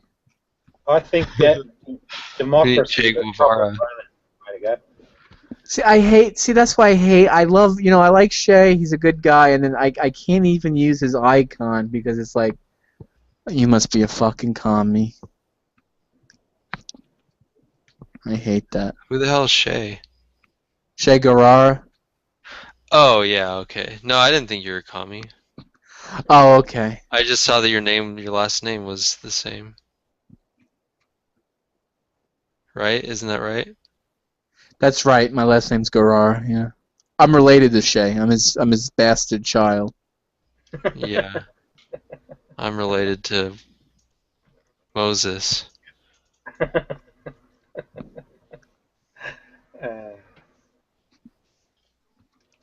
King Tut. So, I'm King Tut's 80th cousin. It seems that you're brothers with Reuven by the sound of I'm related to Noah. Well, we're all related. We're all actually related to Noah, but that's okay. Even I'm more closer than you are. Yeah. Were you Ham, the one that sodomized him? You're real close, huh? No, Spam. You think he got sodomized too, huh? Well, of course, that's what the text says. Well, doesn't it say it in a more like kind of covert way, like they uncovered his feet or something like that? Well, I mean, let's think about it, right? I know, I agree with you. I'm already on your side. Oh, okay. It's just that it seems like people that think he got sodomized or his dick cut off are like in the super minority of people that read the Bible. Yeah. But I agree with you. That's correct. I mean, just look at all throughout the Old Testament. There's reference to like feet, foot, and meaning something sexual. You know. Yeah, I've seen that on the internet. You know, What? You really want me to tell you, don't you? Yes, Oh, I just was wondering what you were referencing. Come on, John. You've opened your mouth. Oh, you want me to tell him? Yeah, I do. You know, like with the sexual feet thing. Yeah, go on. Oh, you have a foot fetish? No, So, I Reuven, don't. how do you find out that how do you find out who you're from, Reuven? Like, did they keep records of it? It's in your DNA.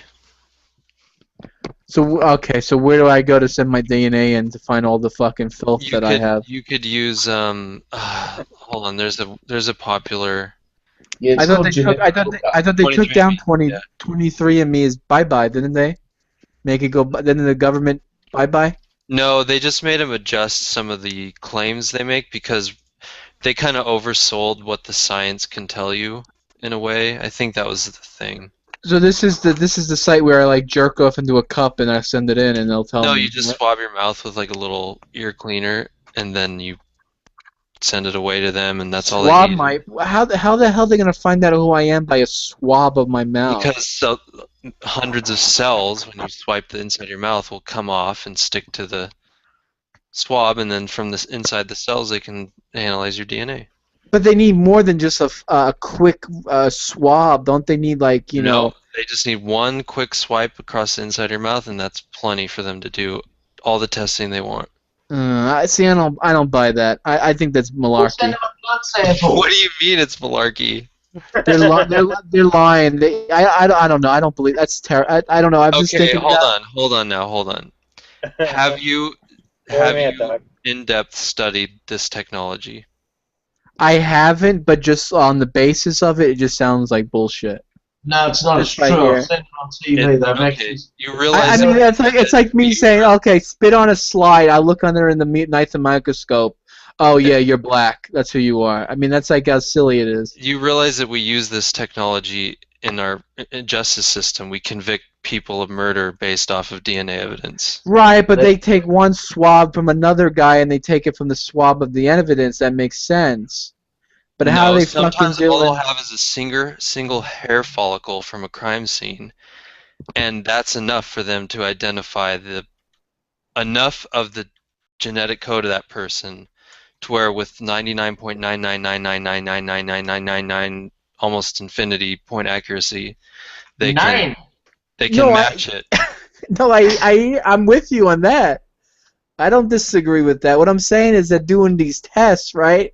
And it's just one little swab. Okay, do you know how how's DNA that much different than a hair follicle? How it works? I mean, they gotta keep. Don't they do other tests? I mean, how many tests are they doing with it? Probably 20 or 30. No. It doesn't seem like there's enough saliva going around in cells for like 20 tests.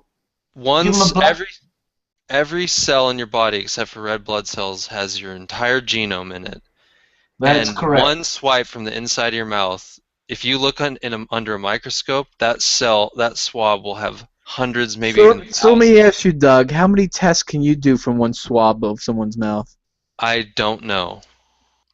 Right, it kind of doesn't seem plausible, right? No, it does seem plausible. We have technology and machines that don't need that much to do it. Alright, I guess. Alright. I've seen it on TV, they've done it, and I thought, DNA, the way they do it, right? Like, oh, you've seen it on TV, alright. That's definitive. It was all bullshit. Everything I see on the... I switched it off. Everything I see on the Pharisee box is true, yeah, I know. I hear Okay, so the only alternative would be that every scientist, every geneticist on Earth is involved in a massive conspiracy, and they also managed to. I don't know. I just think the machines that they built that do the testing is, it's not as what they say.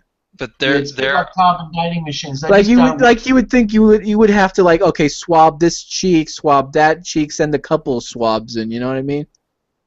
Like it would be like a whole thing. Like it would be like, you know, they're trying to. I mean, they're fucking breaking down your biology here. You think they'll ask more than a swab sample? You know, that's all I'm saying. I agree that from like a common sense approach, it seems like they would need more. But when you really look into how the technology works and get in depth, you can see why it works and why they need such a small amount. All right. Okay. I guess. Okay. If you okay. Seeing is believing. Exactly. Seeing is believing. Exactly. And that's what I'm saying. That's what I'm saying. How it works. That's why you're discrediting it without even knowing how it works. It's like, oh, I don't know how a fucking calculator works, but it works. Well, I mean, I do know how a calculator works, but okay. Oh, okay. So Really? you know all the little chips inside, right? If I said, okay, I'm going to take them all off the board, you know exactly what chip is required to make the calculator. Well, I mean, I don't know which chips are required, but I know a calculator is a memory and a processor with ones and zeros programmed to do math. That's all it is. Yeah, hey, it's amazing, but it works. Well, it's not It's not really amazing, but okay. I got what you said. You understand it. That's why.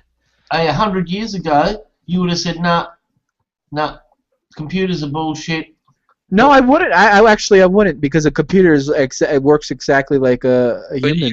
But you can imagine someone, say, from 100 years ago saying, wait, you're telling me you guys can build microscopic logic gates that are just 8 nanometers long and put millions and billions of them into a tiny chip that's the size of a quarter? They'd be like, oh, that's fucking bullshit. There's no way. That I might say is bullshit, but didn't they have like computer-like things back then? I mean, it depends on how far you want to go back. If you're going back to like the birth of computers, they had like 200 years. Reuven, what's that link you showed me, Reuven? That couple of months, I think it was a while back, where they found like some fucking Greek computer from the fucking Stone Age or something. Or how about this? Think about the Large Hadron Collider. Like, show someone like 200-300 years ago that machine and say, we can actually move a single proton around this giant circle. One single fucking proton, wherever we can shoot it, wherever we want it. You know, like our technology is way advanced, more than people realize. If you told someone about it, they would have said you got rocks in your head. Yeah, they would not believe it. But if you could send them to university and show them exactly how all the technology works and everything, I'm sure they go, "Oh, it fucking makes sense now." So Reuven, if I take this fucking test here, right? They're gonna fucking tell me, okay, you're related to King Tut, fucking Genghis Khan, Genghis. Yep. Hey, do you watch TED Talks? No, I'm serious. They're gonna give me a whole fucking list of assholes that I know that are from. Yes, they will. I asked you, do you watch TED Talks? Right. TED Talks? No, I don't really watch that. No. I'll find the link. In my case, Kings of Ireland. I don't think Irish had too many kings, so that's kind of stretching it. Listen. There's a woman who got up on stage on TED Talks, and they don't let dickheads talk on those programs. There's a woman. This is the thing I don't get, though.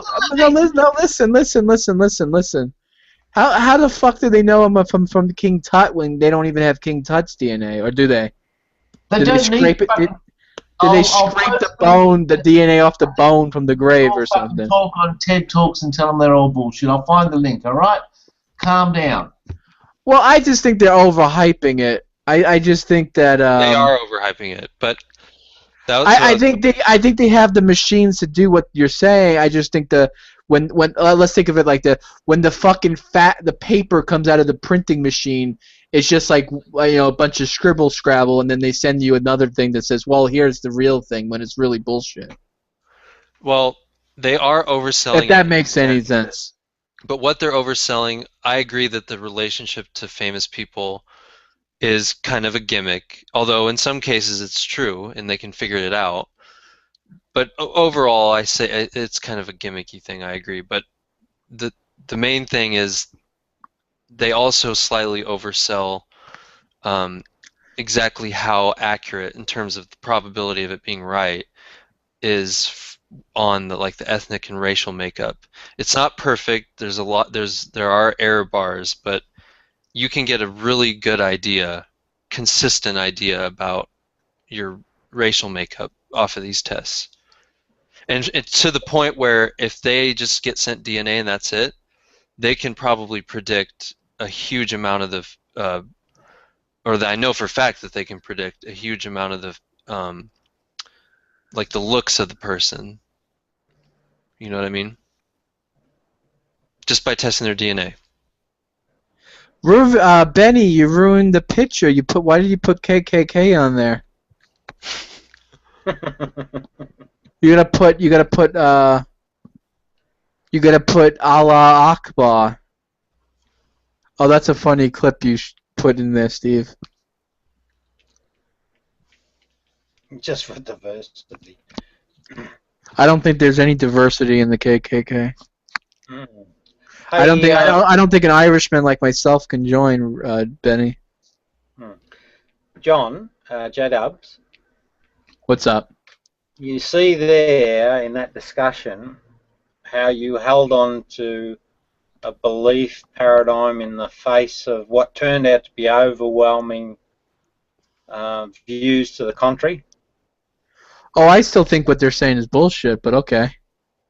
No, I understand your thing, but that is a fundamental, and this is not having a go at you personally, but that's a fundamental problem with the human condition, is that we're prepared to hold on vigorously to beliefs in the face of good knowledge.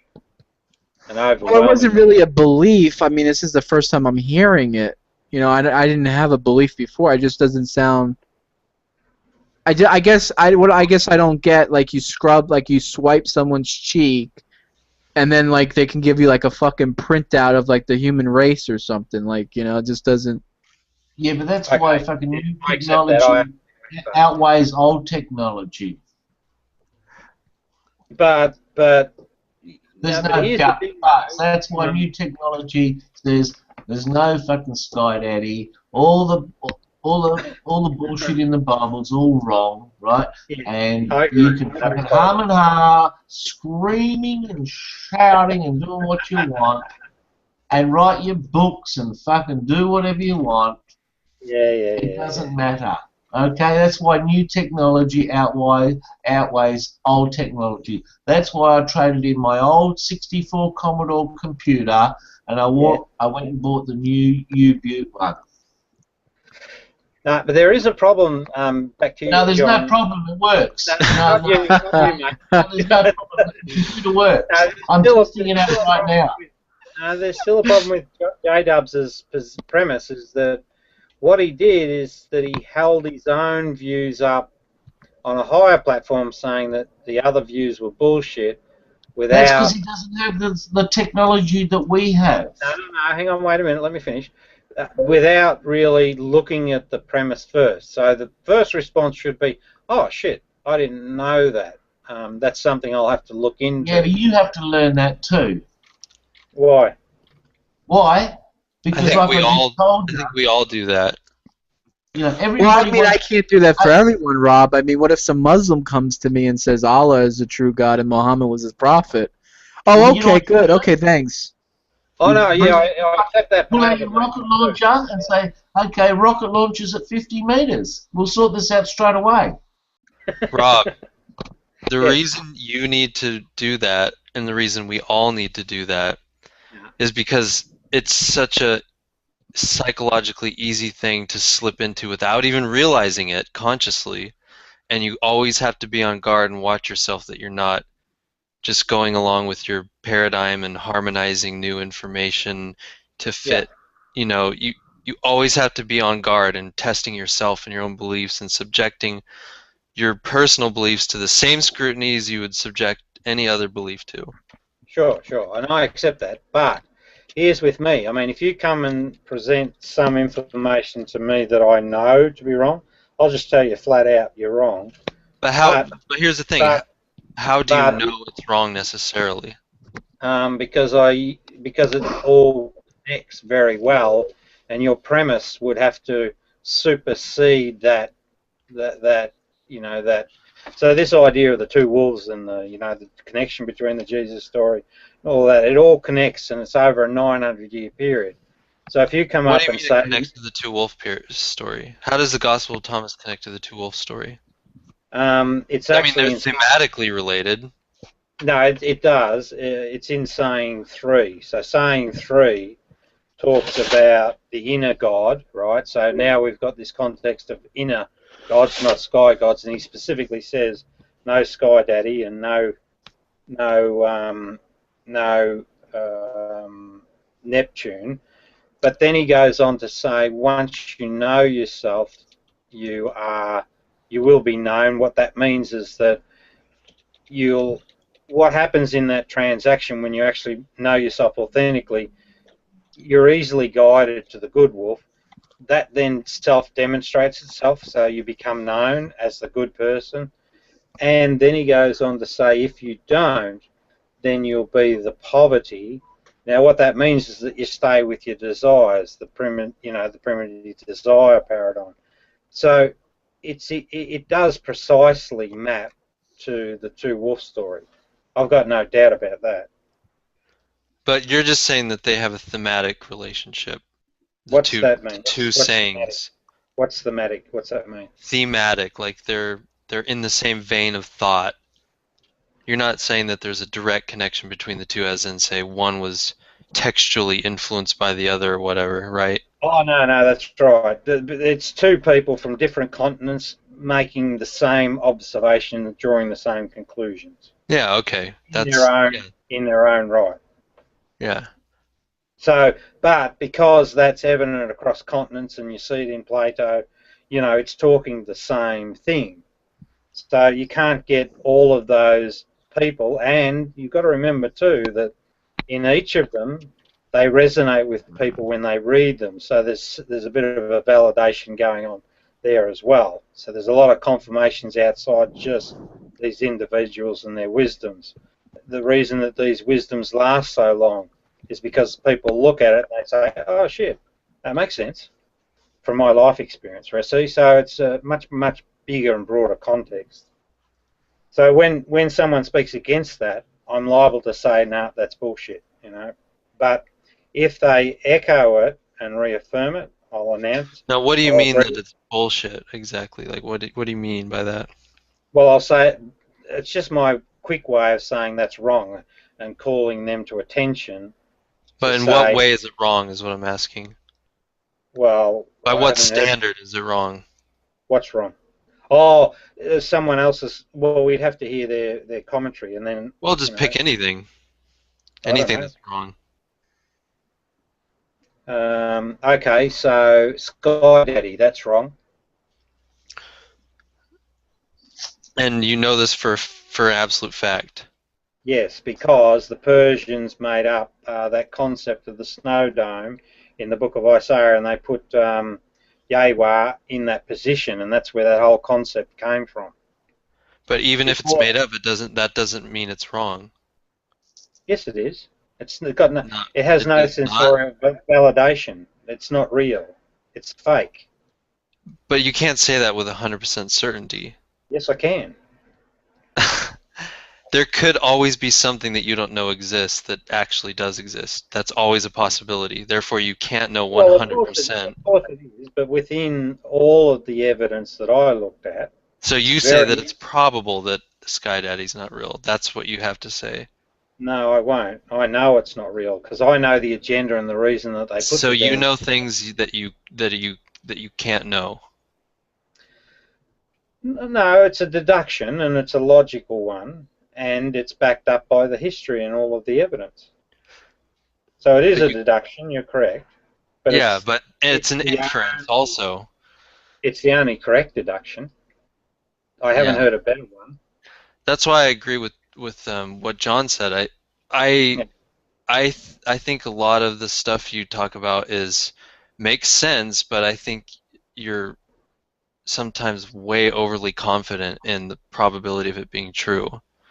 Well, perhaps, but it is what it is. I mean, it validates in my own life experience, and it validates. Yeah, Yeah, for example, like it validates in other people. Are you an atheist?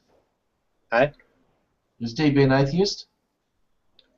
No, I call myself an agnostic atheist because Yes. I don't Okay, say yeah, I don't okay. say for certain that there isn't a God. There could be, and I could be wrong.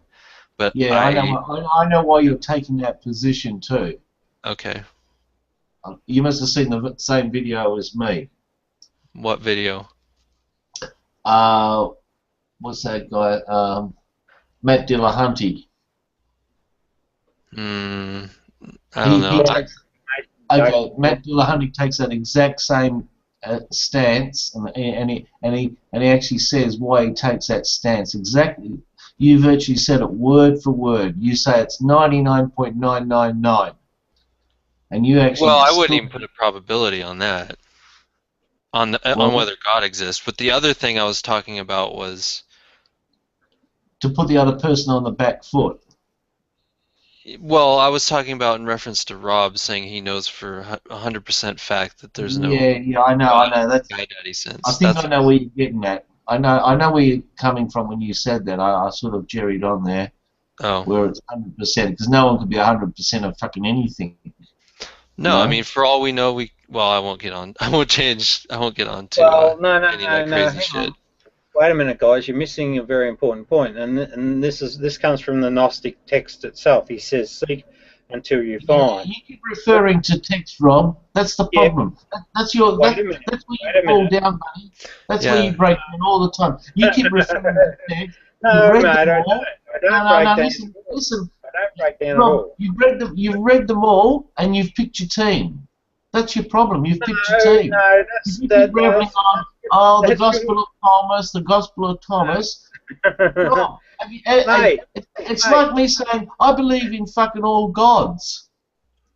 No, that's your presupposition. What you're doing is, what you just did then, is that you're bringing your presupposition that there is no such thing as a God, and you're sort of, you want to hang on to that presupposition. All I'm saying, I've got evidence, Rob. I've got evidence that there's no God. You know what it's called? It's called the fucking Bible. Yeah. That's my evidence for no God. Well, I don't dispute that. I say that the Bible. Well, then throw the fucking Thomas and the fucking Mark and Paul and Luke and John and all that. Chuck it down the toilet while the going's good. But anyway, what I was going to say was that there is a way to validate, and the validation is in the experience. So there is an objective measure. The experience of, well, I suppose for want of a better word, enlightenment, the enlightenment phenomena. But it can't just be your own personal experience, because that's inherently biased. That's true, but the enlightenment phenomena is held in common. It's not a No, it's not. Yes, it is. Yes, it absolutely. Hey, Rob, how am I feeling all agree now, with buddy? each other. How am I feeling? I'm enlightened right now, Rob. How am I feeling? No, but you're not, mate. I know that you're not. I can tell. Oh, well, you keep saying you know. Yeah, see, that's what I think. Rob, What are you trying out, Benny? Rob, you know when someone says you know, you need, it's called, you need one extra power. It's called mind reading. And I know you don't have mind reading. No, you cannot read other people's because you can't read my mind, Rob. You're not a mind reader, and if you were, you'd be on TV. But I can observe your behaviours, mate. John, 30 or 50 years experience doesn't tell me you're a mind reader. John, I can observe your behaviours. I can read the play from just the way you speak. That's not mind reading, Rob. Ideologies that you hold. That's very evident. And that's Jesus, not mind reading. That's, no, I know. I dispute mind reading. I don't think that that's possible. Well stop. That's what you just said. You know. Hey? What? You don't know. No, you can say I know. You can. That's the way it works. You can know this stuff. That's what the Jesus story, the Gnostic Jesus says. Seek until you find. Rob. When I go to a fucking racetrack and I bet on a horse, I say, I know. Yeah, everybody knows. The truth of the matter is you don't. The truth of the matter is you don't, because otherwise you'd be rich, and you're not. And neither are you, Rob. No, well, that's true. I accept that, but I'm not talking about... No, you got no truth. You accept it because it's true. So, like I just keep saying to you, Rob, no. You've read the books, and you've chosen what suits your belief. I didn't write the stories, mate. I didn't write them. Someone else did. I said you read them, Rob. You read the books, and that's what you do for a living. You like reading books, and you chose. It's like I've read fucking 10 fucking books of Superman, and I just chose the one that I liked. Well, guess what? They're all wrong. No, that's wrong. Bad analogy. Bad analogy. Yeah. What I did was I looked at a multiple of different sources. And guess what, Rob? 2,000 years ago, what do you think they were doing? Driving cars, fucking fixing up mobile phones, looking after gardens, and some cunt writes a book and says, "That's the best one. That's the best 2,000-year-old book that I can find." Sounds real to me. No, well, remember we're talking about. I only like my books over 2,000 years old myself. We're talking about Cherokees, right? In America, that's one context. Then we move across to a Gnostic Jesus, which is 2,000 years ago. Then we go to places just 400 years. No, wait a minute. This is true. We go to. I love the way you say this is true. This is true. This is true. But it is. You can go and read it. Hey, it's true in your brain. You can go and read it. True in your brain, Rob. That's why you wrote the books. Everybody says Jesus is a myth, and you've got him walking around the streets with fucking Jesus sandals on. I have, yes, that's correct. Yes, okay. You know, it's like, Rob. You know when people buy horses and they want to go horse racing, right? Yes. And they want that fucking horse to win, and it doesn't win. John, do you believe that anything could be true? Nothing can be. Hey, I actually think that we could be living in a fucking 3D hologram. Okay, well back to reality. I mean, so there's nothing. I hate when people bring that up, brain in the jar. Do you believe that it's true? Do you think it's true, John, that you're sitting in front of a computer talking to someone across the internet? If the 3D hologram says I am, I am. Oh, jeez. He's not going to allow you to pin him down. You guys don't like metaphysics, do you? Go have ahead. you ever played The Sims? Have you ever played The Sims? Right, but that's a delusion. If you think life is a video game, that's a delusion. Well, how do you know life isn't a delusion? Actually, sort of, they've got. I know life isn't a delusion because I'm sitting right here. It could be true. We could what be about living when in you're dreaming? Hologram. Yeah, but wait a minute. That goes back to that thing I keep trying to bring to your guys' attention. You've got to draw a distinction between what's generated in the thinking brain and what's part of the sensorial world. When you make that distinction, everything becomes a lot clearer. The real world is part of the sensorial experience. It just is. Hey, Rob. Yes, mate. Yes, mate. If I pricked your finger, right, this is an experiment was actually done. I'd punch you in the nose if you did that, but anyway, go on. And I told you about that before, and you didn't go look it up. You're too lazy. You want to go and read your 2,000-year-old books instead of reading medicine. Wait a minute, mate. Sorry, what was it I was supposed to look up? I told you about 2 weeks ago about if we were living in a fucking 3D hologram, and they've been trying to work it out themselves. And now we're in the 21st century. Yes. Why are they doing fucking experiments to find out if we're doing that, opposed to looking up a fucking 2,000-year-old book to see if that's true? Creative imaginations, I suspect. But the reality is our sensorial experience. That's the real world. It just is. You just say it is. That's all. No, it is. You haven't demonstrated that the truth of that statement. You just claimed it. That's all. But it doesn't need definition. We all have senses. We self-validate that. Yeah, but you don't know the senses you're experiencing are reflective of some ultimate reality. There again, Doug, you've gone into the interpretive phase. Just stay within the sensing for a minute. So that point of touching something and it registering in your brain, that is something that we hold in common. Yeah, we experience things. Yeah, obviously. Exactly. That's undeniable. Yeah, of course. If you said to me that that doesn't happen, I'd say to you, mate, you're of course imagining. we experience things. Yeah, well, that's right. Well, that's all I'm saying. But that's the extent of what you can say for sure. Yeah, but Rob, that's Rob, exactly I want to ask right. you a question. Rob, is colour real or is it an illusion? Who? Is colour real or an illusion? Doesn't matter. Well, that's a cop-out, Rob. That's a big cop-out, buddy. That's a cop-out. Our eyes is a sensing It doesn't organ. matter. Is it an illusion or is it real? So, is Rob, it let me... illusion or real? Rob, that's a cop-out saying it doesn't matter. It does. I definitely believe that color is real. Hold on, I want to ask Rob a question about something. Yeah, Rob, are you saying that every sensorial experience is real? As in it reflects an external reality that other minds could verify to be true? As long as we're specifically talking about a one-way phenomenon where the real world is sensed by the human body and not the mind creating the sensation. But don't you see you've just made a perfect circle in your logic? You said it's real as long as it's coming from the real world. That's a circular statement. Well, I don't see it as a circular thing because the experience happens.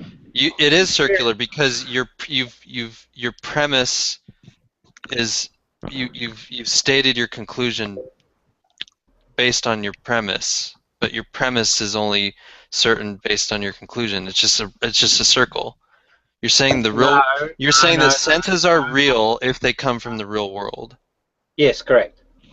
What's the real world, Rob? Yeah, but your conception of the quote unquote real world is completely and wholly dependent on your personal senses. No, mate. What you're talking about there is the. Well, I don't think it's just personal to Rob. I think it's the real world is real for me too. Yeah. Okay, then. And that's our senses are real. What we're experiencing is real. What colour's the sky during the day? Well, blue for me. Okay. What colour is it at night time? Hey? What colour is it at night time, Rob? Yeah, I know. Nighttime, it's blue too. Yeah, no problem. It's black. Yep. No, actually, the color of the sky is always the same color. It doesn't change. It's just that the sun isn't reflecting, isn't bending the light at whatever. But that color. Yeah. But what John's doing is he's just sort of talking about the reality of colour as a phenomenon. I'm talking about the eyes used. No, I'm talking about the eyes being used as a sensorial organ to. Well, aren't they when they're looking at colour, Rob? Yeah, that's right. But okay, well, don't get off the subject. No, I know. Keep going. Yeah, of course you know. Yeah. So if someone's, say, taking LSD, since someone brought it up earlier, are the senses that they're experiencing, say, like a feeling of warmth in their body, or even disembodiment, they feel separated from their body, or they feel like the boundaries of their body and the rest of the world are gone, like any of those physical sensations, or the sensations happening in their brain where they're seeing colors or seeing tables melt or all this crazy shit, are those is that a real world what they're experiencing? No, it's not, because why not? Because it's a valid sensorial experience, isn't it? No, wait. So the way that you know when you're in objective reality is that the real world is the precursor to the sense. What you're talking about is the mind being the precursor to the sensory. It always is. Right. You can't escape your your own mind. No, you're wrong, mate. You're wrong. You can't escape your own mind, Rob. No, you're wrong, mate, because you're cancelling out the real world, sending in stuff that our senses are picking up. But you're saying that nothing, Rob. You're saying that you have senses, that you can verify your senses from outside of your own mind, and that's not possible. You're trapped in your own perception. No, that's not true, mate. It is true. No, it's not. No, Because even if you perceive someone else saying, "Oh yeah, I see that table too," well, they're just saying that based on your perception. No, you can't use induction in this case. No, you're wrong. You're wrong because in the Rob, sensorial. you're never wrong. Wait a minute. Let me answer it. You have faith, Rob. You have faith. No, it's not faith. In the sensorial reality, right? Every person would report the same thing, bar the circumstances. Now, we're not talking about interpretation. We're just talking about the actual moment of sensation. In the sensorial world, right, everyone will report the same thing except for the circumstance where there's some different physiology about their sensing organ. So if I'm in an LSD trip and my LSD buddy says, "Look at that beautiful flower," Doug, since another mind saw it, then that means it's really there. Doug, you're invalidating my premise by bringing into the discussion the thinking mind creating the sense. I'm cancelling that out. I'm saying that can't be part of our real world. You can't cancel it. That's the way it is. Because once you get into the thinking mind, it becomes it's part and parcel, mate. It's like night and day. Sorry? What? You can't say, "Oh, this cancels that out." Night and day, mate. It's a package deal.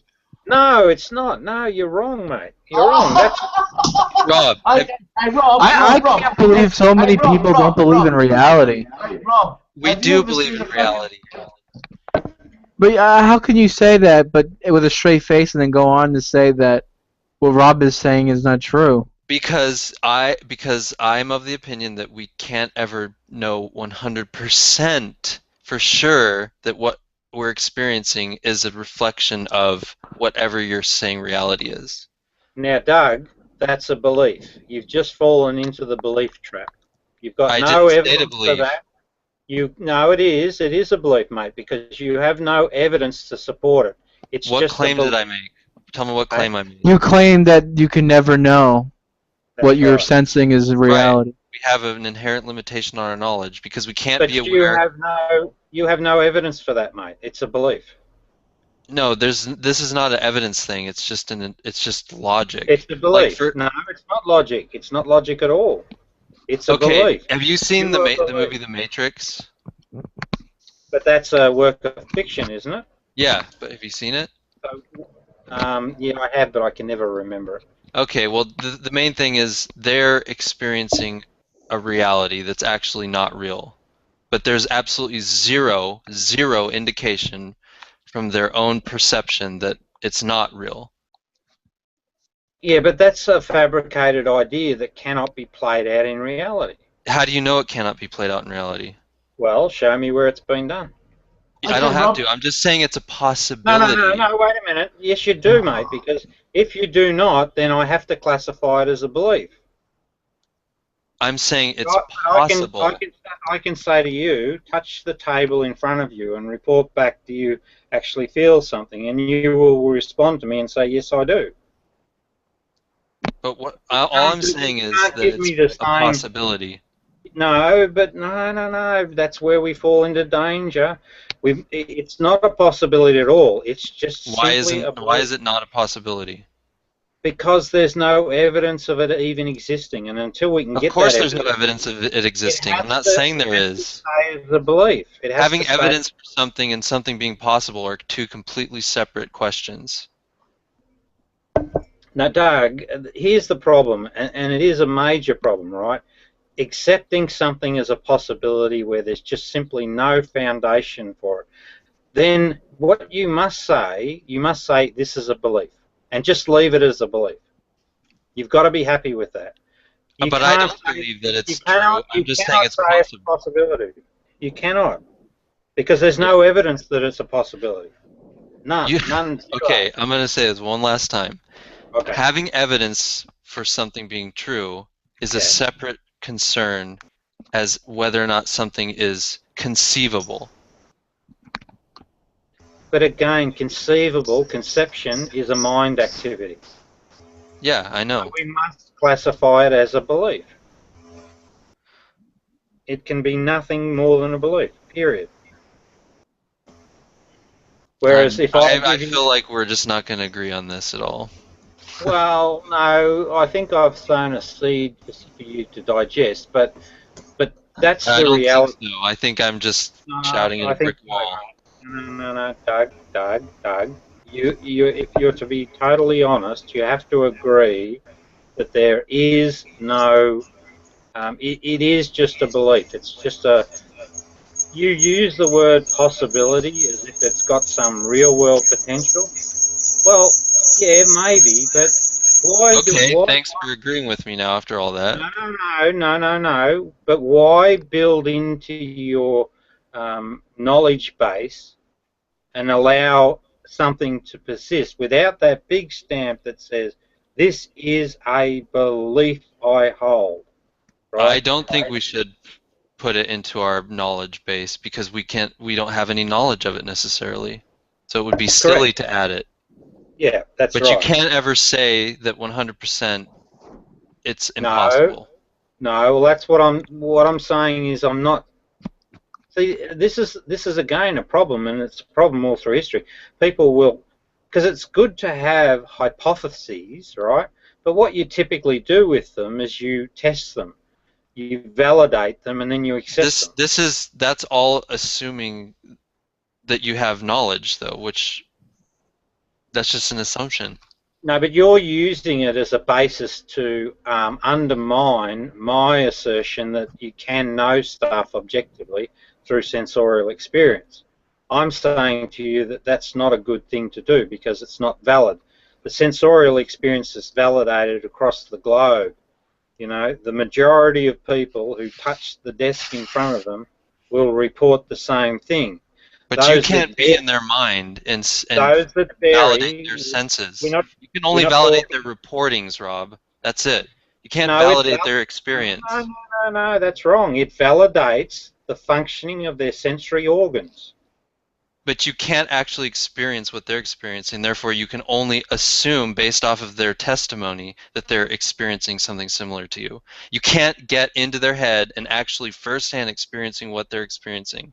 So even if they tell you blah, blah, blah, X, you actually cannot say 100% for sure that that's what they're experiencing inside their own head.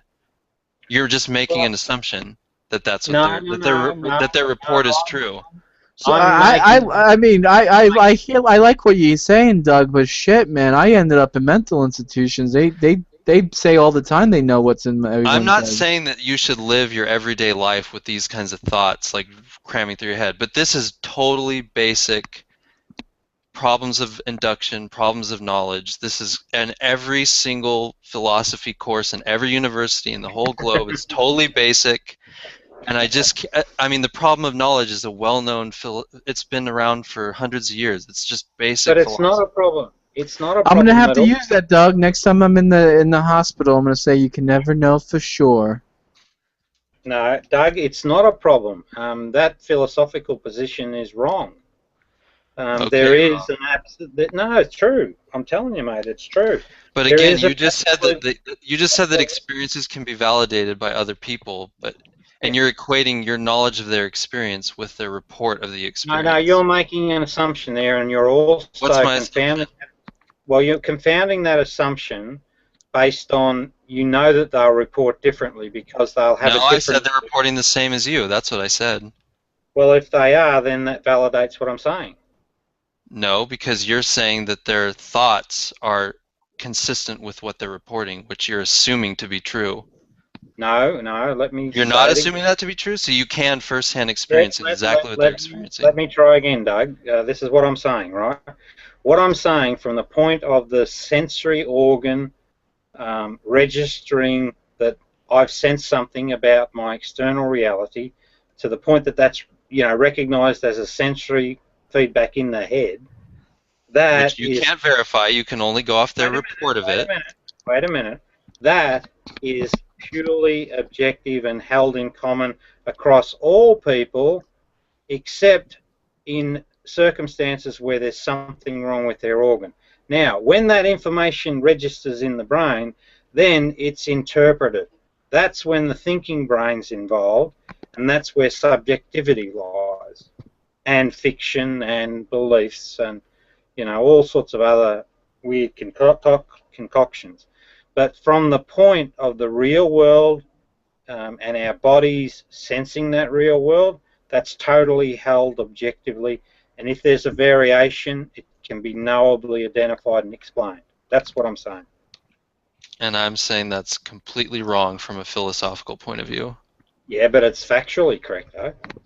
I'm saying it's factually incorrect. And you're assuming knowledge that you can't. Well, that's philosophy. Philosophy is. Benny, you've got me up there. Prove it, Doug. Oh, Prove Benny, where's the picture? I want it. Don't lose it. I got it, mate. If he does lose it, you're talking about you dressed up in ready for war. Yeah. Yeah, I got it. Oh, okay. We'll just have to work out a way to get it to you. Hey, you're on Facebook, mate. I'll drop it up there for you. Oh, okay. Cool. Yeah. Anyway, Doug. So, prove me wrong. I can't prove you wrong. Well, with philosophy, you can come up with any sort of anything you want to. Yeah, that's the whole point. Well, isn't there a difference between philosophy and? Well, I'm thinking of a word I can't think of. Well, philosophy. Let me explain to you explicitly what that is. Philosophy is love of knowledge. It's exactly that. So that's the wisdom. So that's the person that's feeding the good wolf, and wisdom comes to them, and it's this common. This is sort of like this connection to the God thingy. It's where we all, or at least people that are clear-minded, agree on what defines wisdom, right? So that's philosophy. It's tied very closely to the virtues, right? Because they're innate and part of the condition. So those elements, again, they can be objectively known. Justice, that's something that we hold in common when we're clear-minded and we have the same views. That's why we've developed a thing called common law, right? So these things are knowable and held in common. Though it's interesting to note that different countries have come up with different statutes in their common law. Sure, but if you look deeper at what's actually going on, you'll find that where justice has been applied, because there are these common laws are developed over time and they're based on a whole bunch of different events. So the event occurs, then they take it to the judge, and then the judge makes a ruling, and then that sort of gets applied over different things over time. But if you look deeply at what's going on, you'll find that providing there's no bias or there's no corruption, what you find is that justice is observed in the collection, and it's about equity, and what a philosopher would judge as justice is what you should see in that common law. An honest philosopher of high caliber, that sort of stuff. So, no, it's all the same stuff, and it's knowable. It's verifiable, it's objective, it's not subjective at all. The subjectivity belongs to the thinking brain, the interpretive mind.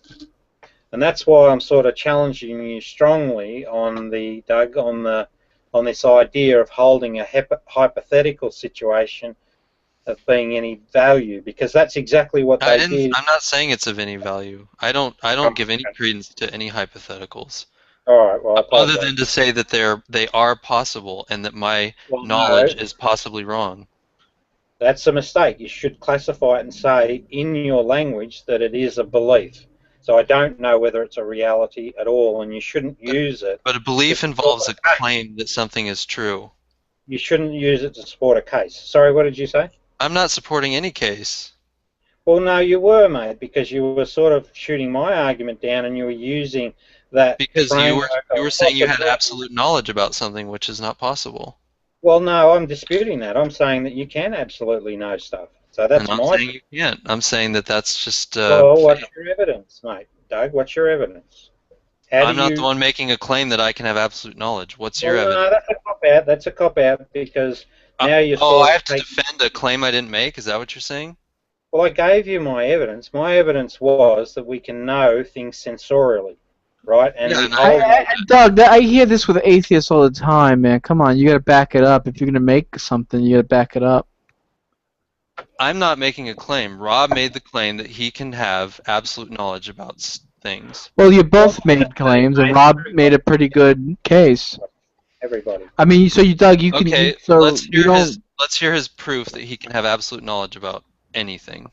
Sure. I want to hear proof for that. Okay, so here's my position, all right? So, and again, we've got to distinguish between sensorial experience. Yeah, I'm in front of my computer. Hey? What? What?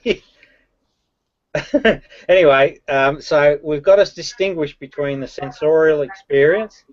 That's where reality. Yeah, I'm in front of the computer. Okay? Yeah, what you can exactly see on your computer. Who's that, mate? He muted. Was that a Muslim? That sounded like a Muslim. Yeah, it did. Or Indian. He might have had a Muslim in the background listening to us. That would have been an interesting strategical move. Anyway, so if we take this view that our mind has these two primary functions, and I'm not speaking specific, I'm just trying to generalize. CTRL key known as control key. Yeah, I can see the key.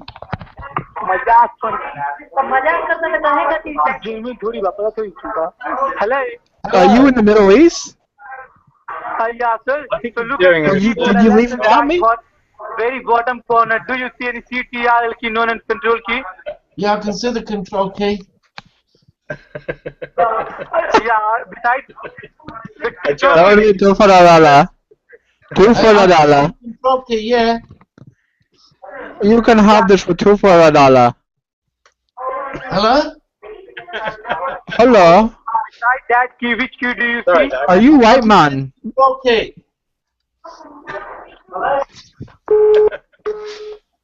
John, who's on the phone with you, John? Fuck, they ring me all the time. They want to fix up my computer.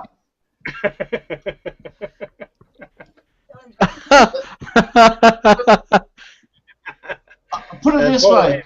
Every time they keep me on the phone, my world record, I keep them on the phone for an hour and a half. You just fuck with them? Oh, I love it. I love it. I love it. I know the tricks. It's like talking to the Seventh-day Adventists when they come to your door, right? No, I can't get them to come inside. At least these cunts talk to me. Because they want to fix up my computer, and they always ask me the same question. Can you take a control key? And what do you see next to the other key? I know it off by fucking heart. I could actually get a job. I'd get a job. Yeah. But Anyway, I just Doug. thought I'd let you in on that. But you get back to all the bullshit you're talking. I thought I'd let you in on that little one. Oh, thanks, mate. I appreciate it.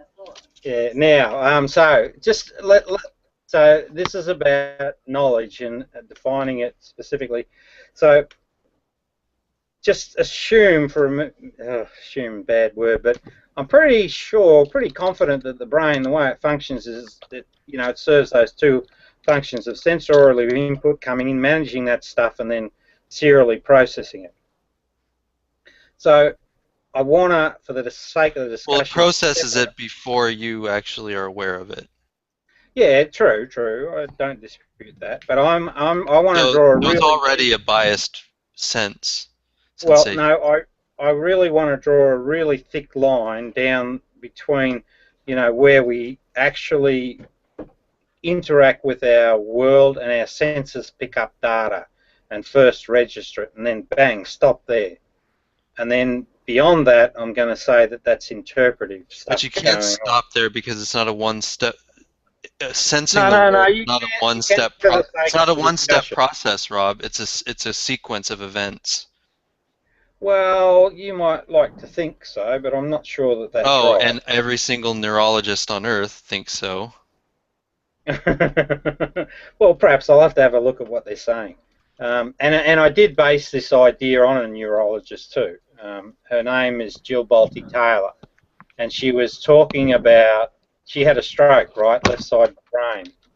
And this is where I got the idea, and I thought, gee, that makes sense. And she was recounting the experience that she had when she had a stroke on the left side and how the brain functioned, right? So I'm not sort of picking this shit out of the air, if you like. So anyway, what I'm sort of suggesting is that everything up to the point of that sensory recognition place, wherever it may be, doesn't matter where the hell it is, but it's inside our head. Up to that point, that's objectively experienced and known by all humans, with the exception of people that have some variation. But again, we're still in the realm of knowing because we can explain those variations. Hold on, you just made an assumption. How do you know it's experienced by other people? What's that? What you just said. Well, if we touch stuff, you know, we Yeah, can if you validate touch that. stuff, you can feel it. How do you know it's happening in the minds of other people? Well, we're not dealing with the mind. We're just validating sensory perception, right? Yeah. So if yeah, I I say agree. to you, I don't need you in this room, if I say to you, touch something that's in front of you, right? Just tell me what happens. But right? you're assuming the report of my sensation is accurate. Now be careful, don't cross that line to interpretation. All I'm saying is if you hit that, if you touch something, you will feel it, right? Correct? Yes. Right. Now everyone else in the room, they will validate that. And that will be true. And if someone says, no, I touched it and I didn't, we could send them off to the doctors and we can find out exactly what's wrong with their function, their sensory function. Do you agree with that? No, I don't agree with that. Why not? Because you're again making an assumption that someone's No, report yeah. of a sensory experience is the equivalent of that experience. You're just saying that's true without showing it. No, it's not an assumption. That's just a simple fact.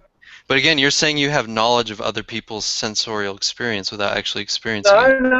No. Remember, I'm not. Yeah, Doug. I mean, if you're a normal person, you have the same mental faculties of everyone else, right?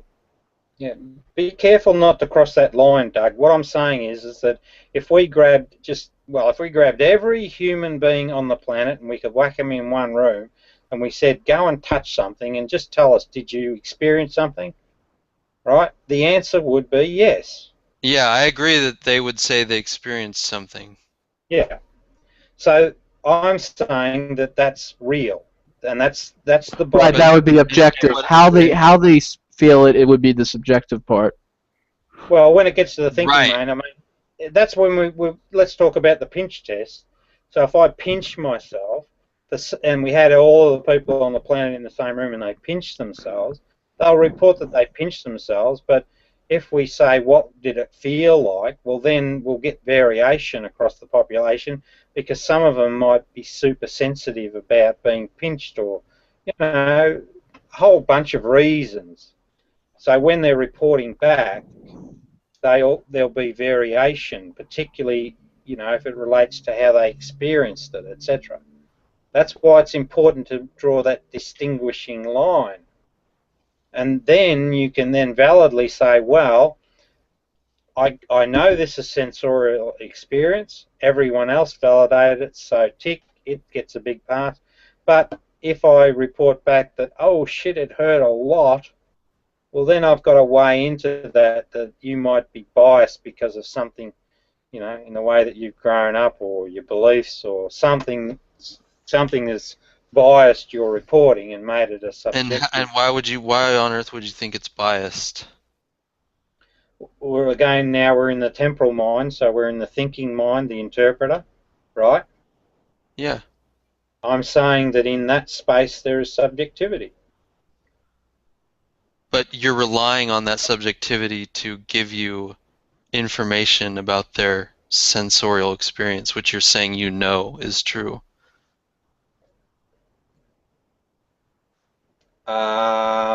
So now what we talk, but this is where it's important to know where to draw the line. So probably I need to take you in another direction at the moment. Right. Hold on, let me just say, I agree that another person would report having an experience if you had them touch something and they were biologically normal. Yeah. I agree with that. Yeah. The problem is that you're still assuming that their experience the report of their experience is accurate. You're assuming that. No. Now this is where we've got to draw that big line, because as soon as we get into interpretation, this is where the variations begin to enter the But you framework. can't verify someone else's experiences without using the thinking mind, because But you have I can absolutely validate that they have sensorial perception. And how can you do that? Sensorial experience, I probably should say. Well, for the fact that they said, yes, I touched it and I felt something. That does not give you knowledge about whether or not they experienced something. Well, that's just they told you. That's it. That's all. Well, wait a minute. No. Now consider this. No, wait. Consider this. Now I have a means of validating the table. Because if I bring the whole population... I already said that's not validating it, because you're just going off their report. No, you're wrong. If I get that same 7 billion people in the same room and they're sitting in front of the table that I'm sitting in, I'll bet you anything you like that they will validate that table exists by touching it. I agree that will happen. The problem is we're still in the realm of knowledge, and we're validating the No, you're not in the realm of knowledge at all, because Yeah. you're assuming that their reports are reflective of another agent's sensorial experience. That's an You're assumption saying that on a person could lie about actual touching a table when they... Well, let's say we create like a really smart robot, like a Data, okay, from Star Trek. If he touches a table and says he experiences something, do you know for a fact that he experienced something? Do you even know if he's conscious for a fact? Why should I worry about robots? We're trying to understand humans, aren't we? Yeah, but I'm asking you about a robot in this case. Let's say a Well, really of advanced course not. robot. The answer would be no. Sorry? The answer for the robot would be no. And why is that? Well, it's a robot. Okay, that's not an argument. You're just saying it's a robot. No, Saying, but can you A robot verify- doesn't have conscience. and tell me how you can verify that. Doug, I wouldn't even entertain the robot because it's out of scope. It's got nothing to do. It's relevant. We're talking about perception. For the sake of the, he's making as an example called a philosophical zombie. How would you distinguish a creature that was identical to a conscious creature that acted and behaved and responded like a conscious creature from one that was truly conscious? And it's a problem. How would you distinguish it? Forever. You know, I mean, this isn't new stuff. Everything he's saying has been discussed in philosophy circles for, hundreds of years. Google philosophical zombie and you'll see exactly what he's trying to explain to you. Are you talking to me? Yeah, let's say you have something that behaves and acts exactly like it is conscious and is perceiving things. Yeah, but you've just gone into the hypothetical realm. Why would you bother No, I'm going not. there? I'm just saying for the sake of argument, let's say there's a person. No, wait, mate, wait. You've got to acknowledge the facts, right? The fact of that premise is you've just gone into the realm of something that's got nothing at all. It's hypothetical, and it has nothing to do with the subject that we're discussing, which is the sensing of human beings. It's hypothetical to make a point. And the point, once it's made, you understand how it affects the earlier discussion. No, it confuses the issue, and it throws a spanner in the works. It actually illuminates the issue, okay? And you're actually no, it doesn't. cutting out. No, it doesn't. You're putting blinders on yourself. No, that's not true. Yeah, because you can't verify that a philosophical zombie is conscious, even though it acts and behaves exactly like it is. Well, you could not verify that it's perceiving or sensing anything. But it has no basis in reality. Why would we? It doesn't matter. It's the hypothetical. You still would have to be able to account for it. So we've now brought into our discussion. We're trying to understand absolute knowledge, and we're talking about. Let's keep with reality then. Let's say I touch my iPhone and I say, Siri, did you feel me touch the screen? And she says, yeah, I felt it. The iPhone, the voice on the iPhone. Did she feel it or not? And tell me how you know if she did or didn't. Tell me how you know for a fact that she did or didn't. Siri's not a human being, so why are we talking? So what's that got to do with it? Well, because we're talking about human's ability. No, I thought we were talking about sensorial experience. Yeah, and it's the human sensorial experience, though, isn't it? Well, if you want to narrow it down to that, that's a separate discussion. Well, what about data? Well, that's the discussion we're having, Doug. That's what we've been narrowing it down the whole time. How about a dog? Does a dog have sensorial experience? Of course. But it's not a human. Well, it's a living biological being, creature. Okay. What about a rat? But now you still. Hold on. What about a rat? Just let me keep going. What about a rat? Sure, rat. What about a cockroach? Yeah. What about the little tiny worms that live in human guts if they're infected? Sure. It's like an elegans. It's conscious, you know, because it doesn't have a brain. It just has nerve ganglia. That's it. But it's conscious. It has perception. I mean, I don't know for their facts, but I would have to guess they do. Wait a second. Okay. Well, not for them. Wait. But I know for humans they do. So then how can you know that a smart computer like Data cannot be self-aware? 1 second. You need to understand there's a difference between consciousness and sapient. Okay. Basically well, I know plants have. I mean, I know even plants have something because they seem to, you know, they can move to the direction of the light and they can sense things. I mean, they even a plant has some sort of capability there. What about a single-celled organism? Yeah. What about dreaming up all sorts of distractions? Keep on track. No, we're breaking it down. We're getting. What about a single-cell organism? What doesn't have sex and it just divides and multiplies? It doesn't have sex. Does it have sensorial experience or not? And how can we know it? Who cares? Let's get back to the humans. Whoa, who cares? I would say single cells do. Sure. Okay, so if baby dogs, who cares if baby dogs have a sensorial experience? Let's just murder them all, because who cares? We don't want to talk about the hypothetical that they could be conscious. Well, Doug, you're going crazy here. We're talking about you guys human beings. can't tell me the demarcation point between when something's conscious and when something's not. Well, when something's let's go with something's alive first, and let's go with that. All right. What about a virus? Wait a minute, Doug. Why are we going? Of course, viruses. Of course. Of course, viruses are alive. What's the definition of life? Of being alive? If you have to ask me that question, Doug, then that's kind of I don't know. You're being silly or something. I'm not being silly. That's a major question in biology.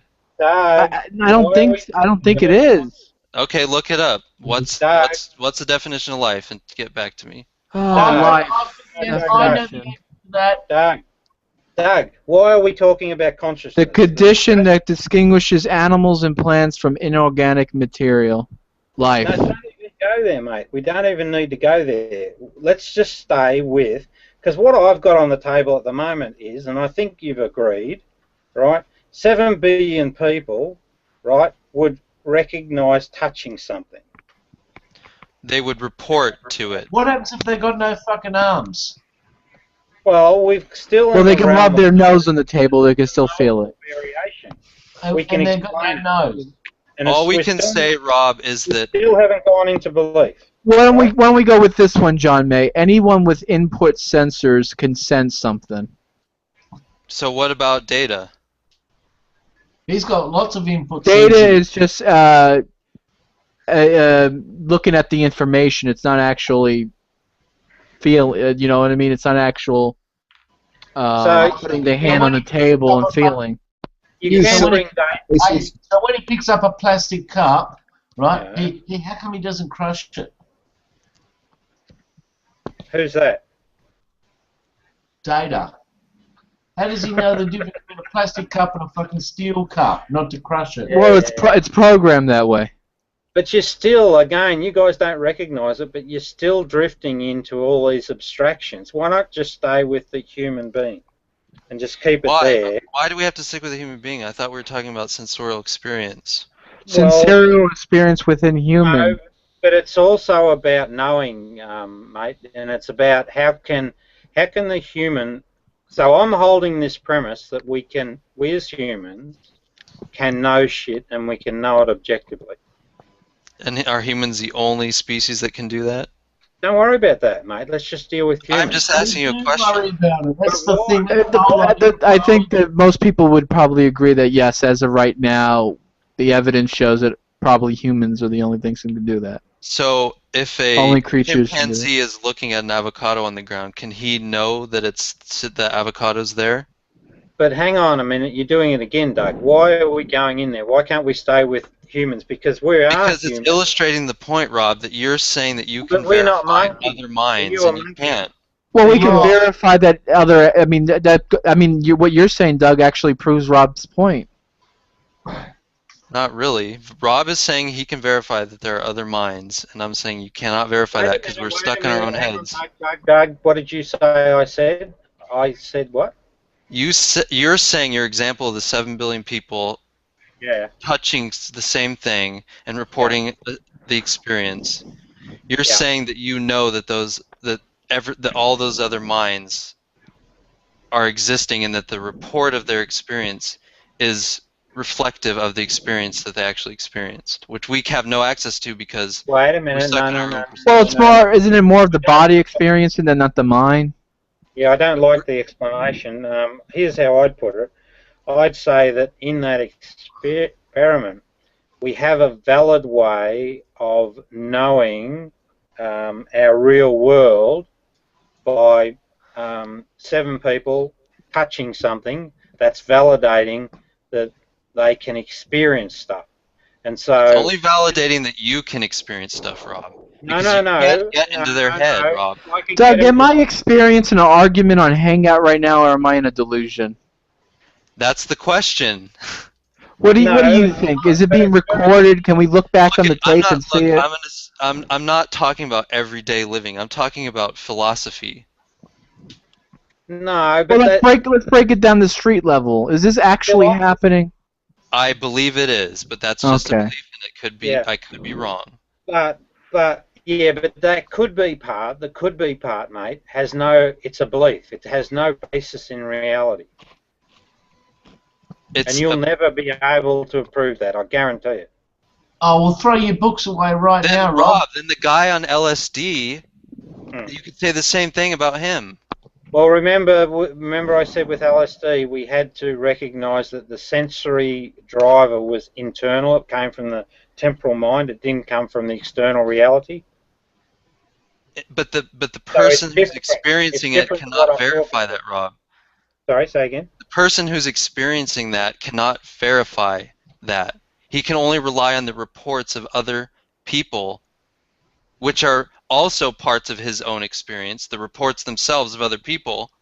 So you can't just jump to the conclusion that because your own experiences are telling you that so-and-so is saying they fill a table there, that therefore they actually are. That's an assumption that you're making.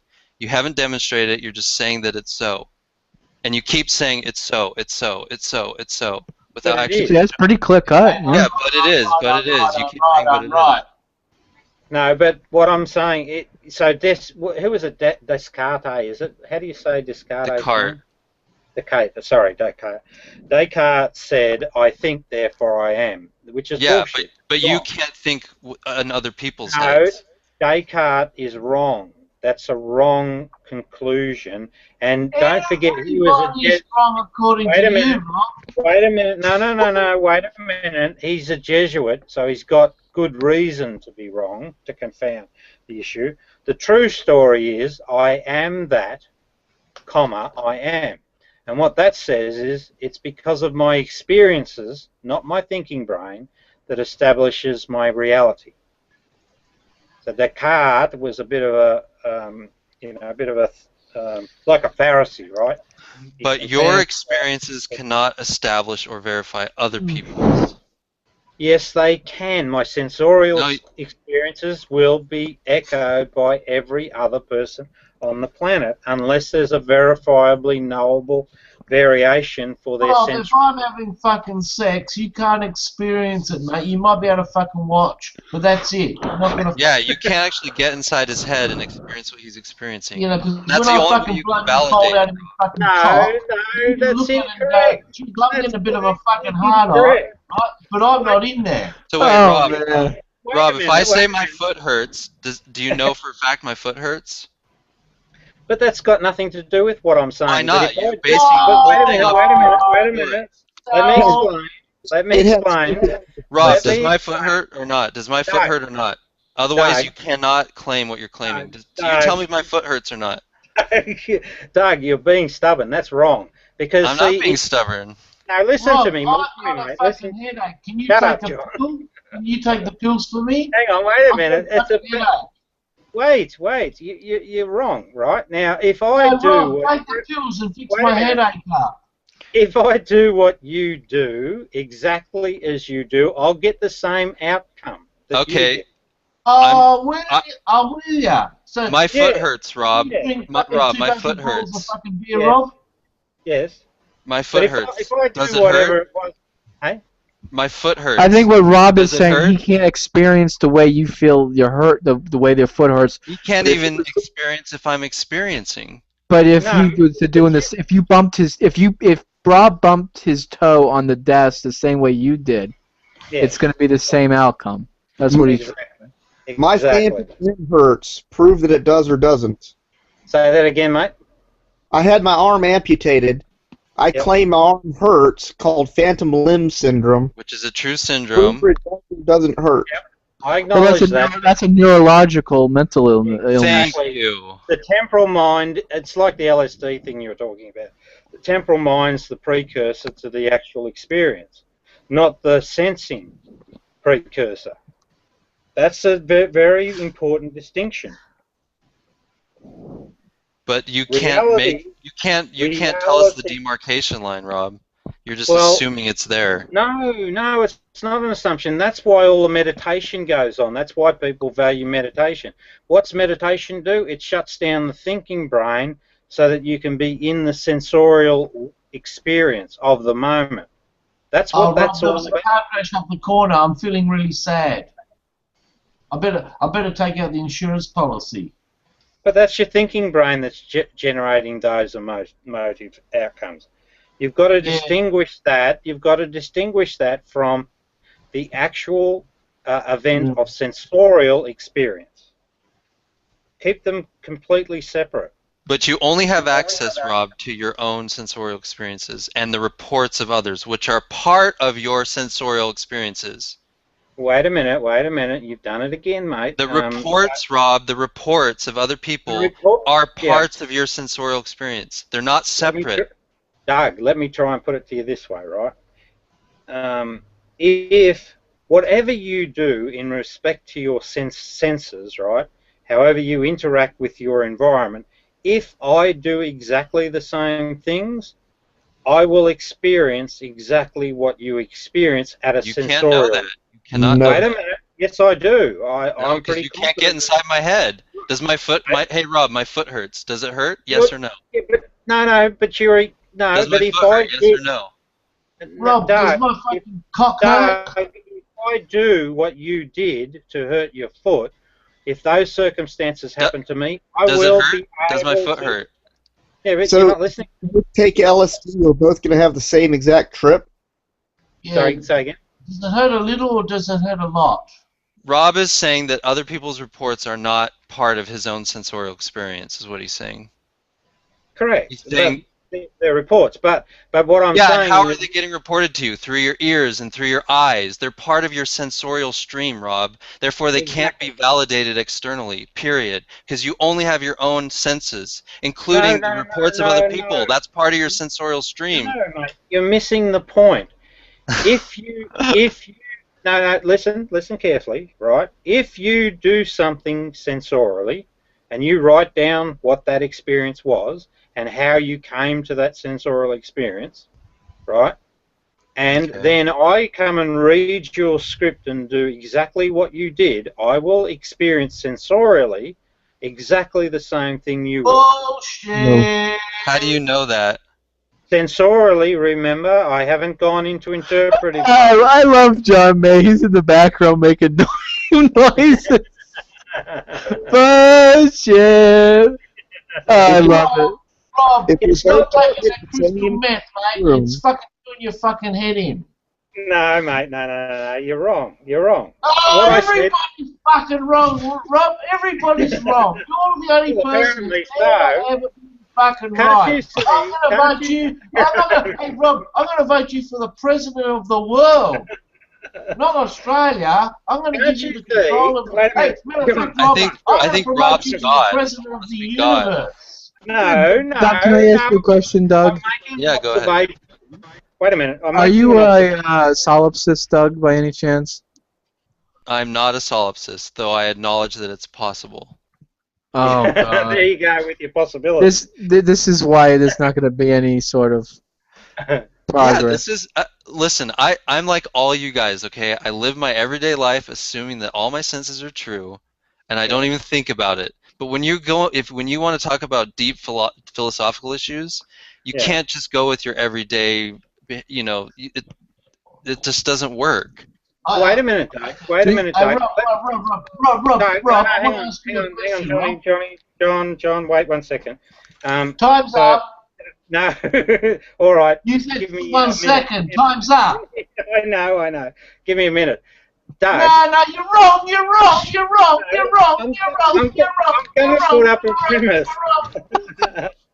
I'm going to put up a premise, and I want you guys to prove it wrong, right? So I already did prove it wrong. No, you haven't. I haven't heard anything that proved it wrong, right? So what I'm saying, because the reports of other people are part of your sensorial experience.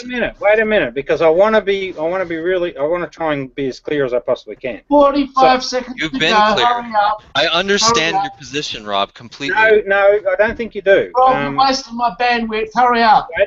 All right, shut up, mate. So what I'm saying is this, right? If, and I'll say it again, if you do something that has a sensorial event in it, and that's happened all the time with us, but if you do and you record what you do, and then you give me that recorded script of the things that you do sensorially, and we're not talking about the report, but just the sensorial experience that I have. Wait a minute. You've only the got 20 sensorial seconds experience to that hurry I have will be exactly the same as you There's had. no now, way wait a minute. When it comes to reporting, if I record what I experience, if there's variation, if we work at it, we should be able to knowingly explain the variation. No. Your first part was wrong. You cannot know that the sensorial experience of another mind was the same as yours. You cannot know that. You have no access to it. Well, all you have access to, Rob, are your own senses. Yes or no? What if we were able to, like, here's a thought, like, hook a person up to a machine and record their thoughts? Yeah, and we have do access. that. So isn't that like a? But you still can't experience what they're experiencing. Do you understand? Yes, so what if I got into another machine? Well, listen, wait a second, Rob. What if I invent another machine where I put like a helmet on my head, and it plays back the experience as if I was the person? Could that be possible, Doug? It could be possible, although we can't do it now. And if that was possible, then you could then verify. So okay, then your whole bullshit argument would go down the drain. Okay, good. It would. In that case, I agree that it would. Except we can't do that right now, which is why I'm saying Rob can't say what he's saying because we don't have that technology. I think we have that technology soon. I think it's going to happen soon. I also think that in the future we'll be able to copy our who we are into a hard drive and be on the internet, like a Matrix type of thing soon. I'm going down to Dick Smith to buy it. Well, I don't think it's there yet, but I think in 20 years from now we can. Radio Shack, they must have it. I like Radio Shack. Now let me ask you something. Let me ask you something, Norse. If you hook that helmet up to your head and you experience something that's way different than you would have, what would you say then? I was delusional when I experienced it. And why would you say that? Because it's not the same. But how do you know it's delusional?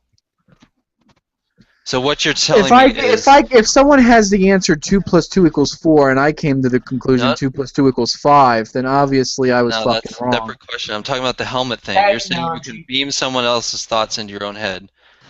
Let's say they like kick a chair while you guys are like locked together, and let's say it doesn't feel like anything you've ever felt in your life before. It's indescribable. What would you say then? I guess I would say it's undescribable. Now, and so then how can you say, then how can John... I guess, I don't know. So even though they would report that they're feeling pain, just like you do, except when you hook the helmets up together, you feel something that you have never experienced before. So how then can Bob... Right, the feeling is subjective. That the sensorial experience is the same. Me and Rob are on the same page. How we interpret it is subjective, completely. But it's still objectively happening. If I shoot someone in the head, it's objective that I shot them in the head. How they, how they die, or what happens subjectively. Only the how sensation is the thing that you have access to. Right. Every experience you have of the outside world is coming through your sense organs, and that's all you have access to. Correct. Okay.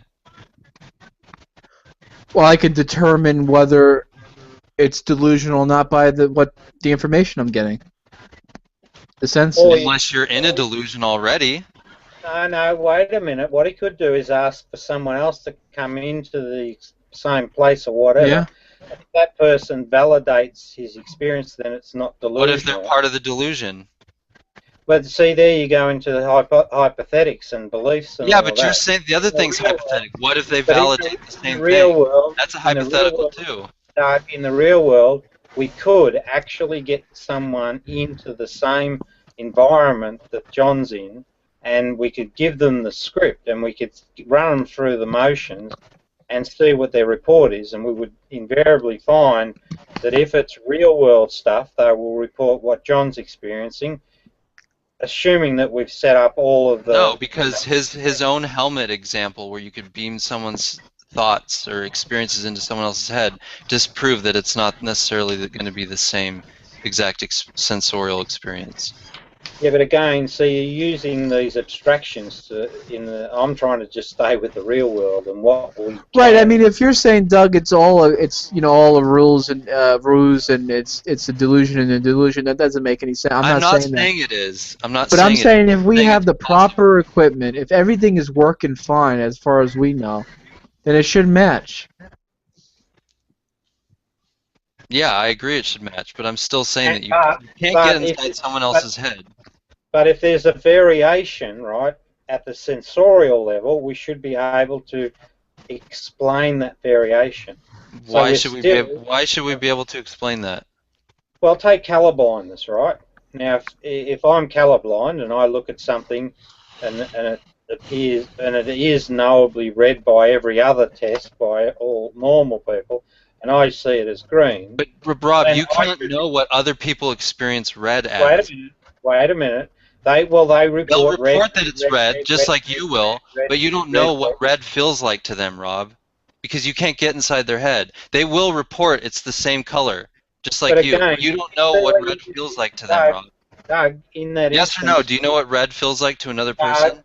Doug, what you just did is you flicked it across. There's no color in the universe, okay? Rob, do you know what looking at something red feels like to another person? Right. You just switched into the temporal experience, didn't you? No, I'm talking about the streaming current sensation.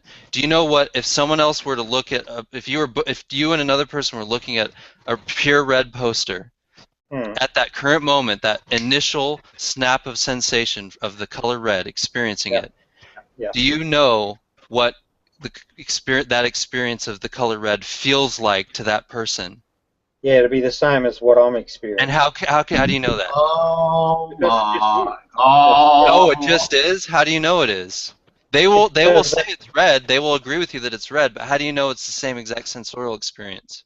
Because it just makes sense. If you get every... No, tell me how you know it. I don't care if it makes sense to you. Tell me how you know it. But it's logical. Now, there's logic, right? It's not logical. No, please explain.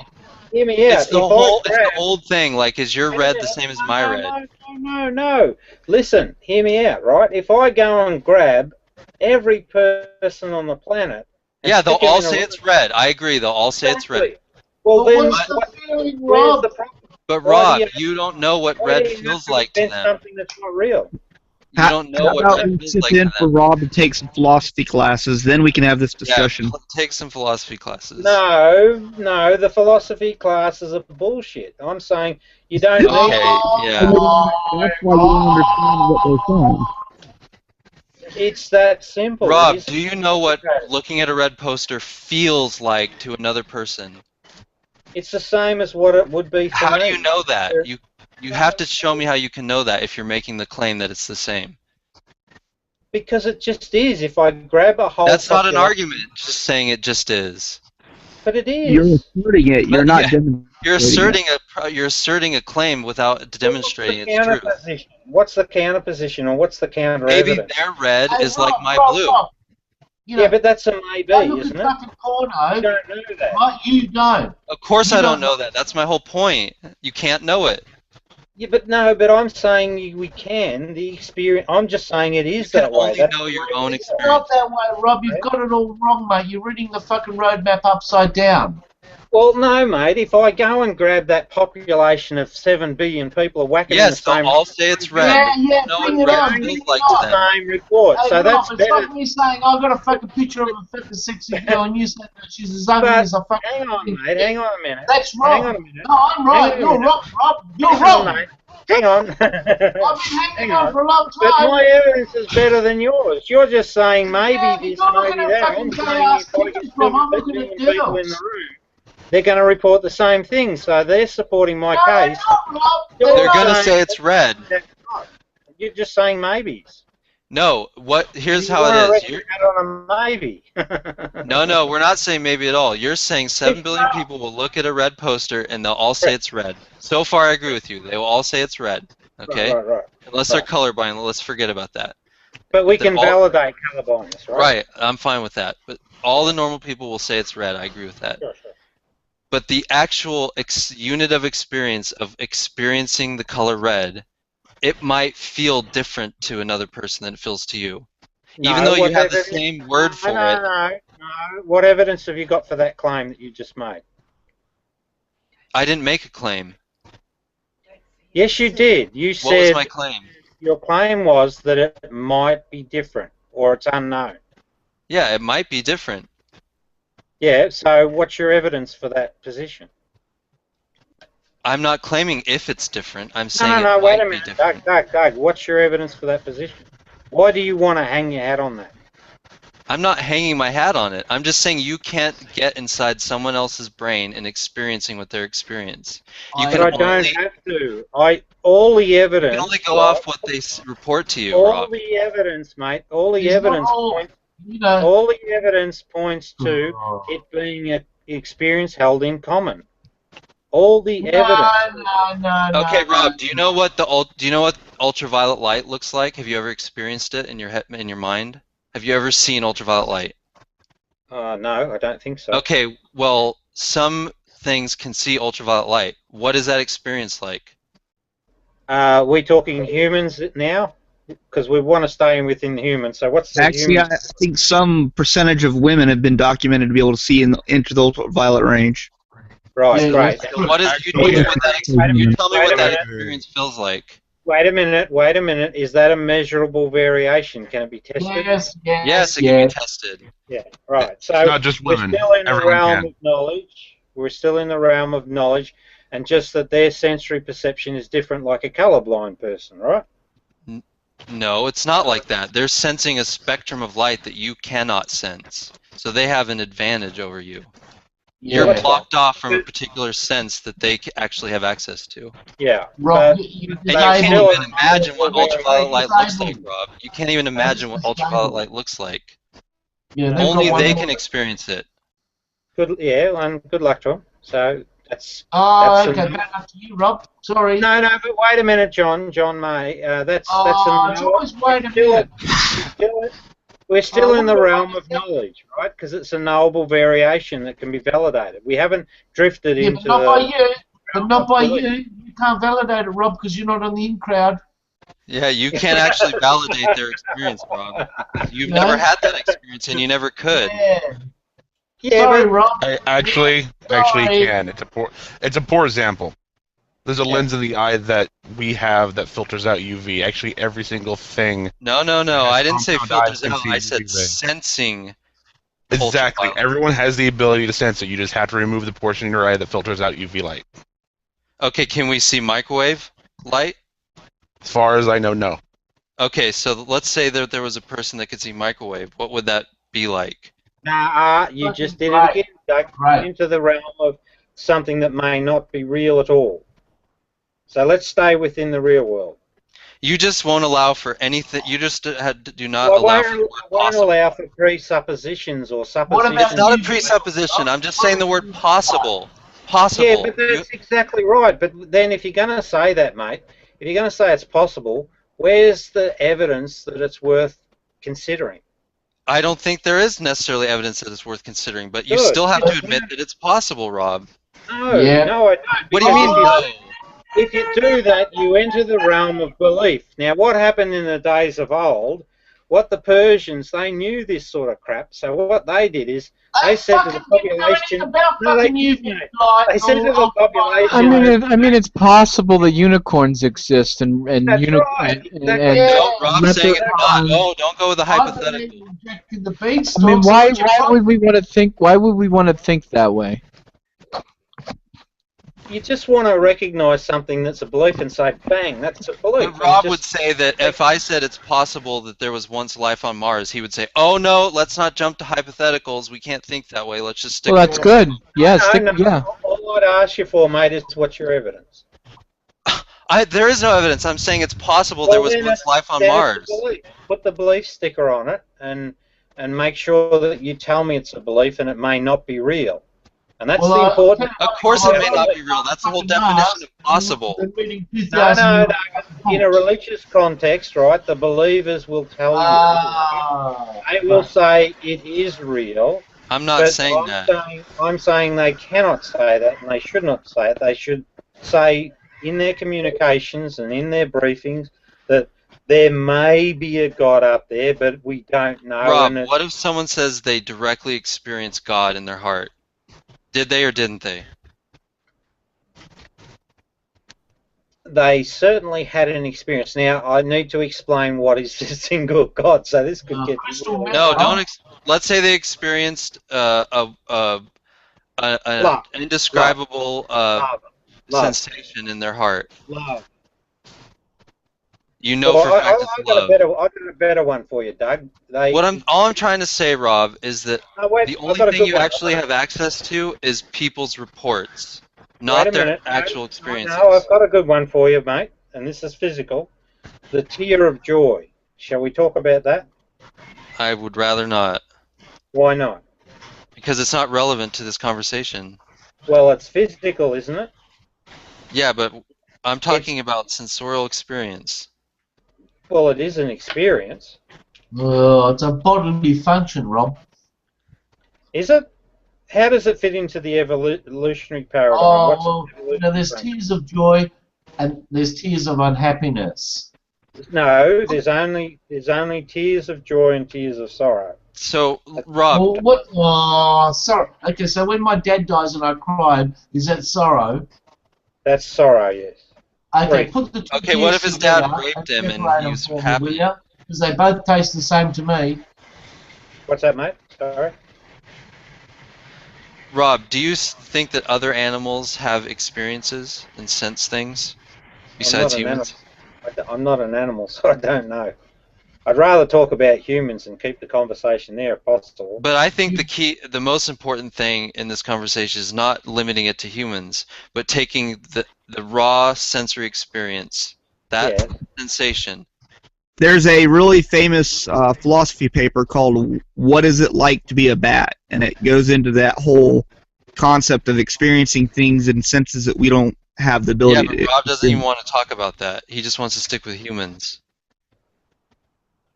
Oh, unless okay, if I press my hand onto a hot frying pan, I'll wrench it back and go and make noises of pain. If a dog does the same thing, a dog will do this. It will do the same thing. He'll wrench his hand back and make noises of pain.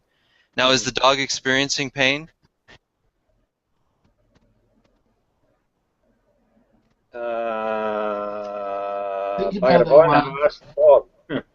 Well, that's a hard one. That's a trick question, Rob. Be careful.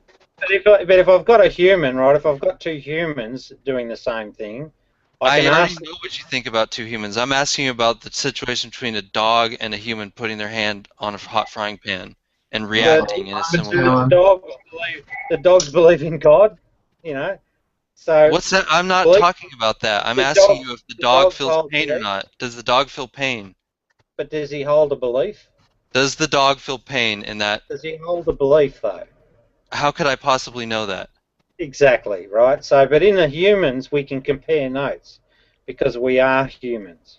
So it's better to stay within the human context, isn't it, if we're going to examine things like beliefs and knowledge? So wait, even though a dog reacts exactly like a human, you're not willing to say that the dog felt pain? Well, I wouldn't have a clue, and I can't get the dog to tell me. But I can get a human to report back to me. So you're saying it's possible then? You're saying it's possible then that the dog might not feel pain? Well, I don't know, mate. No, and I don't see its value in the discussion. I think it would be better if I do a the value is that the dog could be sensing something, having an experience, but just because there's a communication blockage, that doesn't mean that the animal isn't necessarily experiencing things or having sensations. I'm going to try and work with you here, Doug, because you're getting caught on this experience thing. So that's what if a human is a deaf mute and they're retarded and they can't communicate in any way, but they touch their hand to the frying pan and they pull it back and wiggle it? Did they feel pain? They would have experienced exactly the same thing sensorially that I would feel. And how do you know that since they have no way of reporting it to you? Unless, hey? How would you know that if this person has no way of reporting it to you? Other information available to us, Doug, that's not spoken. They pull their hand back, and I would do the same thing. So did the dog, Rob. Yeah. And so you're getting the same information from the human and the dog. That's proving my point, isn't it? No, it's not, because you're getting the same information from the human and the dog. But this human has no way to communicate with you. Yeah, but you're still willing to say that he's experiencing pain. But in the dog's case, even though it's reacting in the exact same way and also can't communicate with you, you're not willing to say whether you know or not. Oh, okay. You're saying you can't know it. Well, no, I can actually, now that you frame it that way, because I can observe his behaviors and they're the same as mine. Okay, so you're saying the dog feels pain for sure. Well, it seems that way because he's pulled his thing back and he's yelped. No, I'm asking if it not. No, we can't go off of if it seems that way, because then you could say the same thing about a human, because they react the same way. Yeah, exactly. Well, that's what I am saying, though. But no, you're saying that you know they're experiencing the same thing. Yeah, my learned wife, who's always smarter than me, she said, "Can't we put sensors in the brain and test it that way?" I don't know. Can we? I don't know. She's the wise one, not me. No, can't they? Oh, she's saying that they actually do it already. Is that true or not? Anyone know? You mean like deep brain stimulation, where you could put a probe in someone's brain and light up their pain center and have them feel pain? I believe that's possible. I guess. So if that sort of thing reports the same results across a range of subjects, then that's validating that the same things are going on in relation to their relationship with their real world. You can do that with muscles in your body too. You can put nerve sensors on there and control someone's muscles. Ah. Okay, thank you, darling. She was talking about how you can actually twitch muscles and all that. Right. And if that's held in common, all I'm trying to say is that it just seems blatantly obvious to me that the senses are held in common. And that's the best arbiter of knowledge. I agree that it seems blatantly obvious, and I live my life like everybody else every day and assume that that's true. But I always am careful to say that that's an assumption on my part. That's why they call it presuppositional arguments. Yeah. But you're not saying it's an assumption. You're saying you know for a fact, and I'm saying there's no way to know that. That's the only difference. I agree that it's blatantly obvious, but I will not say that I know for a fact because I can't crawl in their head. Even though they're telling me the same thing, I still can't crawl in their head and verify their actual senses. Well, I think my observations tell me that that's just the way it is. But the more important thing to me is to encourage people to separate sensorial experience away from beliefs.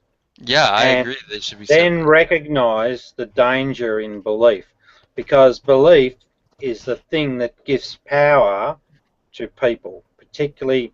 So it's just not a good thing, historically, clearly evident, that if you gift to someone, right, a belief in just what they say rather than testing it validly yourself or finding clear evidence, knowable evidence for it, if you do that, you put yourself at massive risk. And it's the fundamental building block to the power paradigm. And, you know, so when you sort of say it might be, or, you know, I say, well, stamp it and say, look, this just hasn't got any evidence in reality, but I'm just throwing it out there to try and extend the inquiry and try and help it along. Rob, it's already stamped that it doesn't have evidence in reality. That's what the word possible means. Yes, but there's already a disclaimer in the word itself. I understand, but you're not saying, yeah, but the trouble is, right, in conversation, people will use that as a weapon or a tool or whatever. Well, if they use it as evidence, then they're to throw doubt into a situation. To throw doubt into that's a good tool of throwing doubt into a situation. No, it's not. No, it's not. Not where there's overwhelming evidence that says that it's more than likely that at a sensorial level we all experience the same thing. But you're not saying it's more than likely. You started this conversation off by saying you know for a fact that they're experiencing the same thing. Well, I do, and I hold that view quite strongly, as you might have gathered. Yeah, I can see that, but I'm just saying that there's no way for you to know that because you're, like I said, you're reliant only on their reporting of their experience. You can't actually experience what they're experiencing firsthand. Only what they're reporting about it.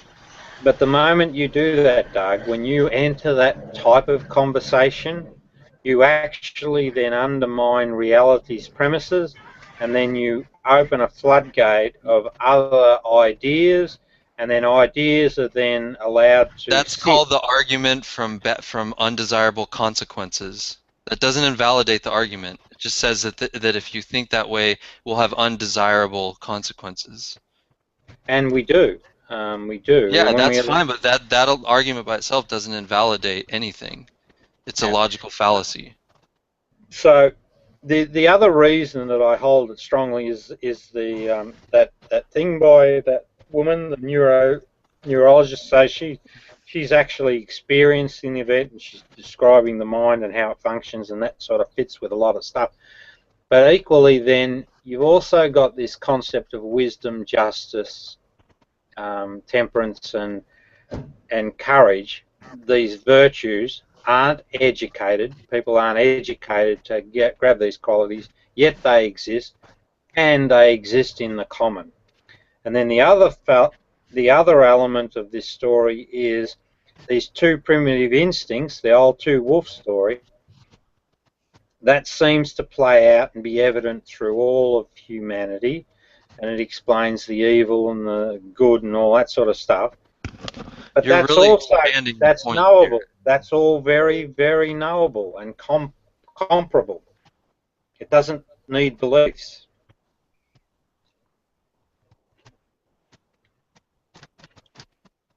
That's all. Oh, Benny uses Minicam, yeah. John, you in Australia. John, don't Rob, tell him. Rob. Yeah, mate. I'm going to ask you a question, right? Yes, sir. But it's not a trick question. If you answer it wrong and you want to put up a debate, right, you have to put up a better answer than what I already know. Are you ready for but it? hang on a minute. You like to keep secrets. I don't like that. I like to have... No, there's no secrets, Rob. The world, hey, you experience everything in the world. This question has been asked a lot of times, and I've got the answer. I've got the answer, and I don't want you to say, "Oh, no, wait a minute, you're wrong," right? Because my bank account says that I'm right. All right. You ready for the question, Rob? Yeah, mate. What's the meaning of life? Yes, I know the answer to that. What is it? The meaning of life is held in the experience of life. Wrong. No, it's not. That is absolutely correct.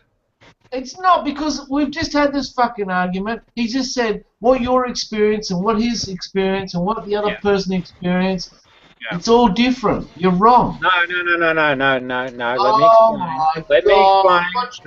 Let me explain. I'm not wrong. I told you, don't answer if you don't know and make up bullshit. No, I'm not making up bullshit. I'm telling you straight, right? Now, the experience of love. Right? No, I said, what's the meaning of life? Because, this helps demonstrate my point. This helps demonstrate my point. It doesn't actually weaken this point. Well, you've got to let me express it first. I don't want to know. Well, if you don't want to know, then how am I able to put my case forward? Am I just supposed to just accept the fact that you know better? And you say, but I want to tell you how fast a fucking horse and cart goes.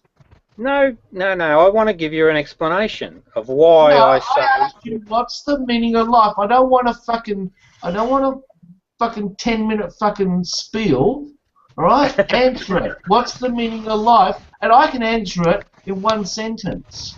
Alright, well, you go then. No, I want to hear yours because I want you to. Alright, well, I'll answer it if you be quiet. I love dribble, Rob. Hey, alright. I love the I'll answer it. Just be quiet. Yeah, but don't take all fucking day. Alright, mate, well, it's not the light's going down here, buddy. It's going to be night time shortly. Right, can I answer it after him? Yeah, let's go let Rob go, and then let's let Cerberus. Yeah, okay. Now, so the reason I say that with high confidence, right? So if you look at all of the spiritual stories, they talk about living in the moment, in the now, right? Well, what happens in the now is sensorial experience.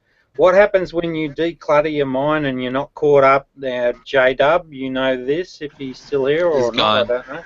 He's gone. But with J-Dub, he has some baggage, right? So there's mental noise in his head.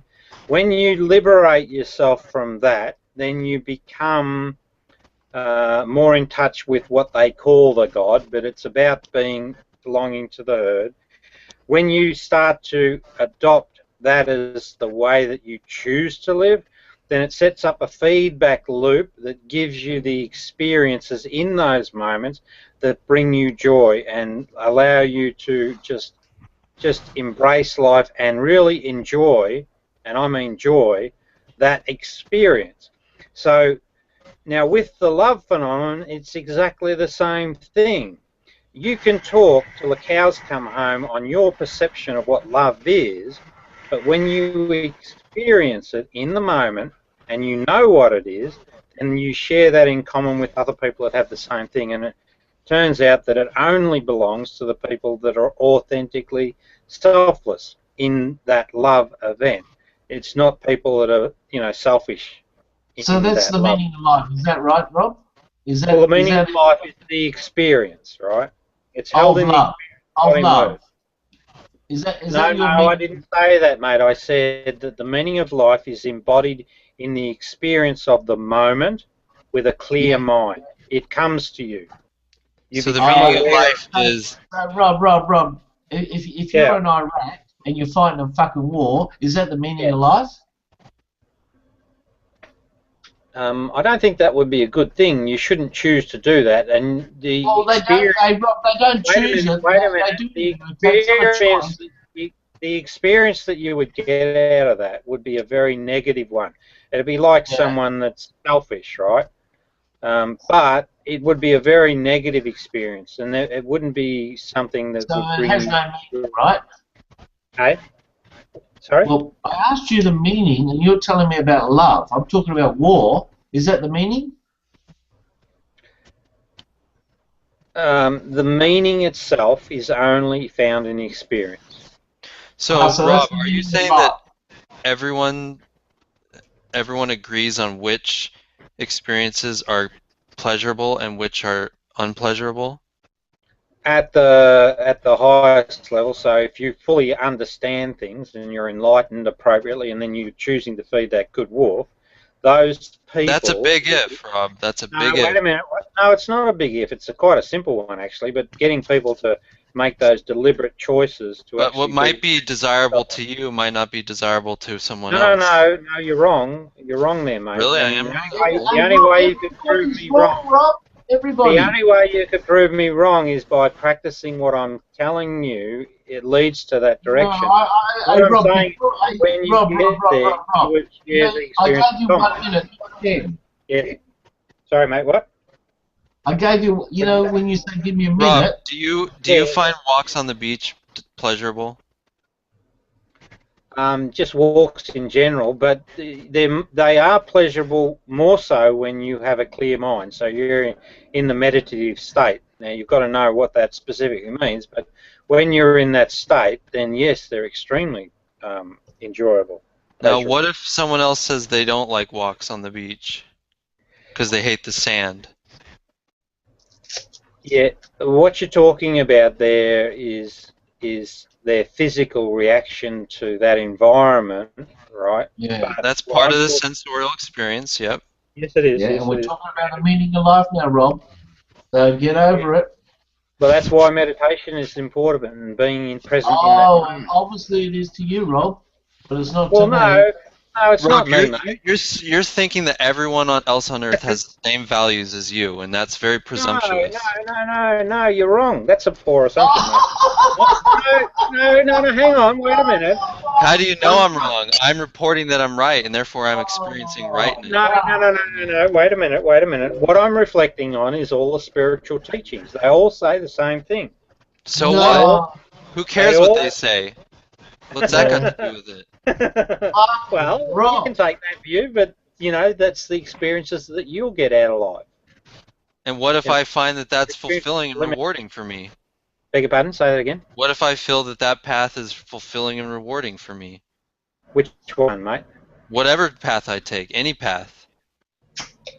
Well, you'll find that if you compare notes with someone that's enlightened, they'll be able to validate your experience. Well, that won't be you, Rob. You're far from enlightened, mate. You're far from it.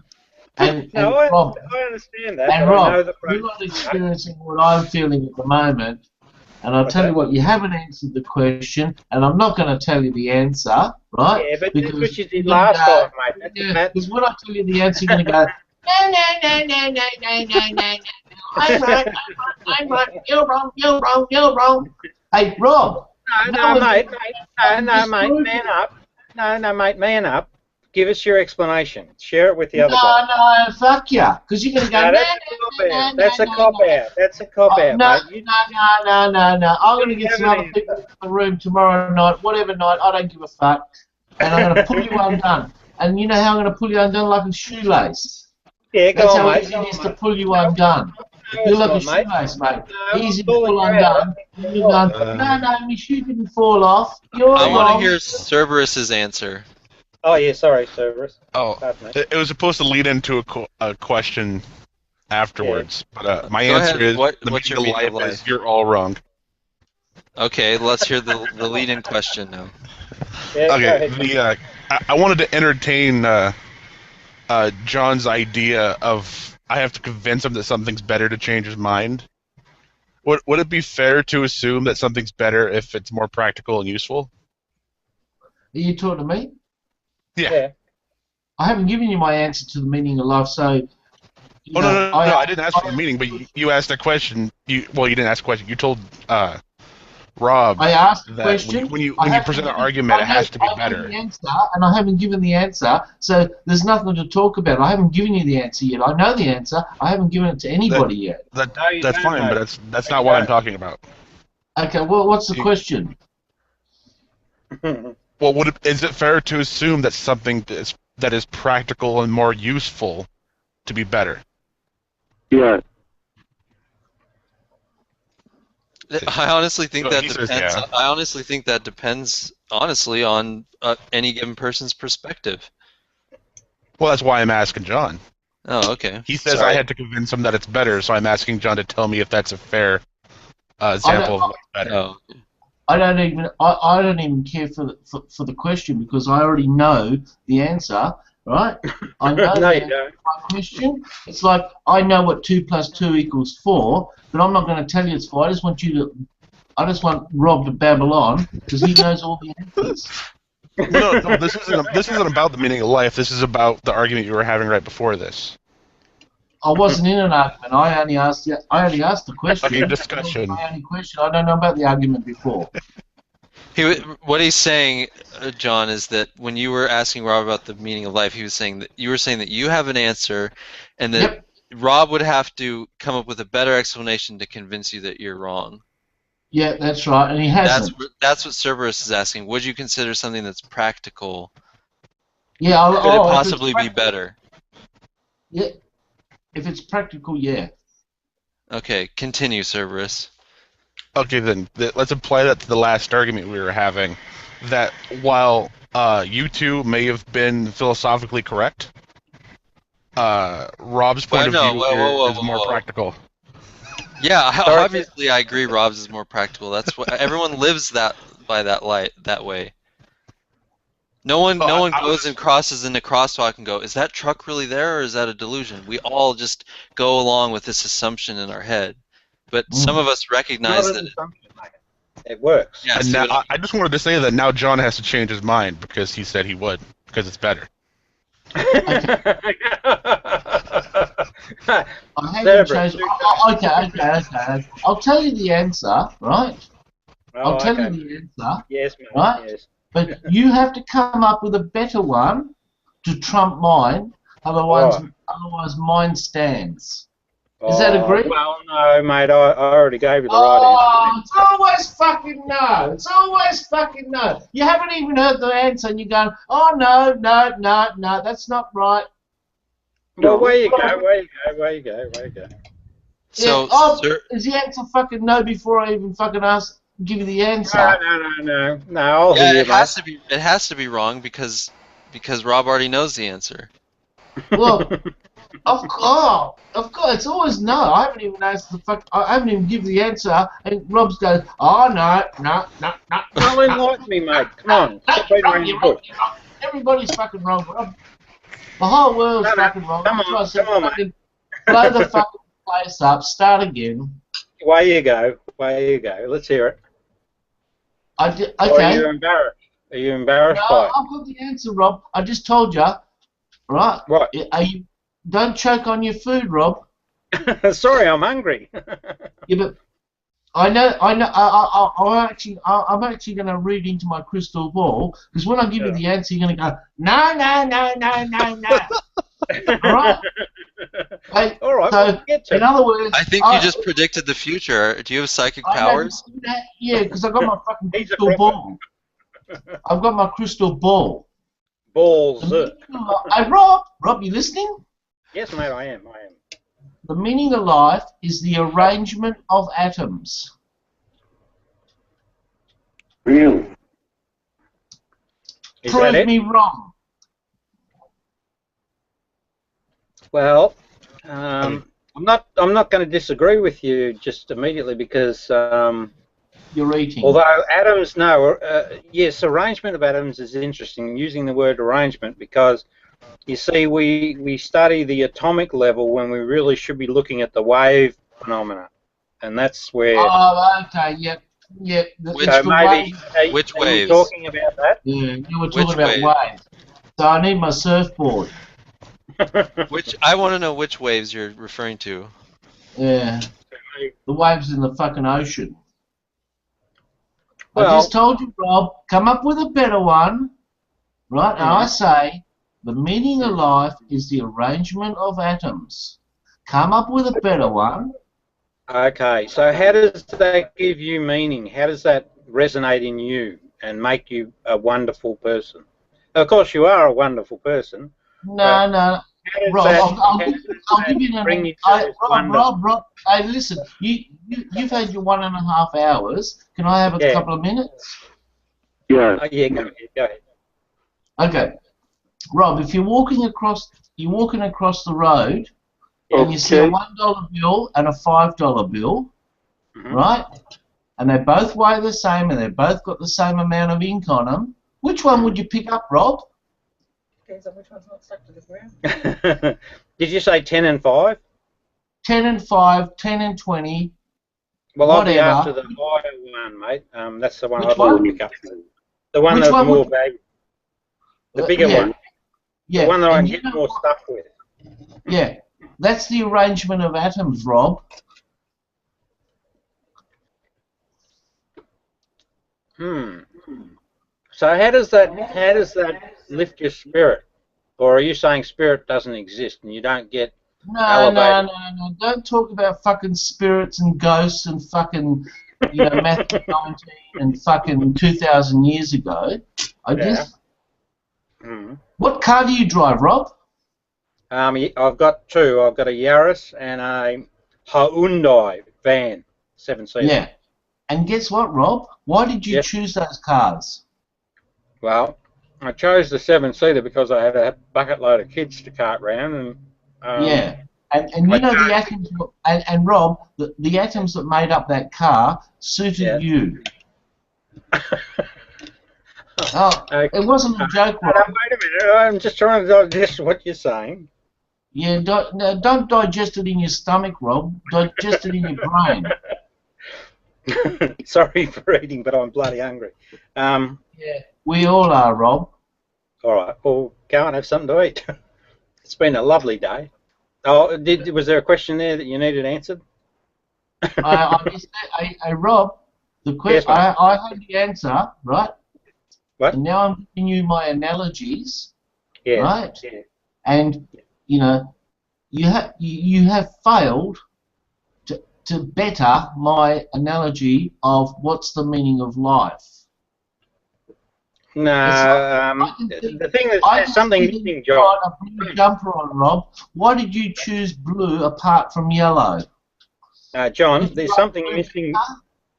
There's something missing from your analysis. No, there's nothing missing, Rob. I think there's something missing with you. Do you know the meditation phenomenon? Have you experienced my God! Hey, Rob, do you know what crystal meth does to you? No. That's just a simple question. Have you experienced meditation? Do you know what it is? Yeah, when I'm having a cigarette, I'm meditating. Next question. Have you lived your life for a period of that life in absolute authentic selflessness? Rob, don't derail the conversation. I asked you what the meaning of life was. You said and I gave you the answer. I says the arrangement of atoms. Right? Yeah. Prove to me that the arrangement of atoms has no meaning. Yes, but that's a material meaning, mate. We're talking about different things. Atoms are fucking there, Rob. It's material. I'm sorry. Hey, when I was giving my answer for the meaning of life, I was addressing that question that people have. They try and work out why the F are we here. And the only way to answer that particular question is in the moment, with the still mind. Okay, Rob. Yeah, mate. I'll try and explain it to you another way. You know, Right. you married. I don't know if you're married or not, but you chose your wife, right? Are you married? Careful, she's listening. I don't care. You chose her. Oh, I know you don't, but I've got to go to bed with her tonight, not you. Well, guess what? I don't care. Good on you. Hey, Benny spoke. You chose her because she looks the way she does, right? And she's made out of atoms. Yes. So that gives your life meaning because of the way the atoms were arranged. Now, I know you didn't go and marry a fucking 80-year-old granny because those atoms weren't to your liking. Right. Now, you're actually close to reality there in a sense. Oh, I'm close. Well, you're not close because I've just given you the meaning of life, right? No, Rob. So, in other words, you're saying that all the philosophers of the past were just talking shit, and we've had to wait for you to come along. That was their. That's what you said earlier tonight about the problem of knowledge. How so? Because yes, I did. I was critical of certain philosophers, but not all of them, mate. So I'm validating Plato. I'm validating the Gnostic Jesus. Did you validate Aristotle? I only read Plato, mate. Oh, okay. Too hard to read bloody all this stuff. Yeah, more arrangement of atoms, aren't they, Rob? Yeah. Well, you can take that. Hey, Rob, you're not a thing. There's 10,000 comedians out of a job, mate. What's that? Rob, what you're going to do, instead of picking a fucking car and saying, I've got the fastest, have a look before you buy a car, because that will play a big role in your life if you want to, continue on this little journey you're on. What have I got to do, mate? I've got to be careful about my car choices. Well, it's the arrangement of atoms, Rob. Because that gives life meaning. Oh, right, okay. Well, thank you, Swami. See, you didn't know that, Rob. Now you no, tonight, right? I'm not. Hey, the light bulb's not going off. What's wrong there? I'm not getting a light bulb moment. So how come?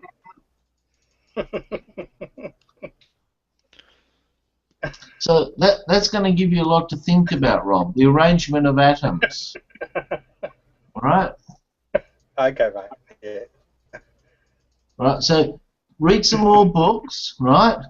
No. I'm done with reading books. Yeah, and now you're into writing them. Well, I've done that too, mate. Done that too. Finished. 22. 22. What's 22, Benny?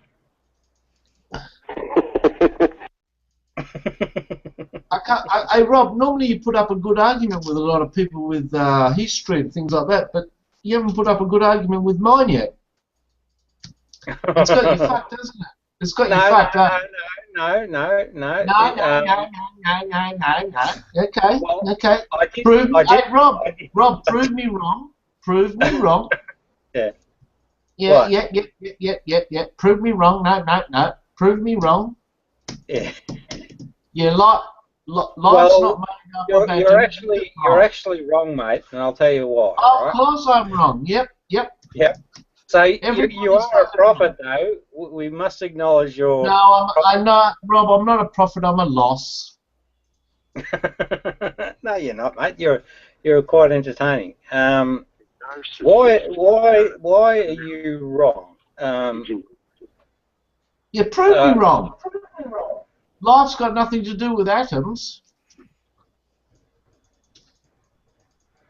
Bit of a toughie, ain't it, Rob? No, I'd just like to think about it before I answer you, that's all. Because I'm just looking at your glasses and they're made up of atoms. They obviously But you're talking about did you choose those glasses because it was a bad arrangement of atoms or a good arrangement? See, mate, there's your problem. There's your problem, right? You're living You know, I'm going to point it out to you. You're living in a material world. You think that... Well, life's full of atoms, Rob. But where's the meaning? Where's the meaning in that? I don't think that you fully... I just gave you the fucking meaning, Rob. I said if there's a $10 note and a $20 note on the ground, you're going to pick up the fucking 20 because that's the arrangement of atoms that it appealed to you. That's like I said to you before. Why did you marry your wife? What? It was because it was the arrangement of atoms that appealed to you. And I asked you, what car did you buy? And you told me the car, and it was that was the arrangement of atoms. What appealed to you? What's that got to do with... And you spent money on that car, so you proved me right. What, did you choose the wrong atom arrangement? What's that got to do with me? You've been laughing a lot, Rob. You've been laughing. I heard you laugh so much. No, I think, John, I think I see the problem. So, what's the meaning, what's meaning, the word meaning mean for you in this context? Atoms. Well, if you're saying meaning is subjective, that's a big problem.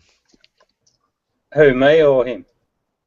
Well, if anyone's saying that there's an absolute knowable meaning, but you're saying it's subjective per person. Oh, no, I'm not. I'm saying it's objective. Then how could he have a different meaning of meaning than you, if it's subjective? Oh, okay. That's a good point. So let me think about it. Well, that's a good point. Hey, Rob, I've got a couple of dozen bottles in the fridge. Do you want me to send them over to you?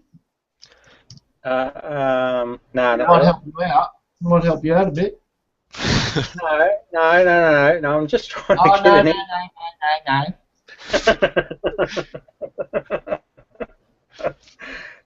so the meaning of life, as far as I understand it, is spiritually, or you're talking physical? Hey, Rob, I'll let you on another little situation. I've been in discussions with people, and I've never ever lost this fucking argument.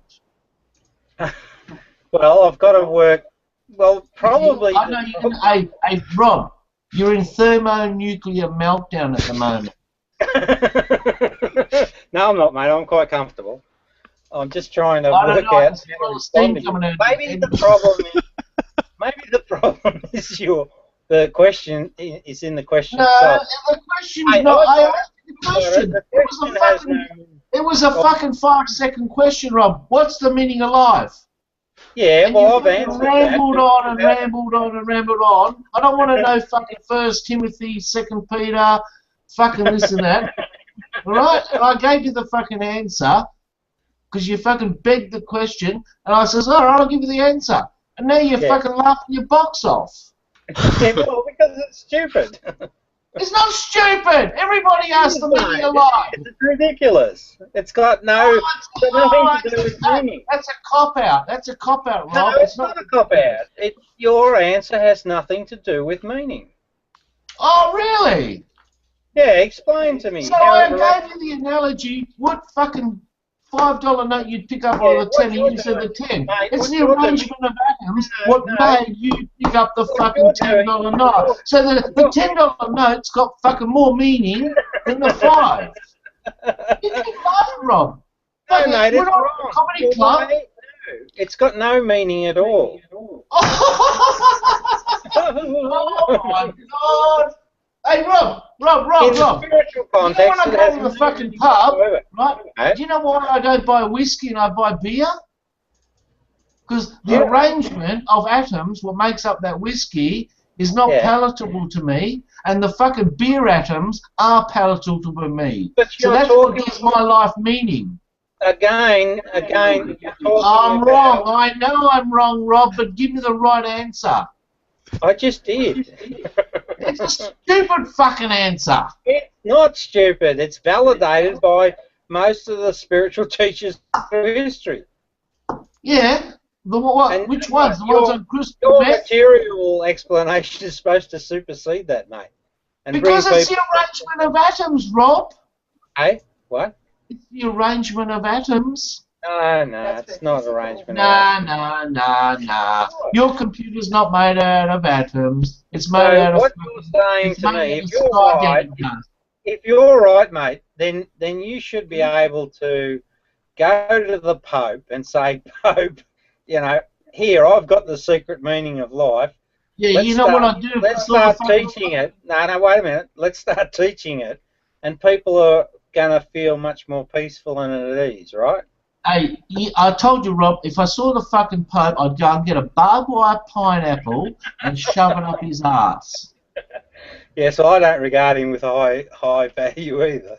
Yeah, and you know what? And you know all his little fucking followers, right? All the other little fucking followers around the, and they fuck little boys, right? They like those little boys because it's the arrangement of atoms which they like. You know, the arrangement of atoms for 80-year-olds is not palatable. It's the fucking 10 and 12-year-old people. It's more palatable, and that's the arrangement they like. You're still in the material world, mate. You haven't addressed the emotive No, you world. haven't addressed the arrangement of atoms, Rob. That's what gives life meaning. No, I invalidate it because I know it's not correct. You're up to fucking 95,000 no's, Find your meaning in the material world.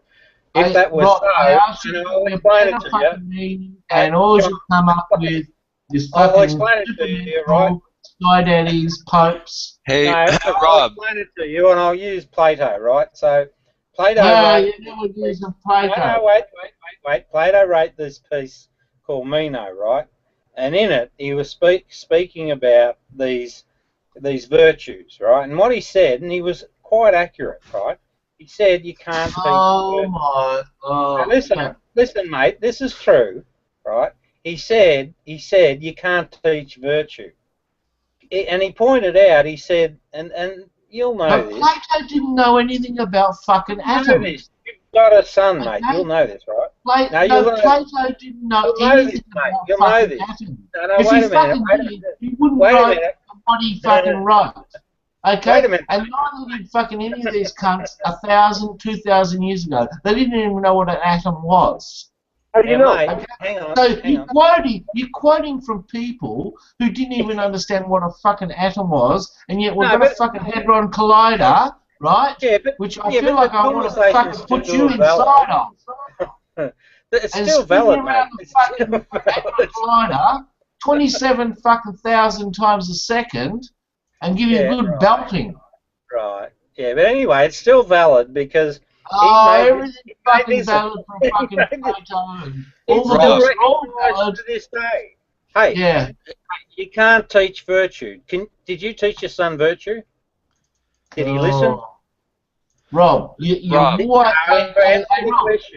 fucking drive a train down the fucking middle of the highway, right? You just derailed the subject. What's the meaning of life? I don't want to know about fucking Plato. I don't want to know the teachings of fucking Jesus. But right? this is why you don't have the right answer, mate. No, I asked you a fucking... Hang on. 1, 2, 3, 4, 5 fucking 5 words, and now you're talking about fucking Plato. Why don't you talk about fucking the Mona Lisa? Well, it's because you're not listening, mate. You're not paying attention. Hey, Rob. See, that's the way. Part of the journey to the meaning of life is about authentic awareness and attention to the moment. More listening than talking, twice as much. Yes, all right, Hey, mate. Rob, are you familiar with the Munchausen trilemma? It's a philosophical problem. No, I'm not. Okay, so it applies directly to what we were discussing earlier. Okay. So you were talking about sensorial experience. Yes. And that it can be verified. And I asked you, how do you know that that's true? And you provided me with what you thought was proof. Well, can't you ask the same exact question of the proof itself? How do I know the proof is true? But why would I want to take it to that level? Tell me the reason why it's important to take it beyond. Because we're seeking knowledge and we want to know if something's true or not. Knowledge lies. Knowledge lies in the sensorial experience.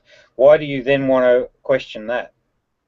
Why can't you be happy? I'm saying that the question can be applied to all proof that you offer.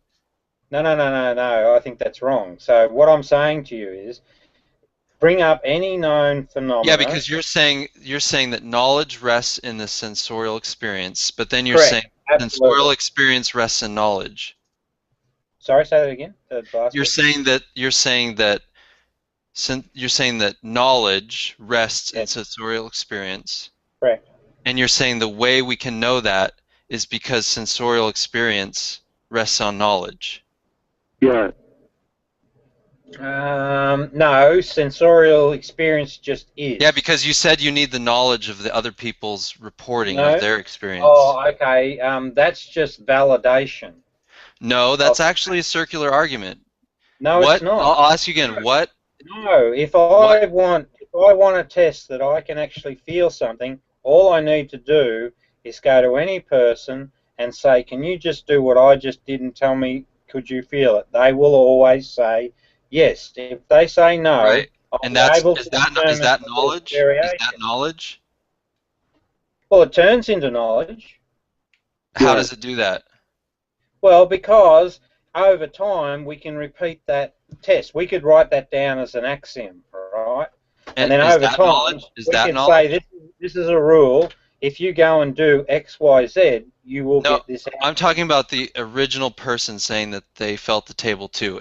How is that knowledge? How do you know this? What? That's Benny messing us up. Yeah. Yeah, but again, you're challenging. Hold on, Rob. Aren't you reliant on your sensorial experiences to even hear the reporting of the other people? Yes. So you don't see that that's a circular argument. You're saying that knowledge is based on sensorial experience, and we can verify it through other people's sensorial experience.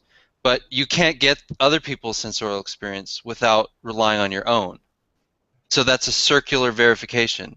You're saying that knowledge is gained through sensory experience, and sensorial experience of other people is gained by knowledge, like of asking them. But that's also part of your own sensorial experience. But it just happens. So you can't. You're pulling yourself out of the swamp by your own ponytail. No, I'm not even in the swamp. Yes, mate. you are. No, I'm not. No, you would have it that way, but I'm not. The reality is that it is true to say that in the sensorial experience, it's the same phenomenon across the whole population.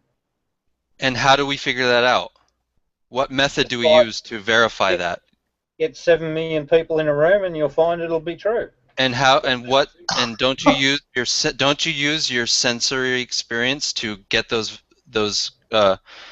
people telling you that it's true? I mean, it proves it, doesn't it? Does it not prove it? Well, the whole question is... Isn't the proof delivered, and isn't that enough? You're saying that knowledge is based on sensorial experience. Yes. So, but then you're saying that other people report the same thing. Sorry? Yeah, but you need your sensorial experience to hear the reports of other people. So you can't use that to justify your own. That's a circle. Well, you might have it that way, but I don't see it that way at all. The reality is that our senses are held in common. They just are. It's just the way it is. But they're not, Rob. No, it's not just the way it is. Earlier you said we can know that because we can ask someone else to touch the table and they'll say, "Oh, I felt the table." But that's my way of, entertaining this discussion to say that's how I could prove my point. Right. Yeah. But beyond that... And I'm saying the only way to get those reports of the 7 million people is through your own sensorial experience. And where's the problem? You've justified your own sensorial experience using your sensorial experience. That's a circular argument. But so, why is it a problem? Why does that? Why is a circular argument a problem? Because it's the theory and the proof support each other. But why is that a problem if it actually is true? Isn't the truth the thing that's the ultimate arbiter? Here's another circular argument. I could say the Bible wait a is minute. true. You're going into logic here. I'm trying to steer you away from that. I'm trying to say to you that. But you're saying circular arguments are that's an okay form of logic. Wait a minute. You're saying it's okay to support the premise with the conclusion and vice versa. Well, if it turns out to be true, why not? Yeah, well, you can't say if it turns out to be true because you're supporting the conclusion with the premise, Rob. But it does turn out to be true. It's true that You cannot. You're pulling yourself out of the swamp, pulling your ponytail. No. This is just Yeah. reality. I'm saying that if we get the whole population on the planet in the same space, we can and will find that they report the touching experience. Yeah, but the Right? question, the initial question is, how do we get knowledge? You said it's sensorial experience. Now we have to justify sensorial experience. So you use the 7 million people doing the same thing. Why do we have to justify it? It's just self-evident. In these truths, but you're asking other people, Rob. You're asking other people if they're doing the same thing, if they're feeling the same thing. Because if they if all of them reported something different, then you'd have a problem, right? But they don't. So that's how we know it's true, right? Mm-hmm. Okay, but the only way to get those reports is by using your sensorial experience, which is the question in the first place. That's what we're trying to verify. But we can't you can't have a yardstick and use itself to measure if it's the right length or not. Why not? Yeah, but because why not? the initial question, Rob, is the yardstick a yard? And if it's not a yard, you can't use itself to measure itself because you could get a wrong answer if it's not. You have to justify it outside of the circle. Why? Are you kidding? No, I'm not. I'm quite serious. You're saying that it's okay if we have a measuring tape that's supposedly a foot and we want to check and make sure it's a foot, that it's okay to measure itself with itself. But we wouldn't do that. We'd use our Of course senses. we wouldn't, because it's circular. Hey? You're saying that the premise and the conclusion go round and round forever. You're saying go round at all. Listen, Rob, you're saying A is true because of B, and B is true because of A. I think you're getting caught up in the argument itself, but the reality... I am getting caught up. You have a circular... No, Rob. The reality is this. I mean, the sensorial experiences are held in common. That's it. But the only way to verify that, Rob, is through your own sensorial experience. Well, okay, but and so you can't verify your own sensorial experience. No, it is verified. It's self-evident. That's just the way it is. It's not self-evident. Yes, it is. What's your alternative explanation, or where's the other condition? I'm not presenting an alternative. I'm saying your argument is circular. Well, you can say that, but it's still true. It's true to say that. Yes, it is. Circular arguments are not logically valid.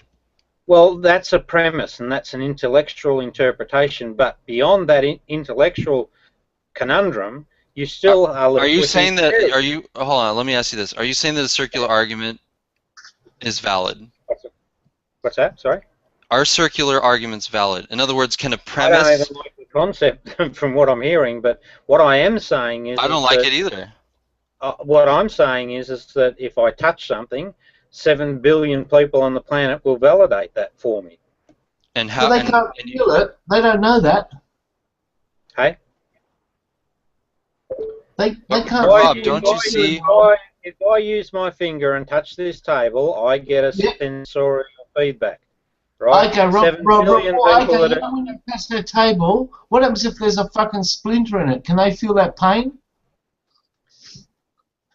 If the premises are true, then the logical And argument is valid. Yeah, and so, just hang on. So in that example, John, to get the comparative, we have to stick the same pin in everyone's thing. But if we do, we'll get the same. That's right. Yeah, well, we can't do that, Rob. We can't do that. Yes, we can.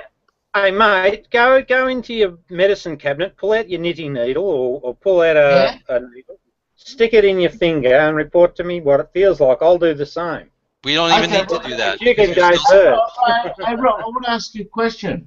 I need to ask you a question. You know, Rob, you know when you go to the doctor, right, Rob? You listening? Well, wait a minute. My wife's just handing me something because you've got her bloody hooked into this now. So hey, Rob, let me read it out. Well, I will give you another 15 minutes to chat away. The components of a circular argument are often logically valid because if the premises are true, the conclusion must be true. Yeah, but the problem is that's the question. Is the premise true? That's the question we're trying to answer. Well, you might be, mate, but I'm happy. I've got it. Okay, as long as you're willing to say it's a premise and that's it, then we're fine. No, it's not a premise because it's an overwhelmingly verifiable outcome that our senses are held in common. Right, okay. Rob? Now, the counter-argument has nothing. I want to ask you a question, Rob. Sorry? What? I need to ask you a question. Yes, mate. You know when you go to the doctor, you've been to the doctor before, obviously? Yes, I have. Okay. Do you tell the doctor what you need, or does the doctor tell you what you need? You tell the doctor what you need. I tell the doctor what I need. Well, why'd you fucking go to the doctor for in the first fucking place? Sorry, that was my wife. Choke on that, Rob. Choke on that. You always laugh at my ones. What's the meaning of life? You laughed your head off, and now you're telling the fucking doctor, hey, don't waste your money on fucking health insurance. Don't bother going to the doctor anymore. Hey, John, I was being facetious. John, I was being facetious. I acknowledge what you're saying. No, you don't. You don't, because you're going to get caught up again, Rob. You answered right. It's best you don't answer, because when you answer, you're going to get it wrong again. Right? This is called the no-win question. What is it? Well, you just said, you tell the fucking doctor what you need. No, I was joking. That's why I said, why the fuck did you go to the doctor for? Yeah, you keep laughing, Rob. And you're still leeching, too. Hey, Rob, I don't get involved in arguments I can't win. Hey,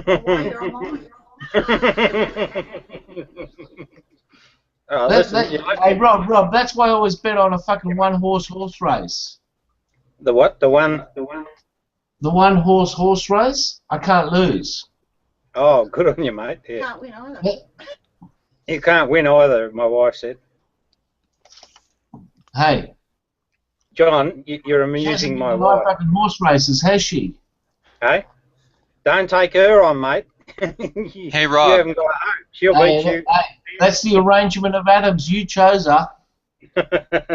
That's right, and she'll win every time. Hey, Rob, if I say God told me in a dream that the meaning of life is to eat lots of pizza, and you say, show me that that's true, and I say, God told me, that's a circular argument. I'm using the conclusion to prove the premise. That's exactly what you're doing. Well, no, because what you introduced into your discussion was something that's beyond reality. I'm talking about something that's... It's not beyond my reality. No, but it's still beyond reality. Wait, how's it beyond reality if I'm experiencing it? Well, bring me your God. Show him to me. He only talks to me, Rob. Well, then that's in your belief mind, so I'm got to... No, it's not a belief. It's a direct experience. No. So therefore, it's real. That's what you're saying. Sensorial perception is real. What I'd say to you, mate, is that you're lying, that there's no experience at all. No, Rob, I believe in the ghost that never lies. What's that? Who? I believe in the ghost that never lies. I've never heard of that one. What's that one? Does he lie down, left or right? Yeah, which way? Don't you see that's why a circular argument is not good to have? You're saying that it is true that if the premise is true, you can have a circular argument, but if the premise is at question, then it doesn't work. No, I'm see not what I'm getting saying? it, And your premise is that is that knowledge can be obtained through sensorial experience. Yeah, and all those things. But in order to confirm that premise, you have to use your sensorial experiment, your sensorial experience. But that's the question. That's the question. So you can't use it to prove itself. No. Wait. I'm using something that's knowably real that I can validate to validate it. So it's all self-evident. This is where we get the term self-evident from. They're real to me. I see them. So you're saying you just hold this as an axiom, is what you're saying. Beg your pardon, mate. Sorry. You just hold this your belief as an axiom. Well, no, it's not a belief. It's actually the way things work. It's self-evident. But it's circular, so it couldn't be that Well, way. it can be circular if you like, but it's still going to be the reality. That's how we know we live in the world. No, it's true. True. So then, again, to convince me otherwise, you'd have to give me a better explanation. Rob, you can't use a measuring tape to check itself. But I'm not. I'm using sensors. You are. You're using sensorial experience to prove sensorial experience. Because they're both valid. They're not. It's circular, Rob. It's like me taking a measuring tape and making sure it's a foot long by using the same measuring tape. Yeah, I know. Not two tape measures. You guys are creating a monster with my wife. She's starting to get fired up about the discussion. But what I'm saying to you is that... You picked the wrong arrangement of atoms, Rob. Hey? What's that? You picked the wrong arrangement of atoms. Don't say that. There was a better arrangement. Hey, Rob. Yes, mate. There was a better arrangement down the road. These atoms are all faulty. Hey, is your girlfriend there? Who? Mine? Yeah. In my if you're mind, going to get me into trouble, I want to get you into trouble. Give me your phone number. In my mind, she's real. Well, I thought you had a girlfriend. Yeah, I have. All right, what's the phone number so I can talk to her? If you're going to get me in trouble, I'm going to do the same to you. Hey, Rob, you got in trouble when you got into this hangout. No, I'm fine, mate. Did your wife force you into this hangout? No. Well, whose fault's that? Mine. Okay. So, Rob. Yes. You have to pay the penalty, mate. I didn't fucking marry her. You did. Right. Hey, so well, don't use your fucking wife as an excuse for you getting into trouble. Okay. You picked the wrong arrangement of atoms. All right, mate. Okay. Well, because, next time I see you on Google Hangouts, I think you're going to be a lot grayer. And that's going to be a different arrangement. It's starting to happen. Yeah, I know. I can tell. Anyway, guys, that was fun, and I'm bloody eating in front of you, which I really shouldn't be doing, so I might call it quits. Rob. Thought? Yes, mate. Yeah, I just want to say, as much as we've debated tonight, I enjoyed it very much, and I think you're a great guy. Oh, look, same for you, mate. I really enjoy the interaction, and this is the value I find in these hangouts. One thing I hate doing is when you get into these rooms and guys just banter around about basic bullshit, But anyway, yeah, Rob, I enjoyed it. Hey? Rob, you're a good guy, right? Yes. But there's only one problem. Yes, mate. What's that? Please acknowledge when you're wrong. I will. I'm capable of that, actually. I know, but Rob, after 2000, but I won't roll over people hang up. You keep leaving going, I'm a winner, and you know what? They've been doing that in the fucking Middle East for 2,000 years. Yeah, mate. Yeah. Anyway, have a good evening. Yeah, good on you, Grant. Pleasure meeting you. If you're still here. How long was this argument? We went a pretty long time. Yeah, we've been at it for a while, haven't we? I think that was a good one as always, Reuven. Thanks for coming. I'm just scoring it up. How many no's you said? It was 9,000, 94,000. See you later, people. Hey, Rob. Good talking to you. Yeah, mate. See you. No's. Well, you guys were wrong a lot, according to him. No, we're always fucking wrong. I'll tell you what. I'd hate to be going to fucking his casino. You're wrong. I'm right. Give me your money. Yeah, I like his. How do we have two Sapphos? Oh, Yeah. One hasn't dropped yet. Oh. It takes a minute for one to drop if you get cut off. Gotcha. Oh, you put up a good argument. You caught him out. Have you ever been Not into quite. tell me something. Have you ever been in a discussion with him before? Yeah, but not quite to that deep of a level. Like I've talked to him about some of his theories about like who wrote the New Testament and Gospel of Thomas stuff, but nothing down to that philosophical level. He's got this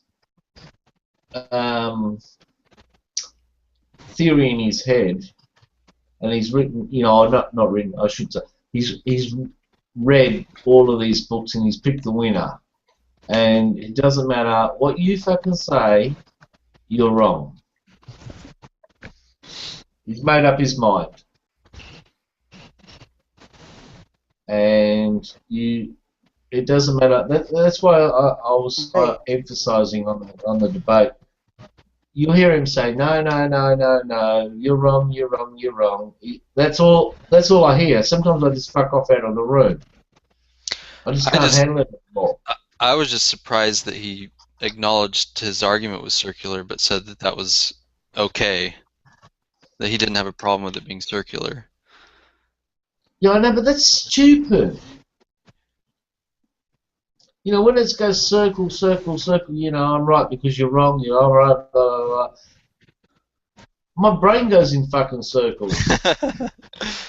And that's where philosophy is like, it does my head in. It's like, and he's got this fucking shit in his brain. And I don't know if when I gave him that question, what's the meaning of life?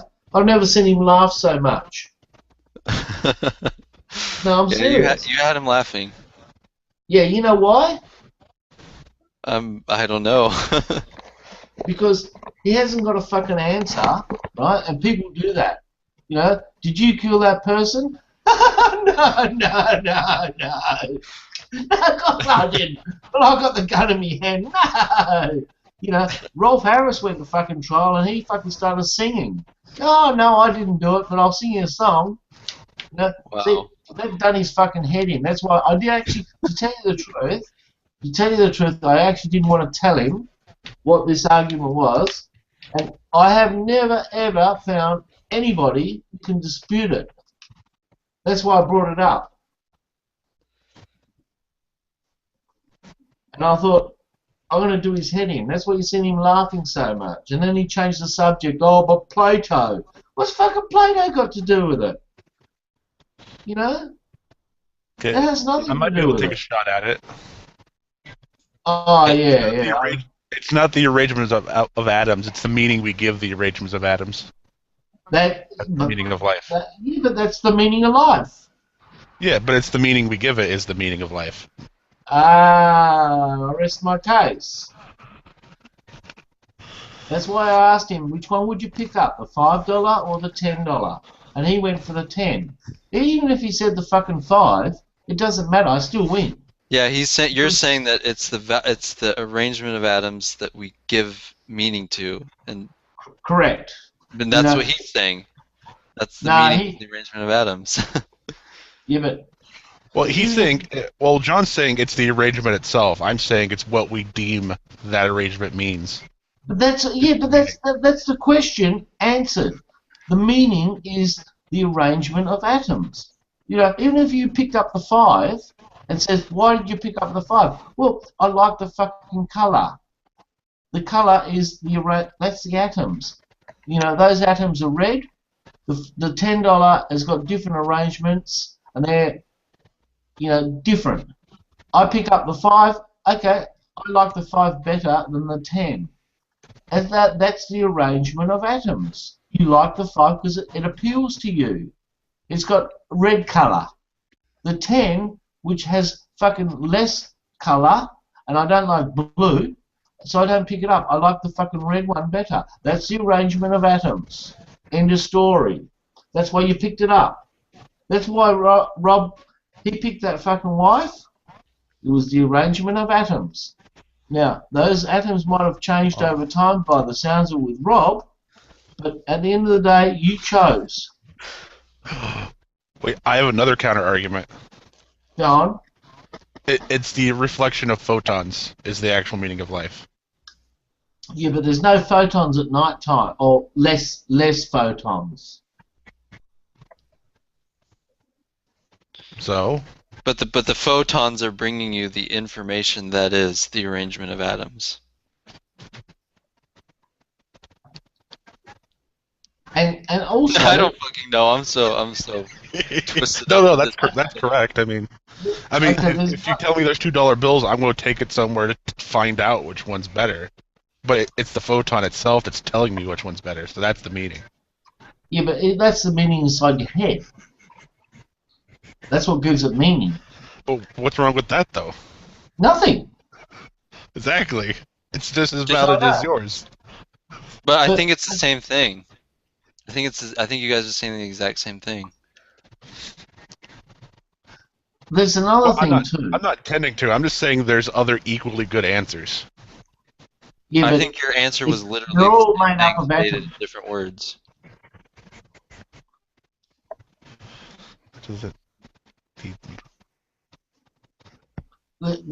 There's another argument, right? And I don't know, you touched on a little bit with color, right? Yeah, red. Like the whole thing. Like, do you see red? And is your sensation of seeing red the same as my sensation of seeing red? Okay. Or is it like blue? Is it say our blue and red are switched? But All since we've labeled them, we would report that they're the same color. My argument is right, and this has also been validated. There actually is no color. Okay. Now, my argument is, and this has been validated. I'll explain it to you, and you can look it up on bloody YouTube or whatever. There actually is no color, right? We only see color, right? But in reality, there is no color, right? And this has been proven, right? And you can prove it to yourselves right now, right? Give you a little dumbass thing. During the day, you look at the sky and it's blue, right? At night time, it's black. So where did the blue go? Well, it changed colors, right? Well, black's not a color.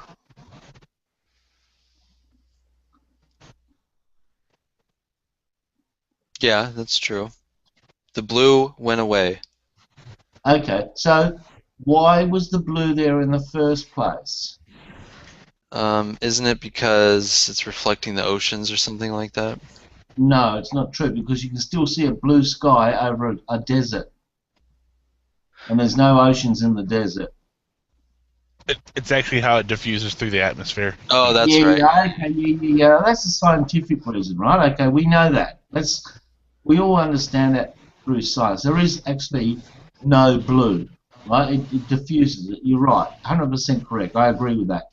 Now, if you go outside at night time, right, you know the colour of the green leaves and the chili trees, or yellow and blue and whatever colours you got out there, you don't actually see those colours anymore. You see black and white. Grey.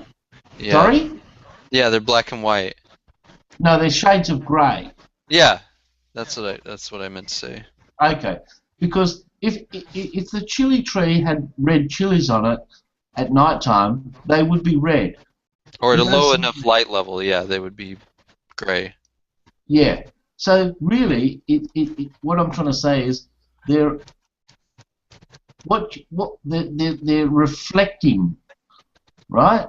They're reflecting red, they're reflecting blue, they're reflecting green. So there are no colours. They are reflections.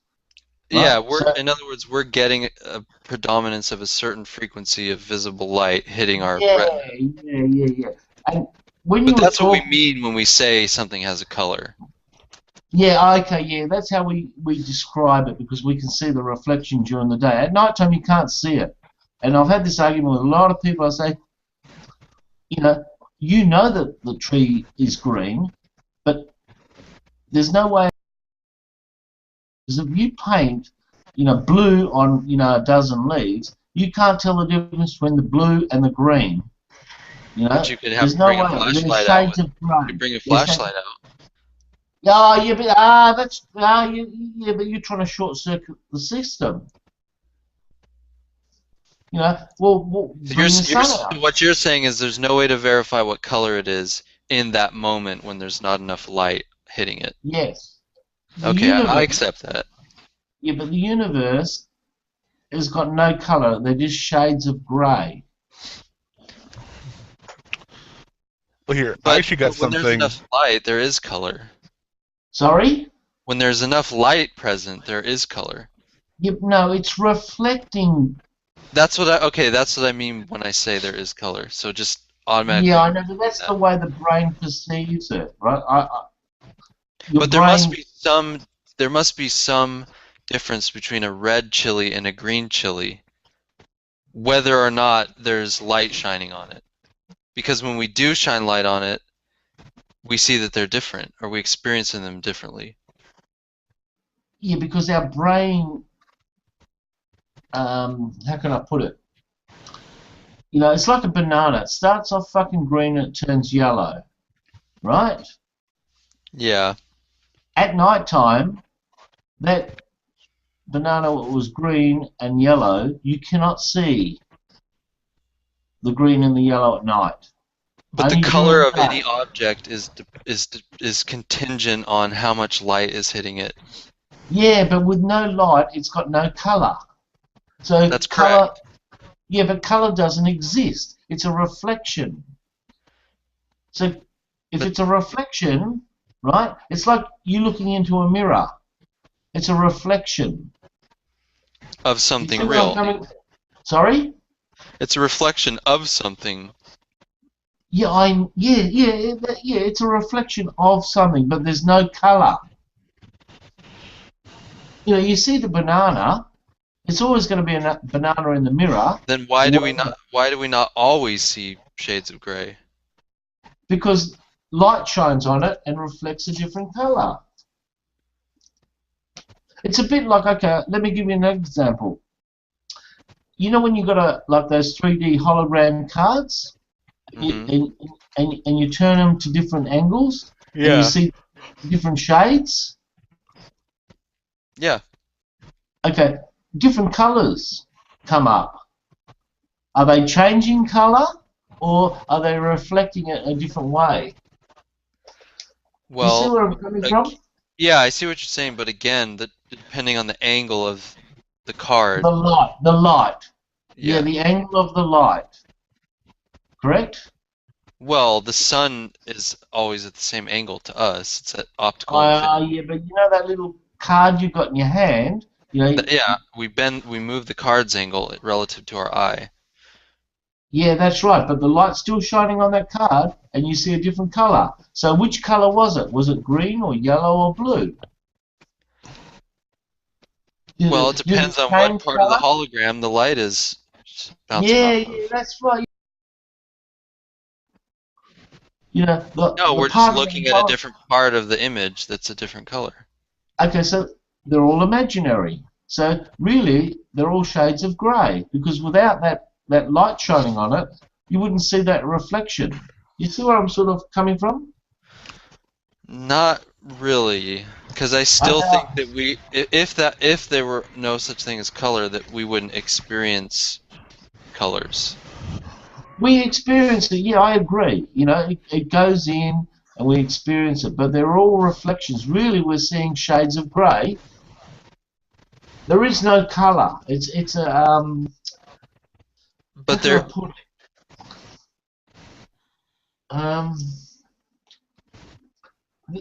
But what I'm saying is that the color we perceive is dependent upon the reflection property of that object, and whether or not it filters out a certain color of light.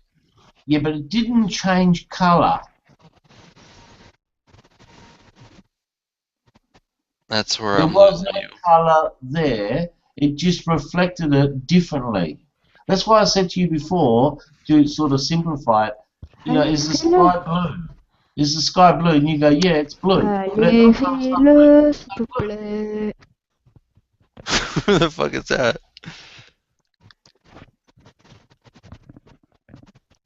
Oh no, I got something interesting for you guys to think about for a minute if you want to take a break. Sure. We have, if you click on my screen here, I got the picture of the visible light spectrum up. Okay. Yeah. You see that? Yeah. Okay. We see in red, green, and blue, and all the other colors we see is a combination of those cones making that color. Yeah. So at 600 nanometers, where yellow is, how do we know that that wavelength is actually yellow and not a combination? How do we actually know that's yellow? Well, it depends on what you mean by yellow, and I mean, since because we're matching up experience or sensation with something in the physical world, so it's just a label. It's a sensory label. Yes. Well, it is a sensory label, but how do we? How can we actually experience 600 nanometers as yellow if it's only one way? Because it's made up. It's probably made up from other parts. That's what I said to you before about, is the sky blue? Yeah, it is during the day, but it's not at fucking night. So why did the colour change? And then Same reason that the chili peppers color changed. But they changed to a shade of grey. So what I'm trying to say is, yeah, during the day we see colour, but at night we don't see colour. So there's no colour there to begin with. It's just perceived. It's a reflection. There is no yellow. There is no blue. There is no green.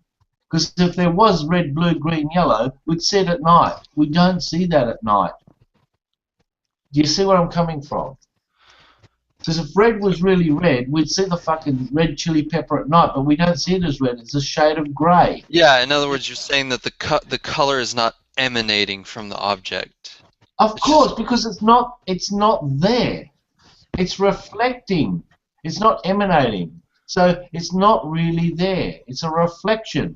But what about warm bodies that actually do emanate, like say infrared light? Because they're machines using that to transform it into heat, color, whatever. They're machines doing it. They're not humans doing it. Yeah, I know we can't see infrared with our eyes. Yeah. Okay. Oh yeah. See, I'm not disputing. It's really there, right? It's really there. That heat. What you said. Like at night time, you can look through this and da da da. But it's like, okay, when they use infrared, in the helicopters to see people. Yeah. They don't see the people as, that guy wearing the red suit or the blue suit or the green suit. They're all shades of grey. Well, the colors that they're looking at on their little monitor. They're not colours, they're shades of grey. Right, whether they be gray, but they could make them shades of orange if they wanted on the monitor. That's just again, the color on the monitor. Huh? Because, like, okay, if you robbed a bank at night time and you're wearing a green suit, right? Yeah, okay. Now, okay. And everybody, I'll give you an example, right? Okay, the guy who robbed the bank is wearing a green suit, and everybody in the supermarket is wearing a green suit, right? Now, the helicopter sees the bank robber, and he runs into the crowd of green suit people. The helicopter's going to see all white, because they're emanating. Because that's it's looking only at infrared light, not visible spectrum. Okay. Now, at the end of the day, right, they can't, and then he gets mumbled and up inside of it. They go, oh fuck, we've lost track of who now, right?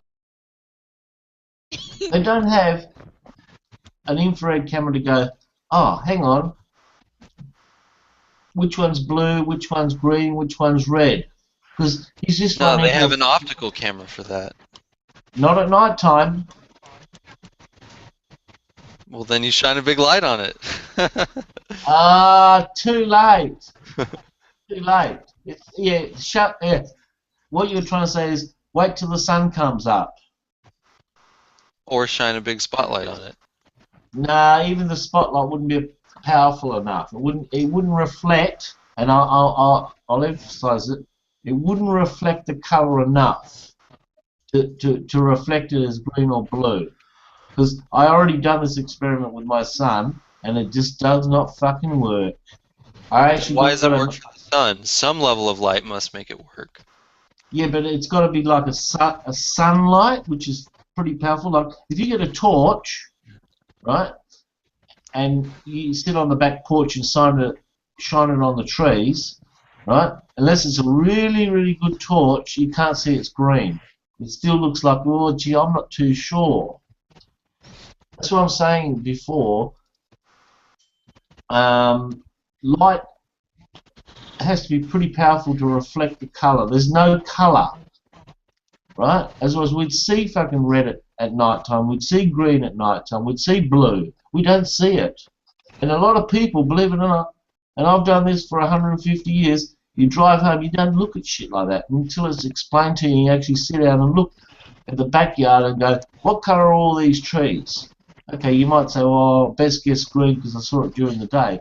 But there's no green, there's no blue, there's no yellow, there's no red. It's not there because the colour's not there. That's why it's all shades of grey. Well, it isn't even that. I mean, it's sort of a malformed question to ask what a color something is. It doesn't have a color. The only thing that's colored is light. Well, light's got all the colour, and it reflects the colour that it diffuses. That's why the sky's blue. Because some people, I got told a long time ago, oh, the sky's blue because the ocean's blue and it's reflecting. It's like, well, why is the fucking sky blue over the fucking deserts? There's no fucking ocean. It's blue. It's blue all over the world. End of story.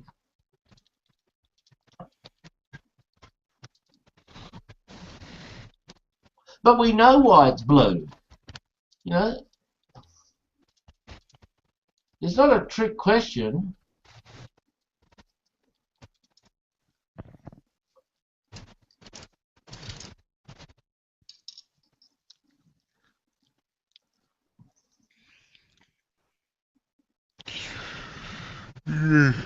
Oh, I am tired.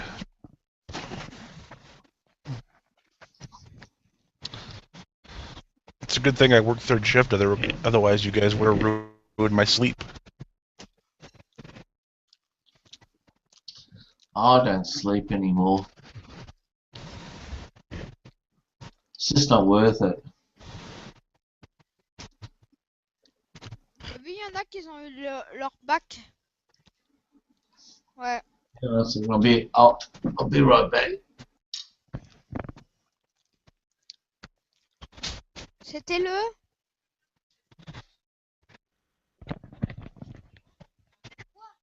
I'm sorry. I don't think anyone here speaks French.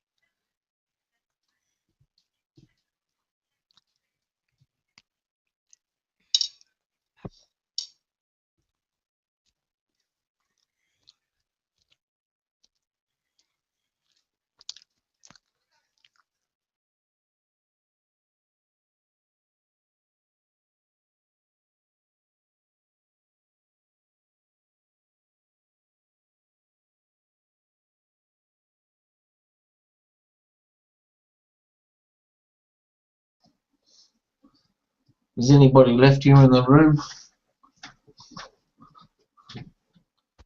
Yes. Ah. What happened to everybody? They're all gone to sleep. Oh, the troll left.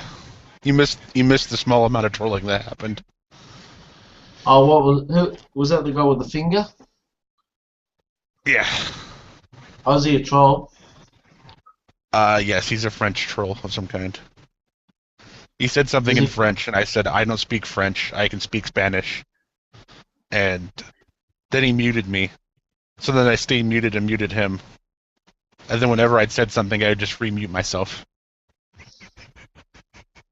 Oh, so you've seen him before? No, I just ruined his fun. Oh. But who did he leave or you kicked him off? Oh no, he just left. Okay. Tell me something, you know, in this room right now, how do you add people? Oh, you mean invite people? Yeah. You can't unless you're moderated. But if you know someone, yeah, if you know someone, you could send them the link and they could click on the link. Okay. So you have to be the person basically who starts up the room like Reuven. Well, no, he can make you moderator so you can do it. But yeah, but I think he's sleeping. yeah, I'm pretty sure he is. You know, he just keeps the room open, and he sort of buggers off for like 4 or 5 hours, and then I don't know. So even you can't add anyone. You can't invite anybody. I do not believe I can. Yeah, that's a piss off. You have to basically start up another room. Where are you from, by the way? Illinois, in the United States. Yeah, okay. Yeah, I've been in Hangouts with you before, but we don't get to chat too much.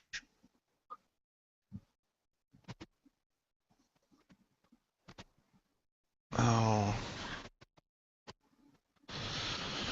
Well, poo shit. I think I'm just gonna go to sleep then. Alright, okay, I'll catch you later. Okay, I'll talk to you later.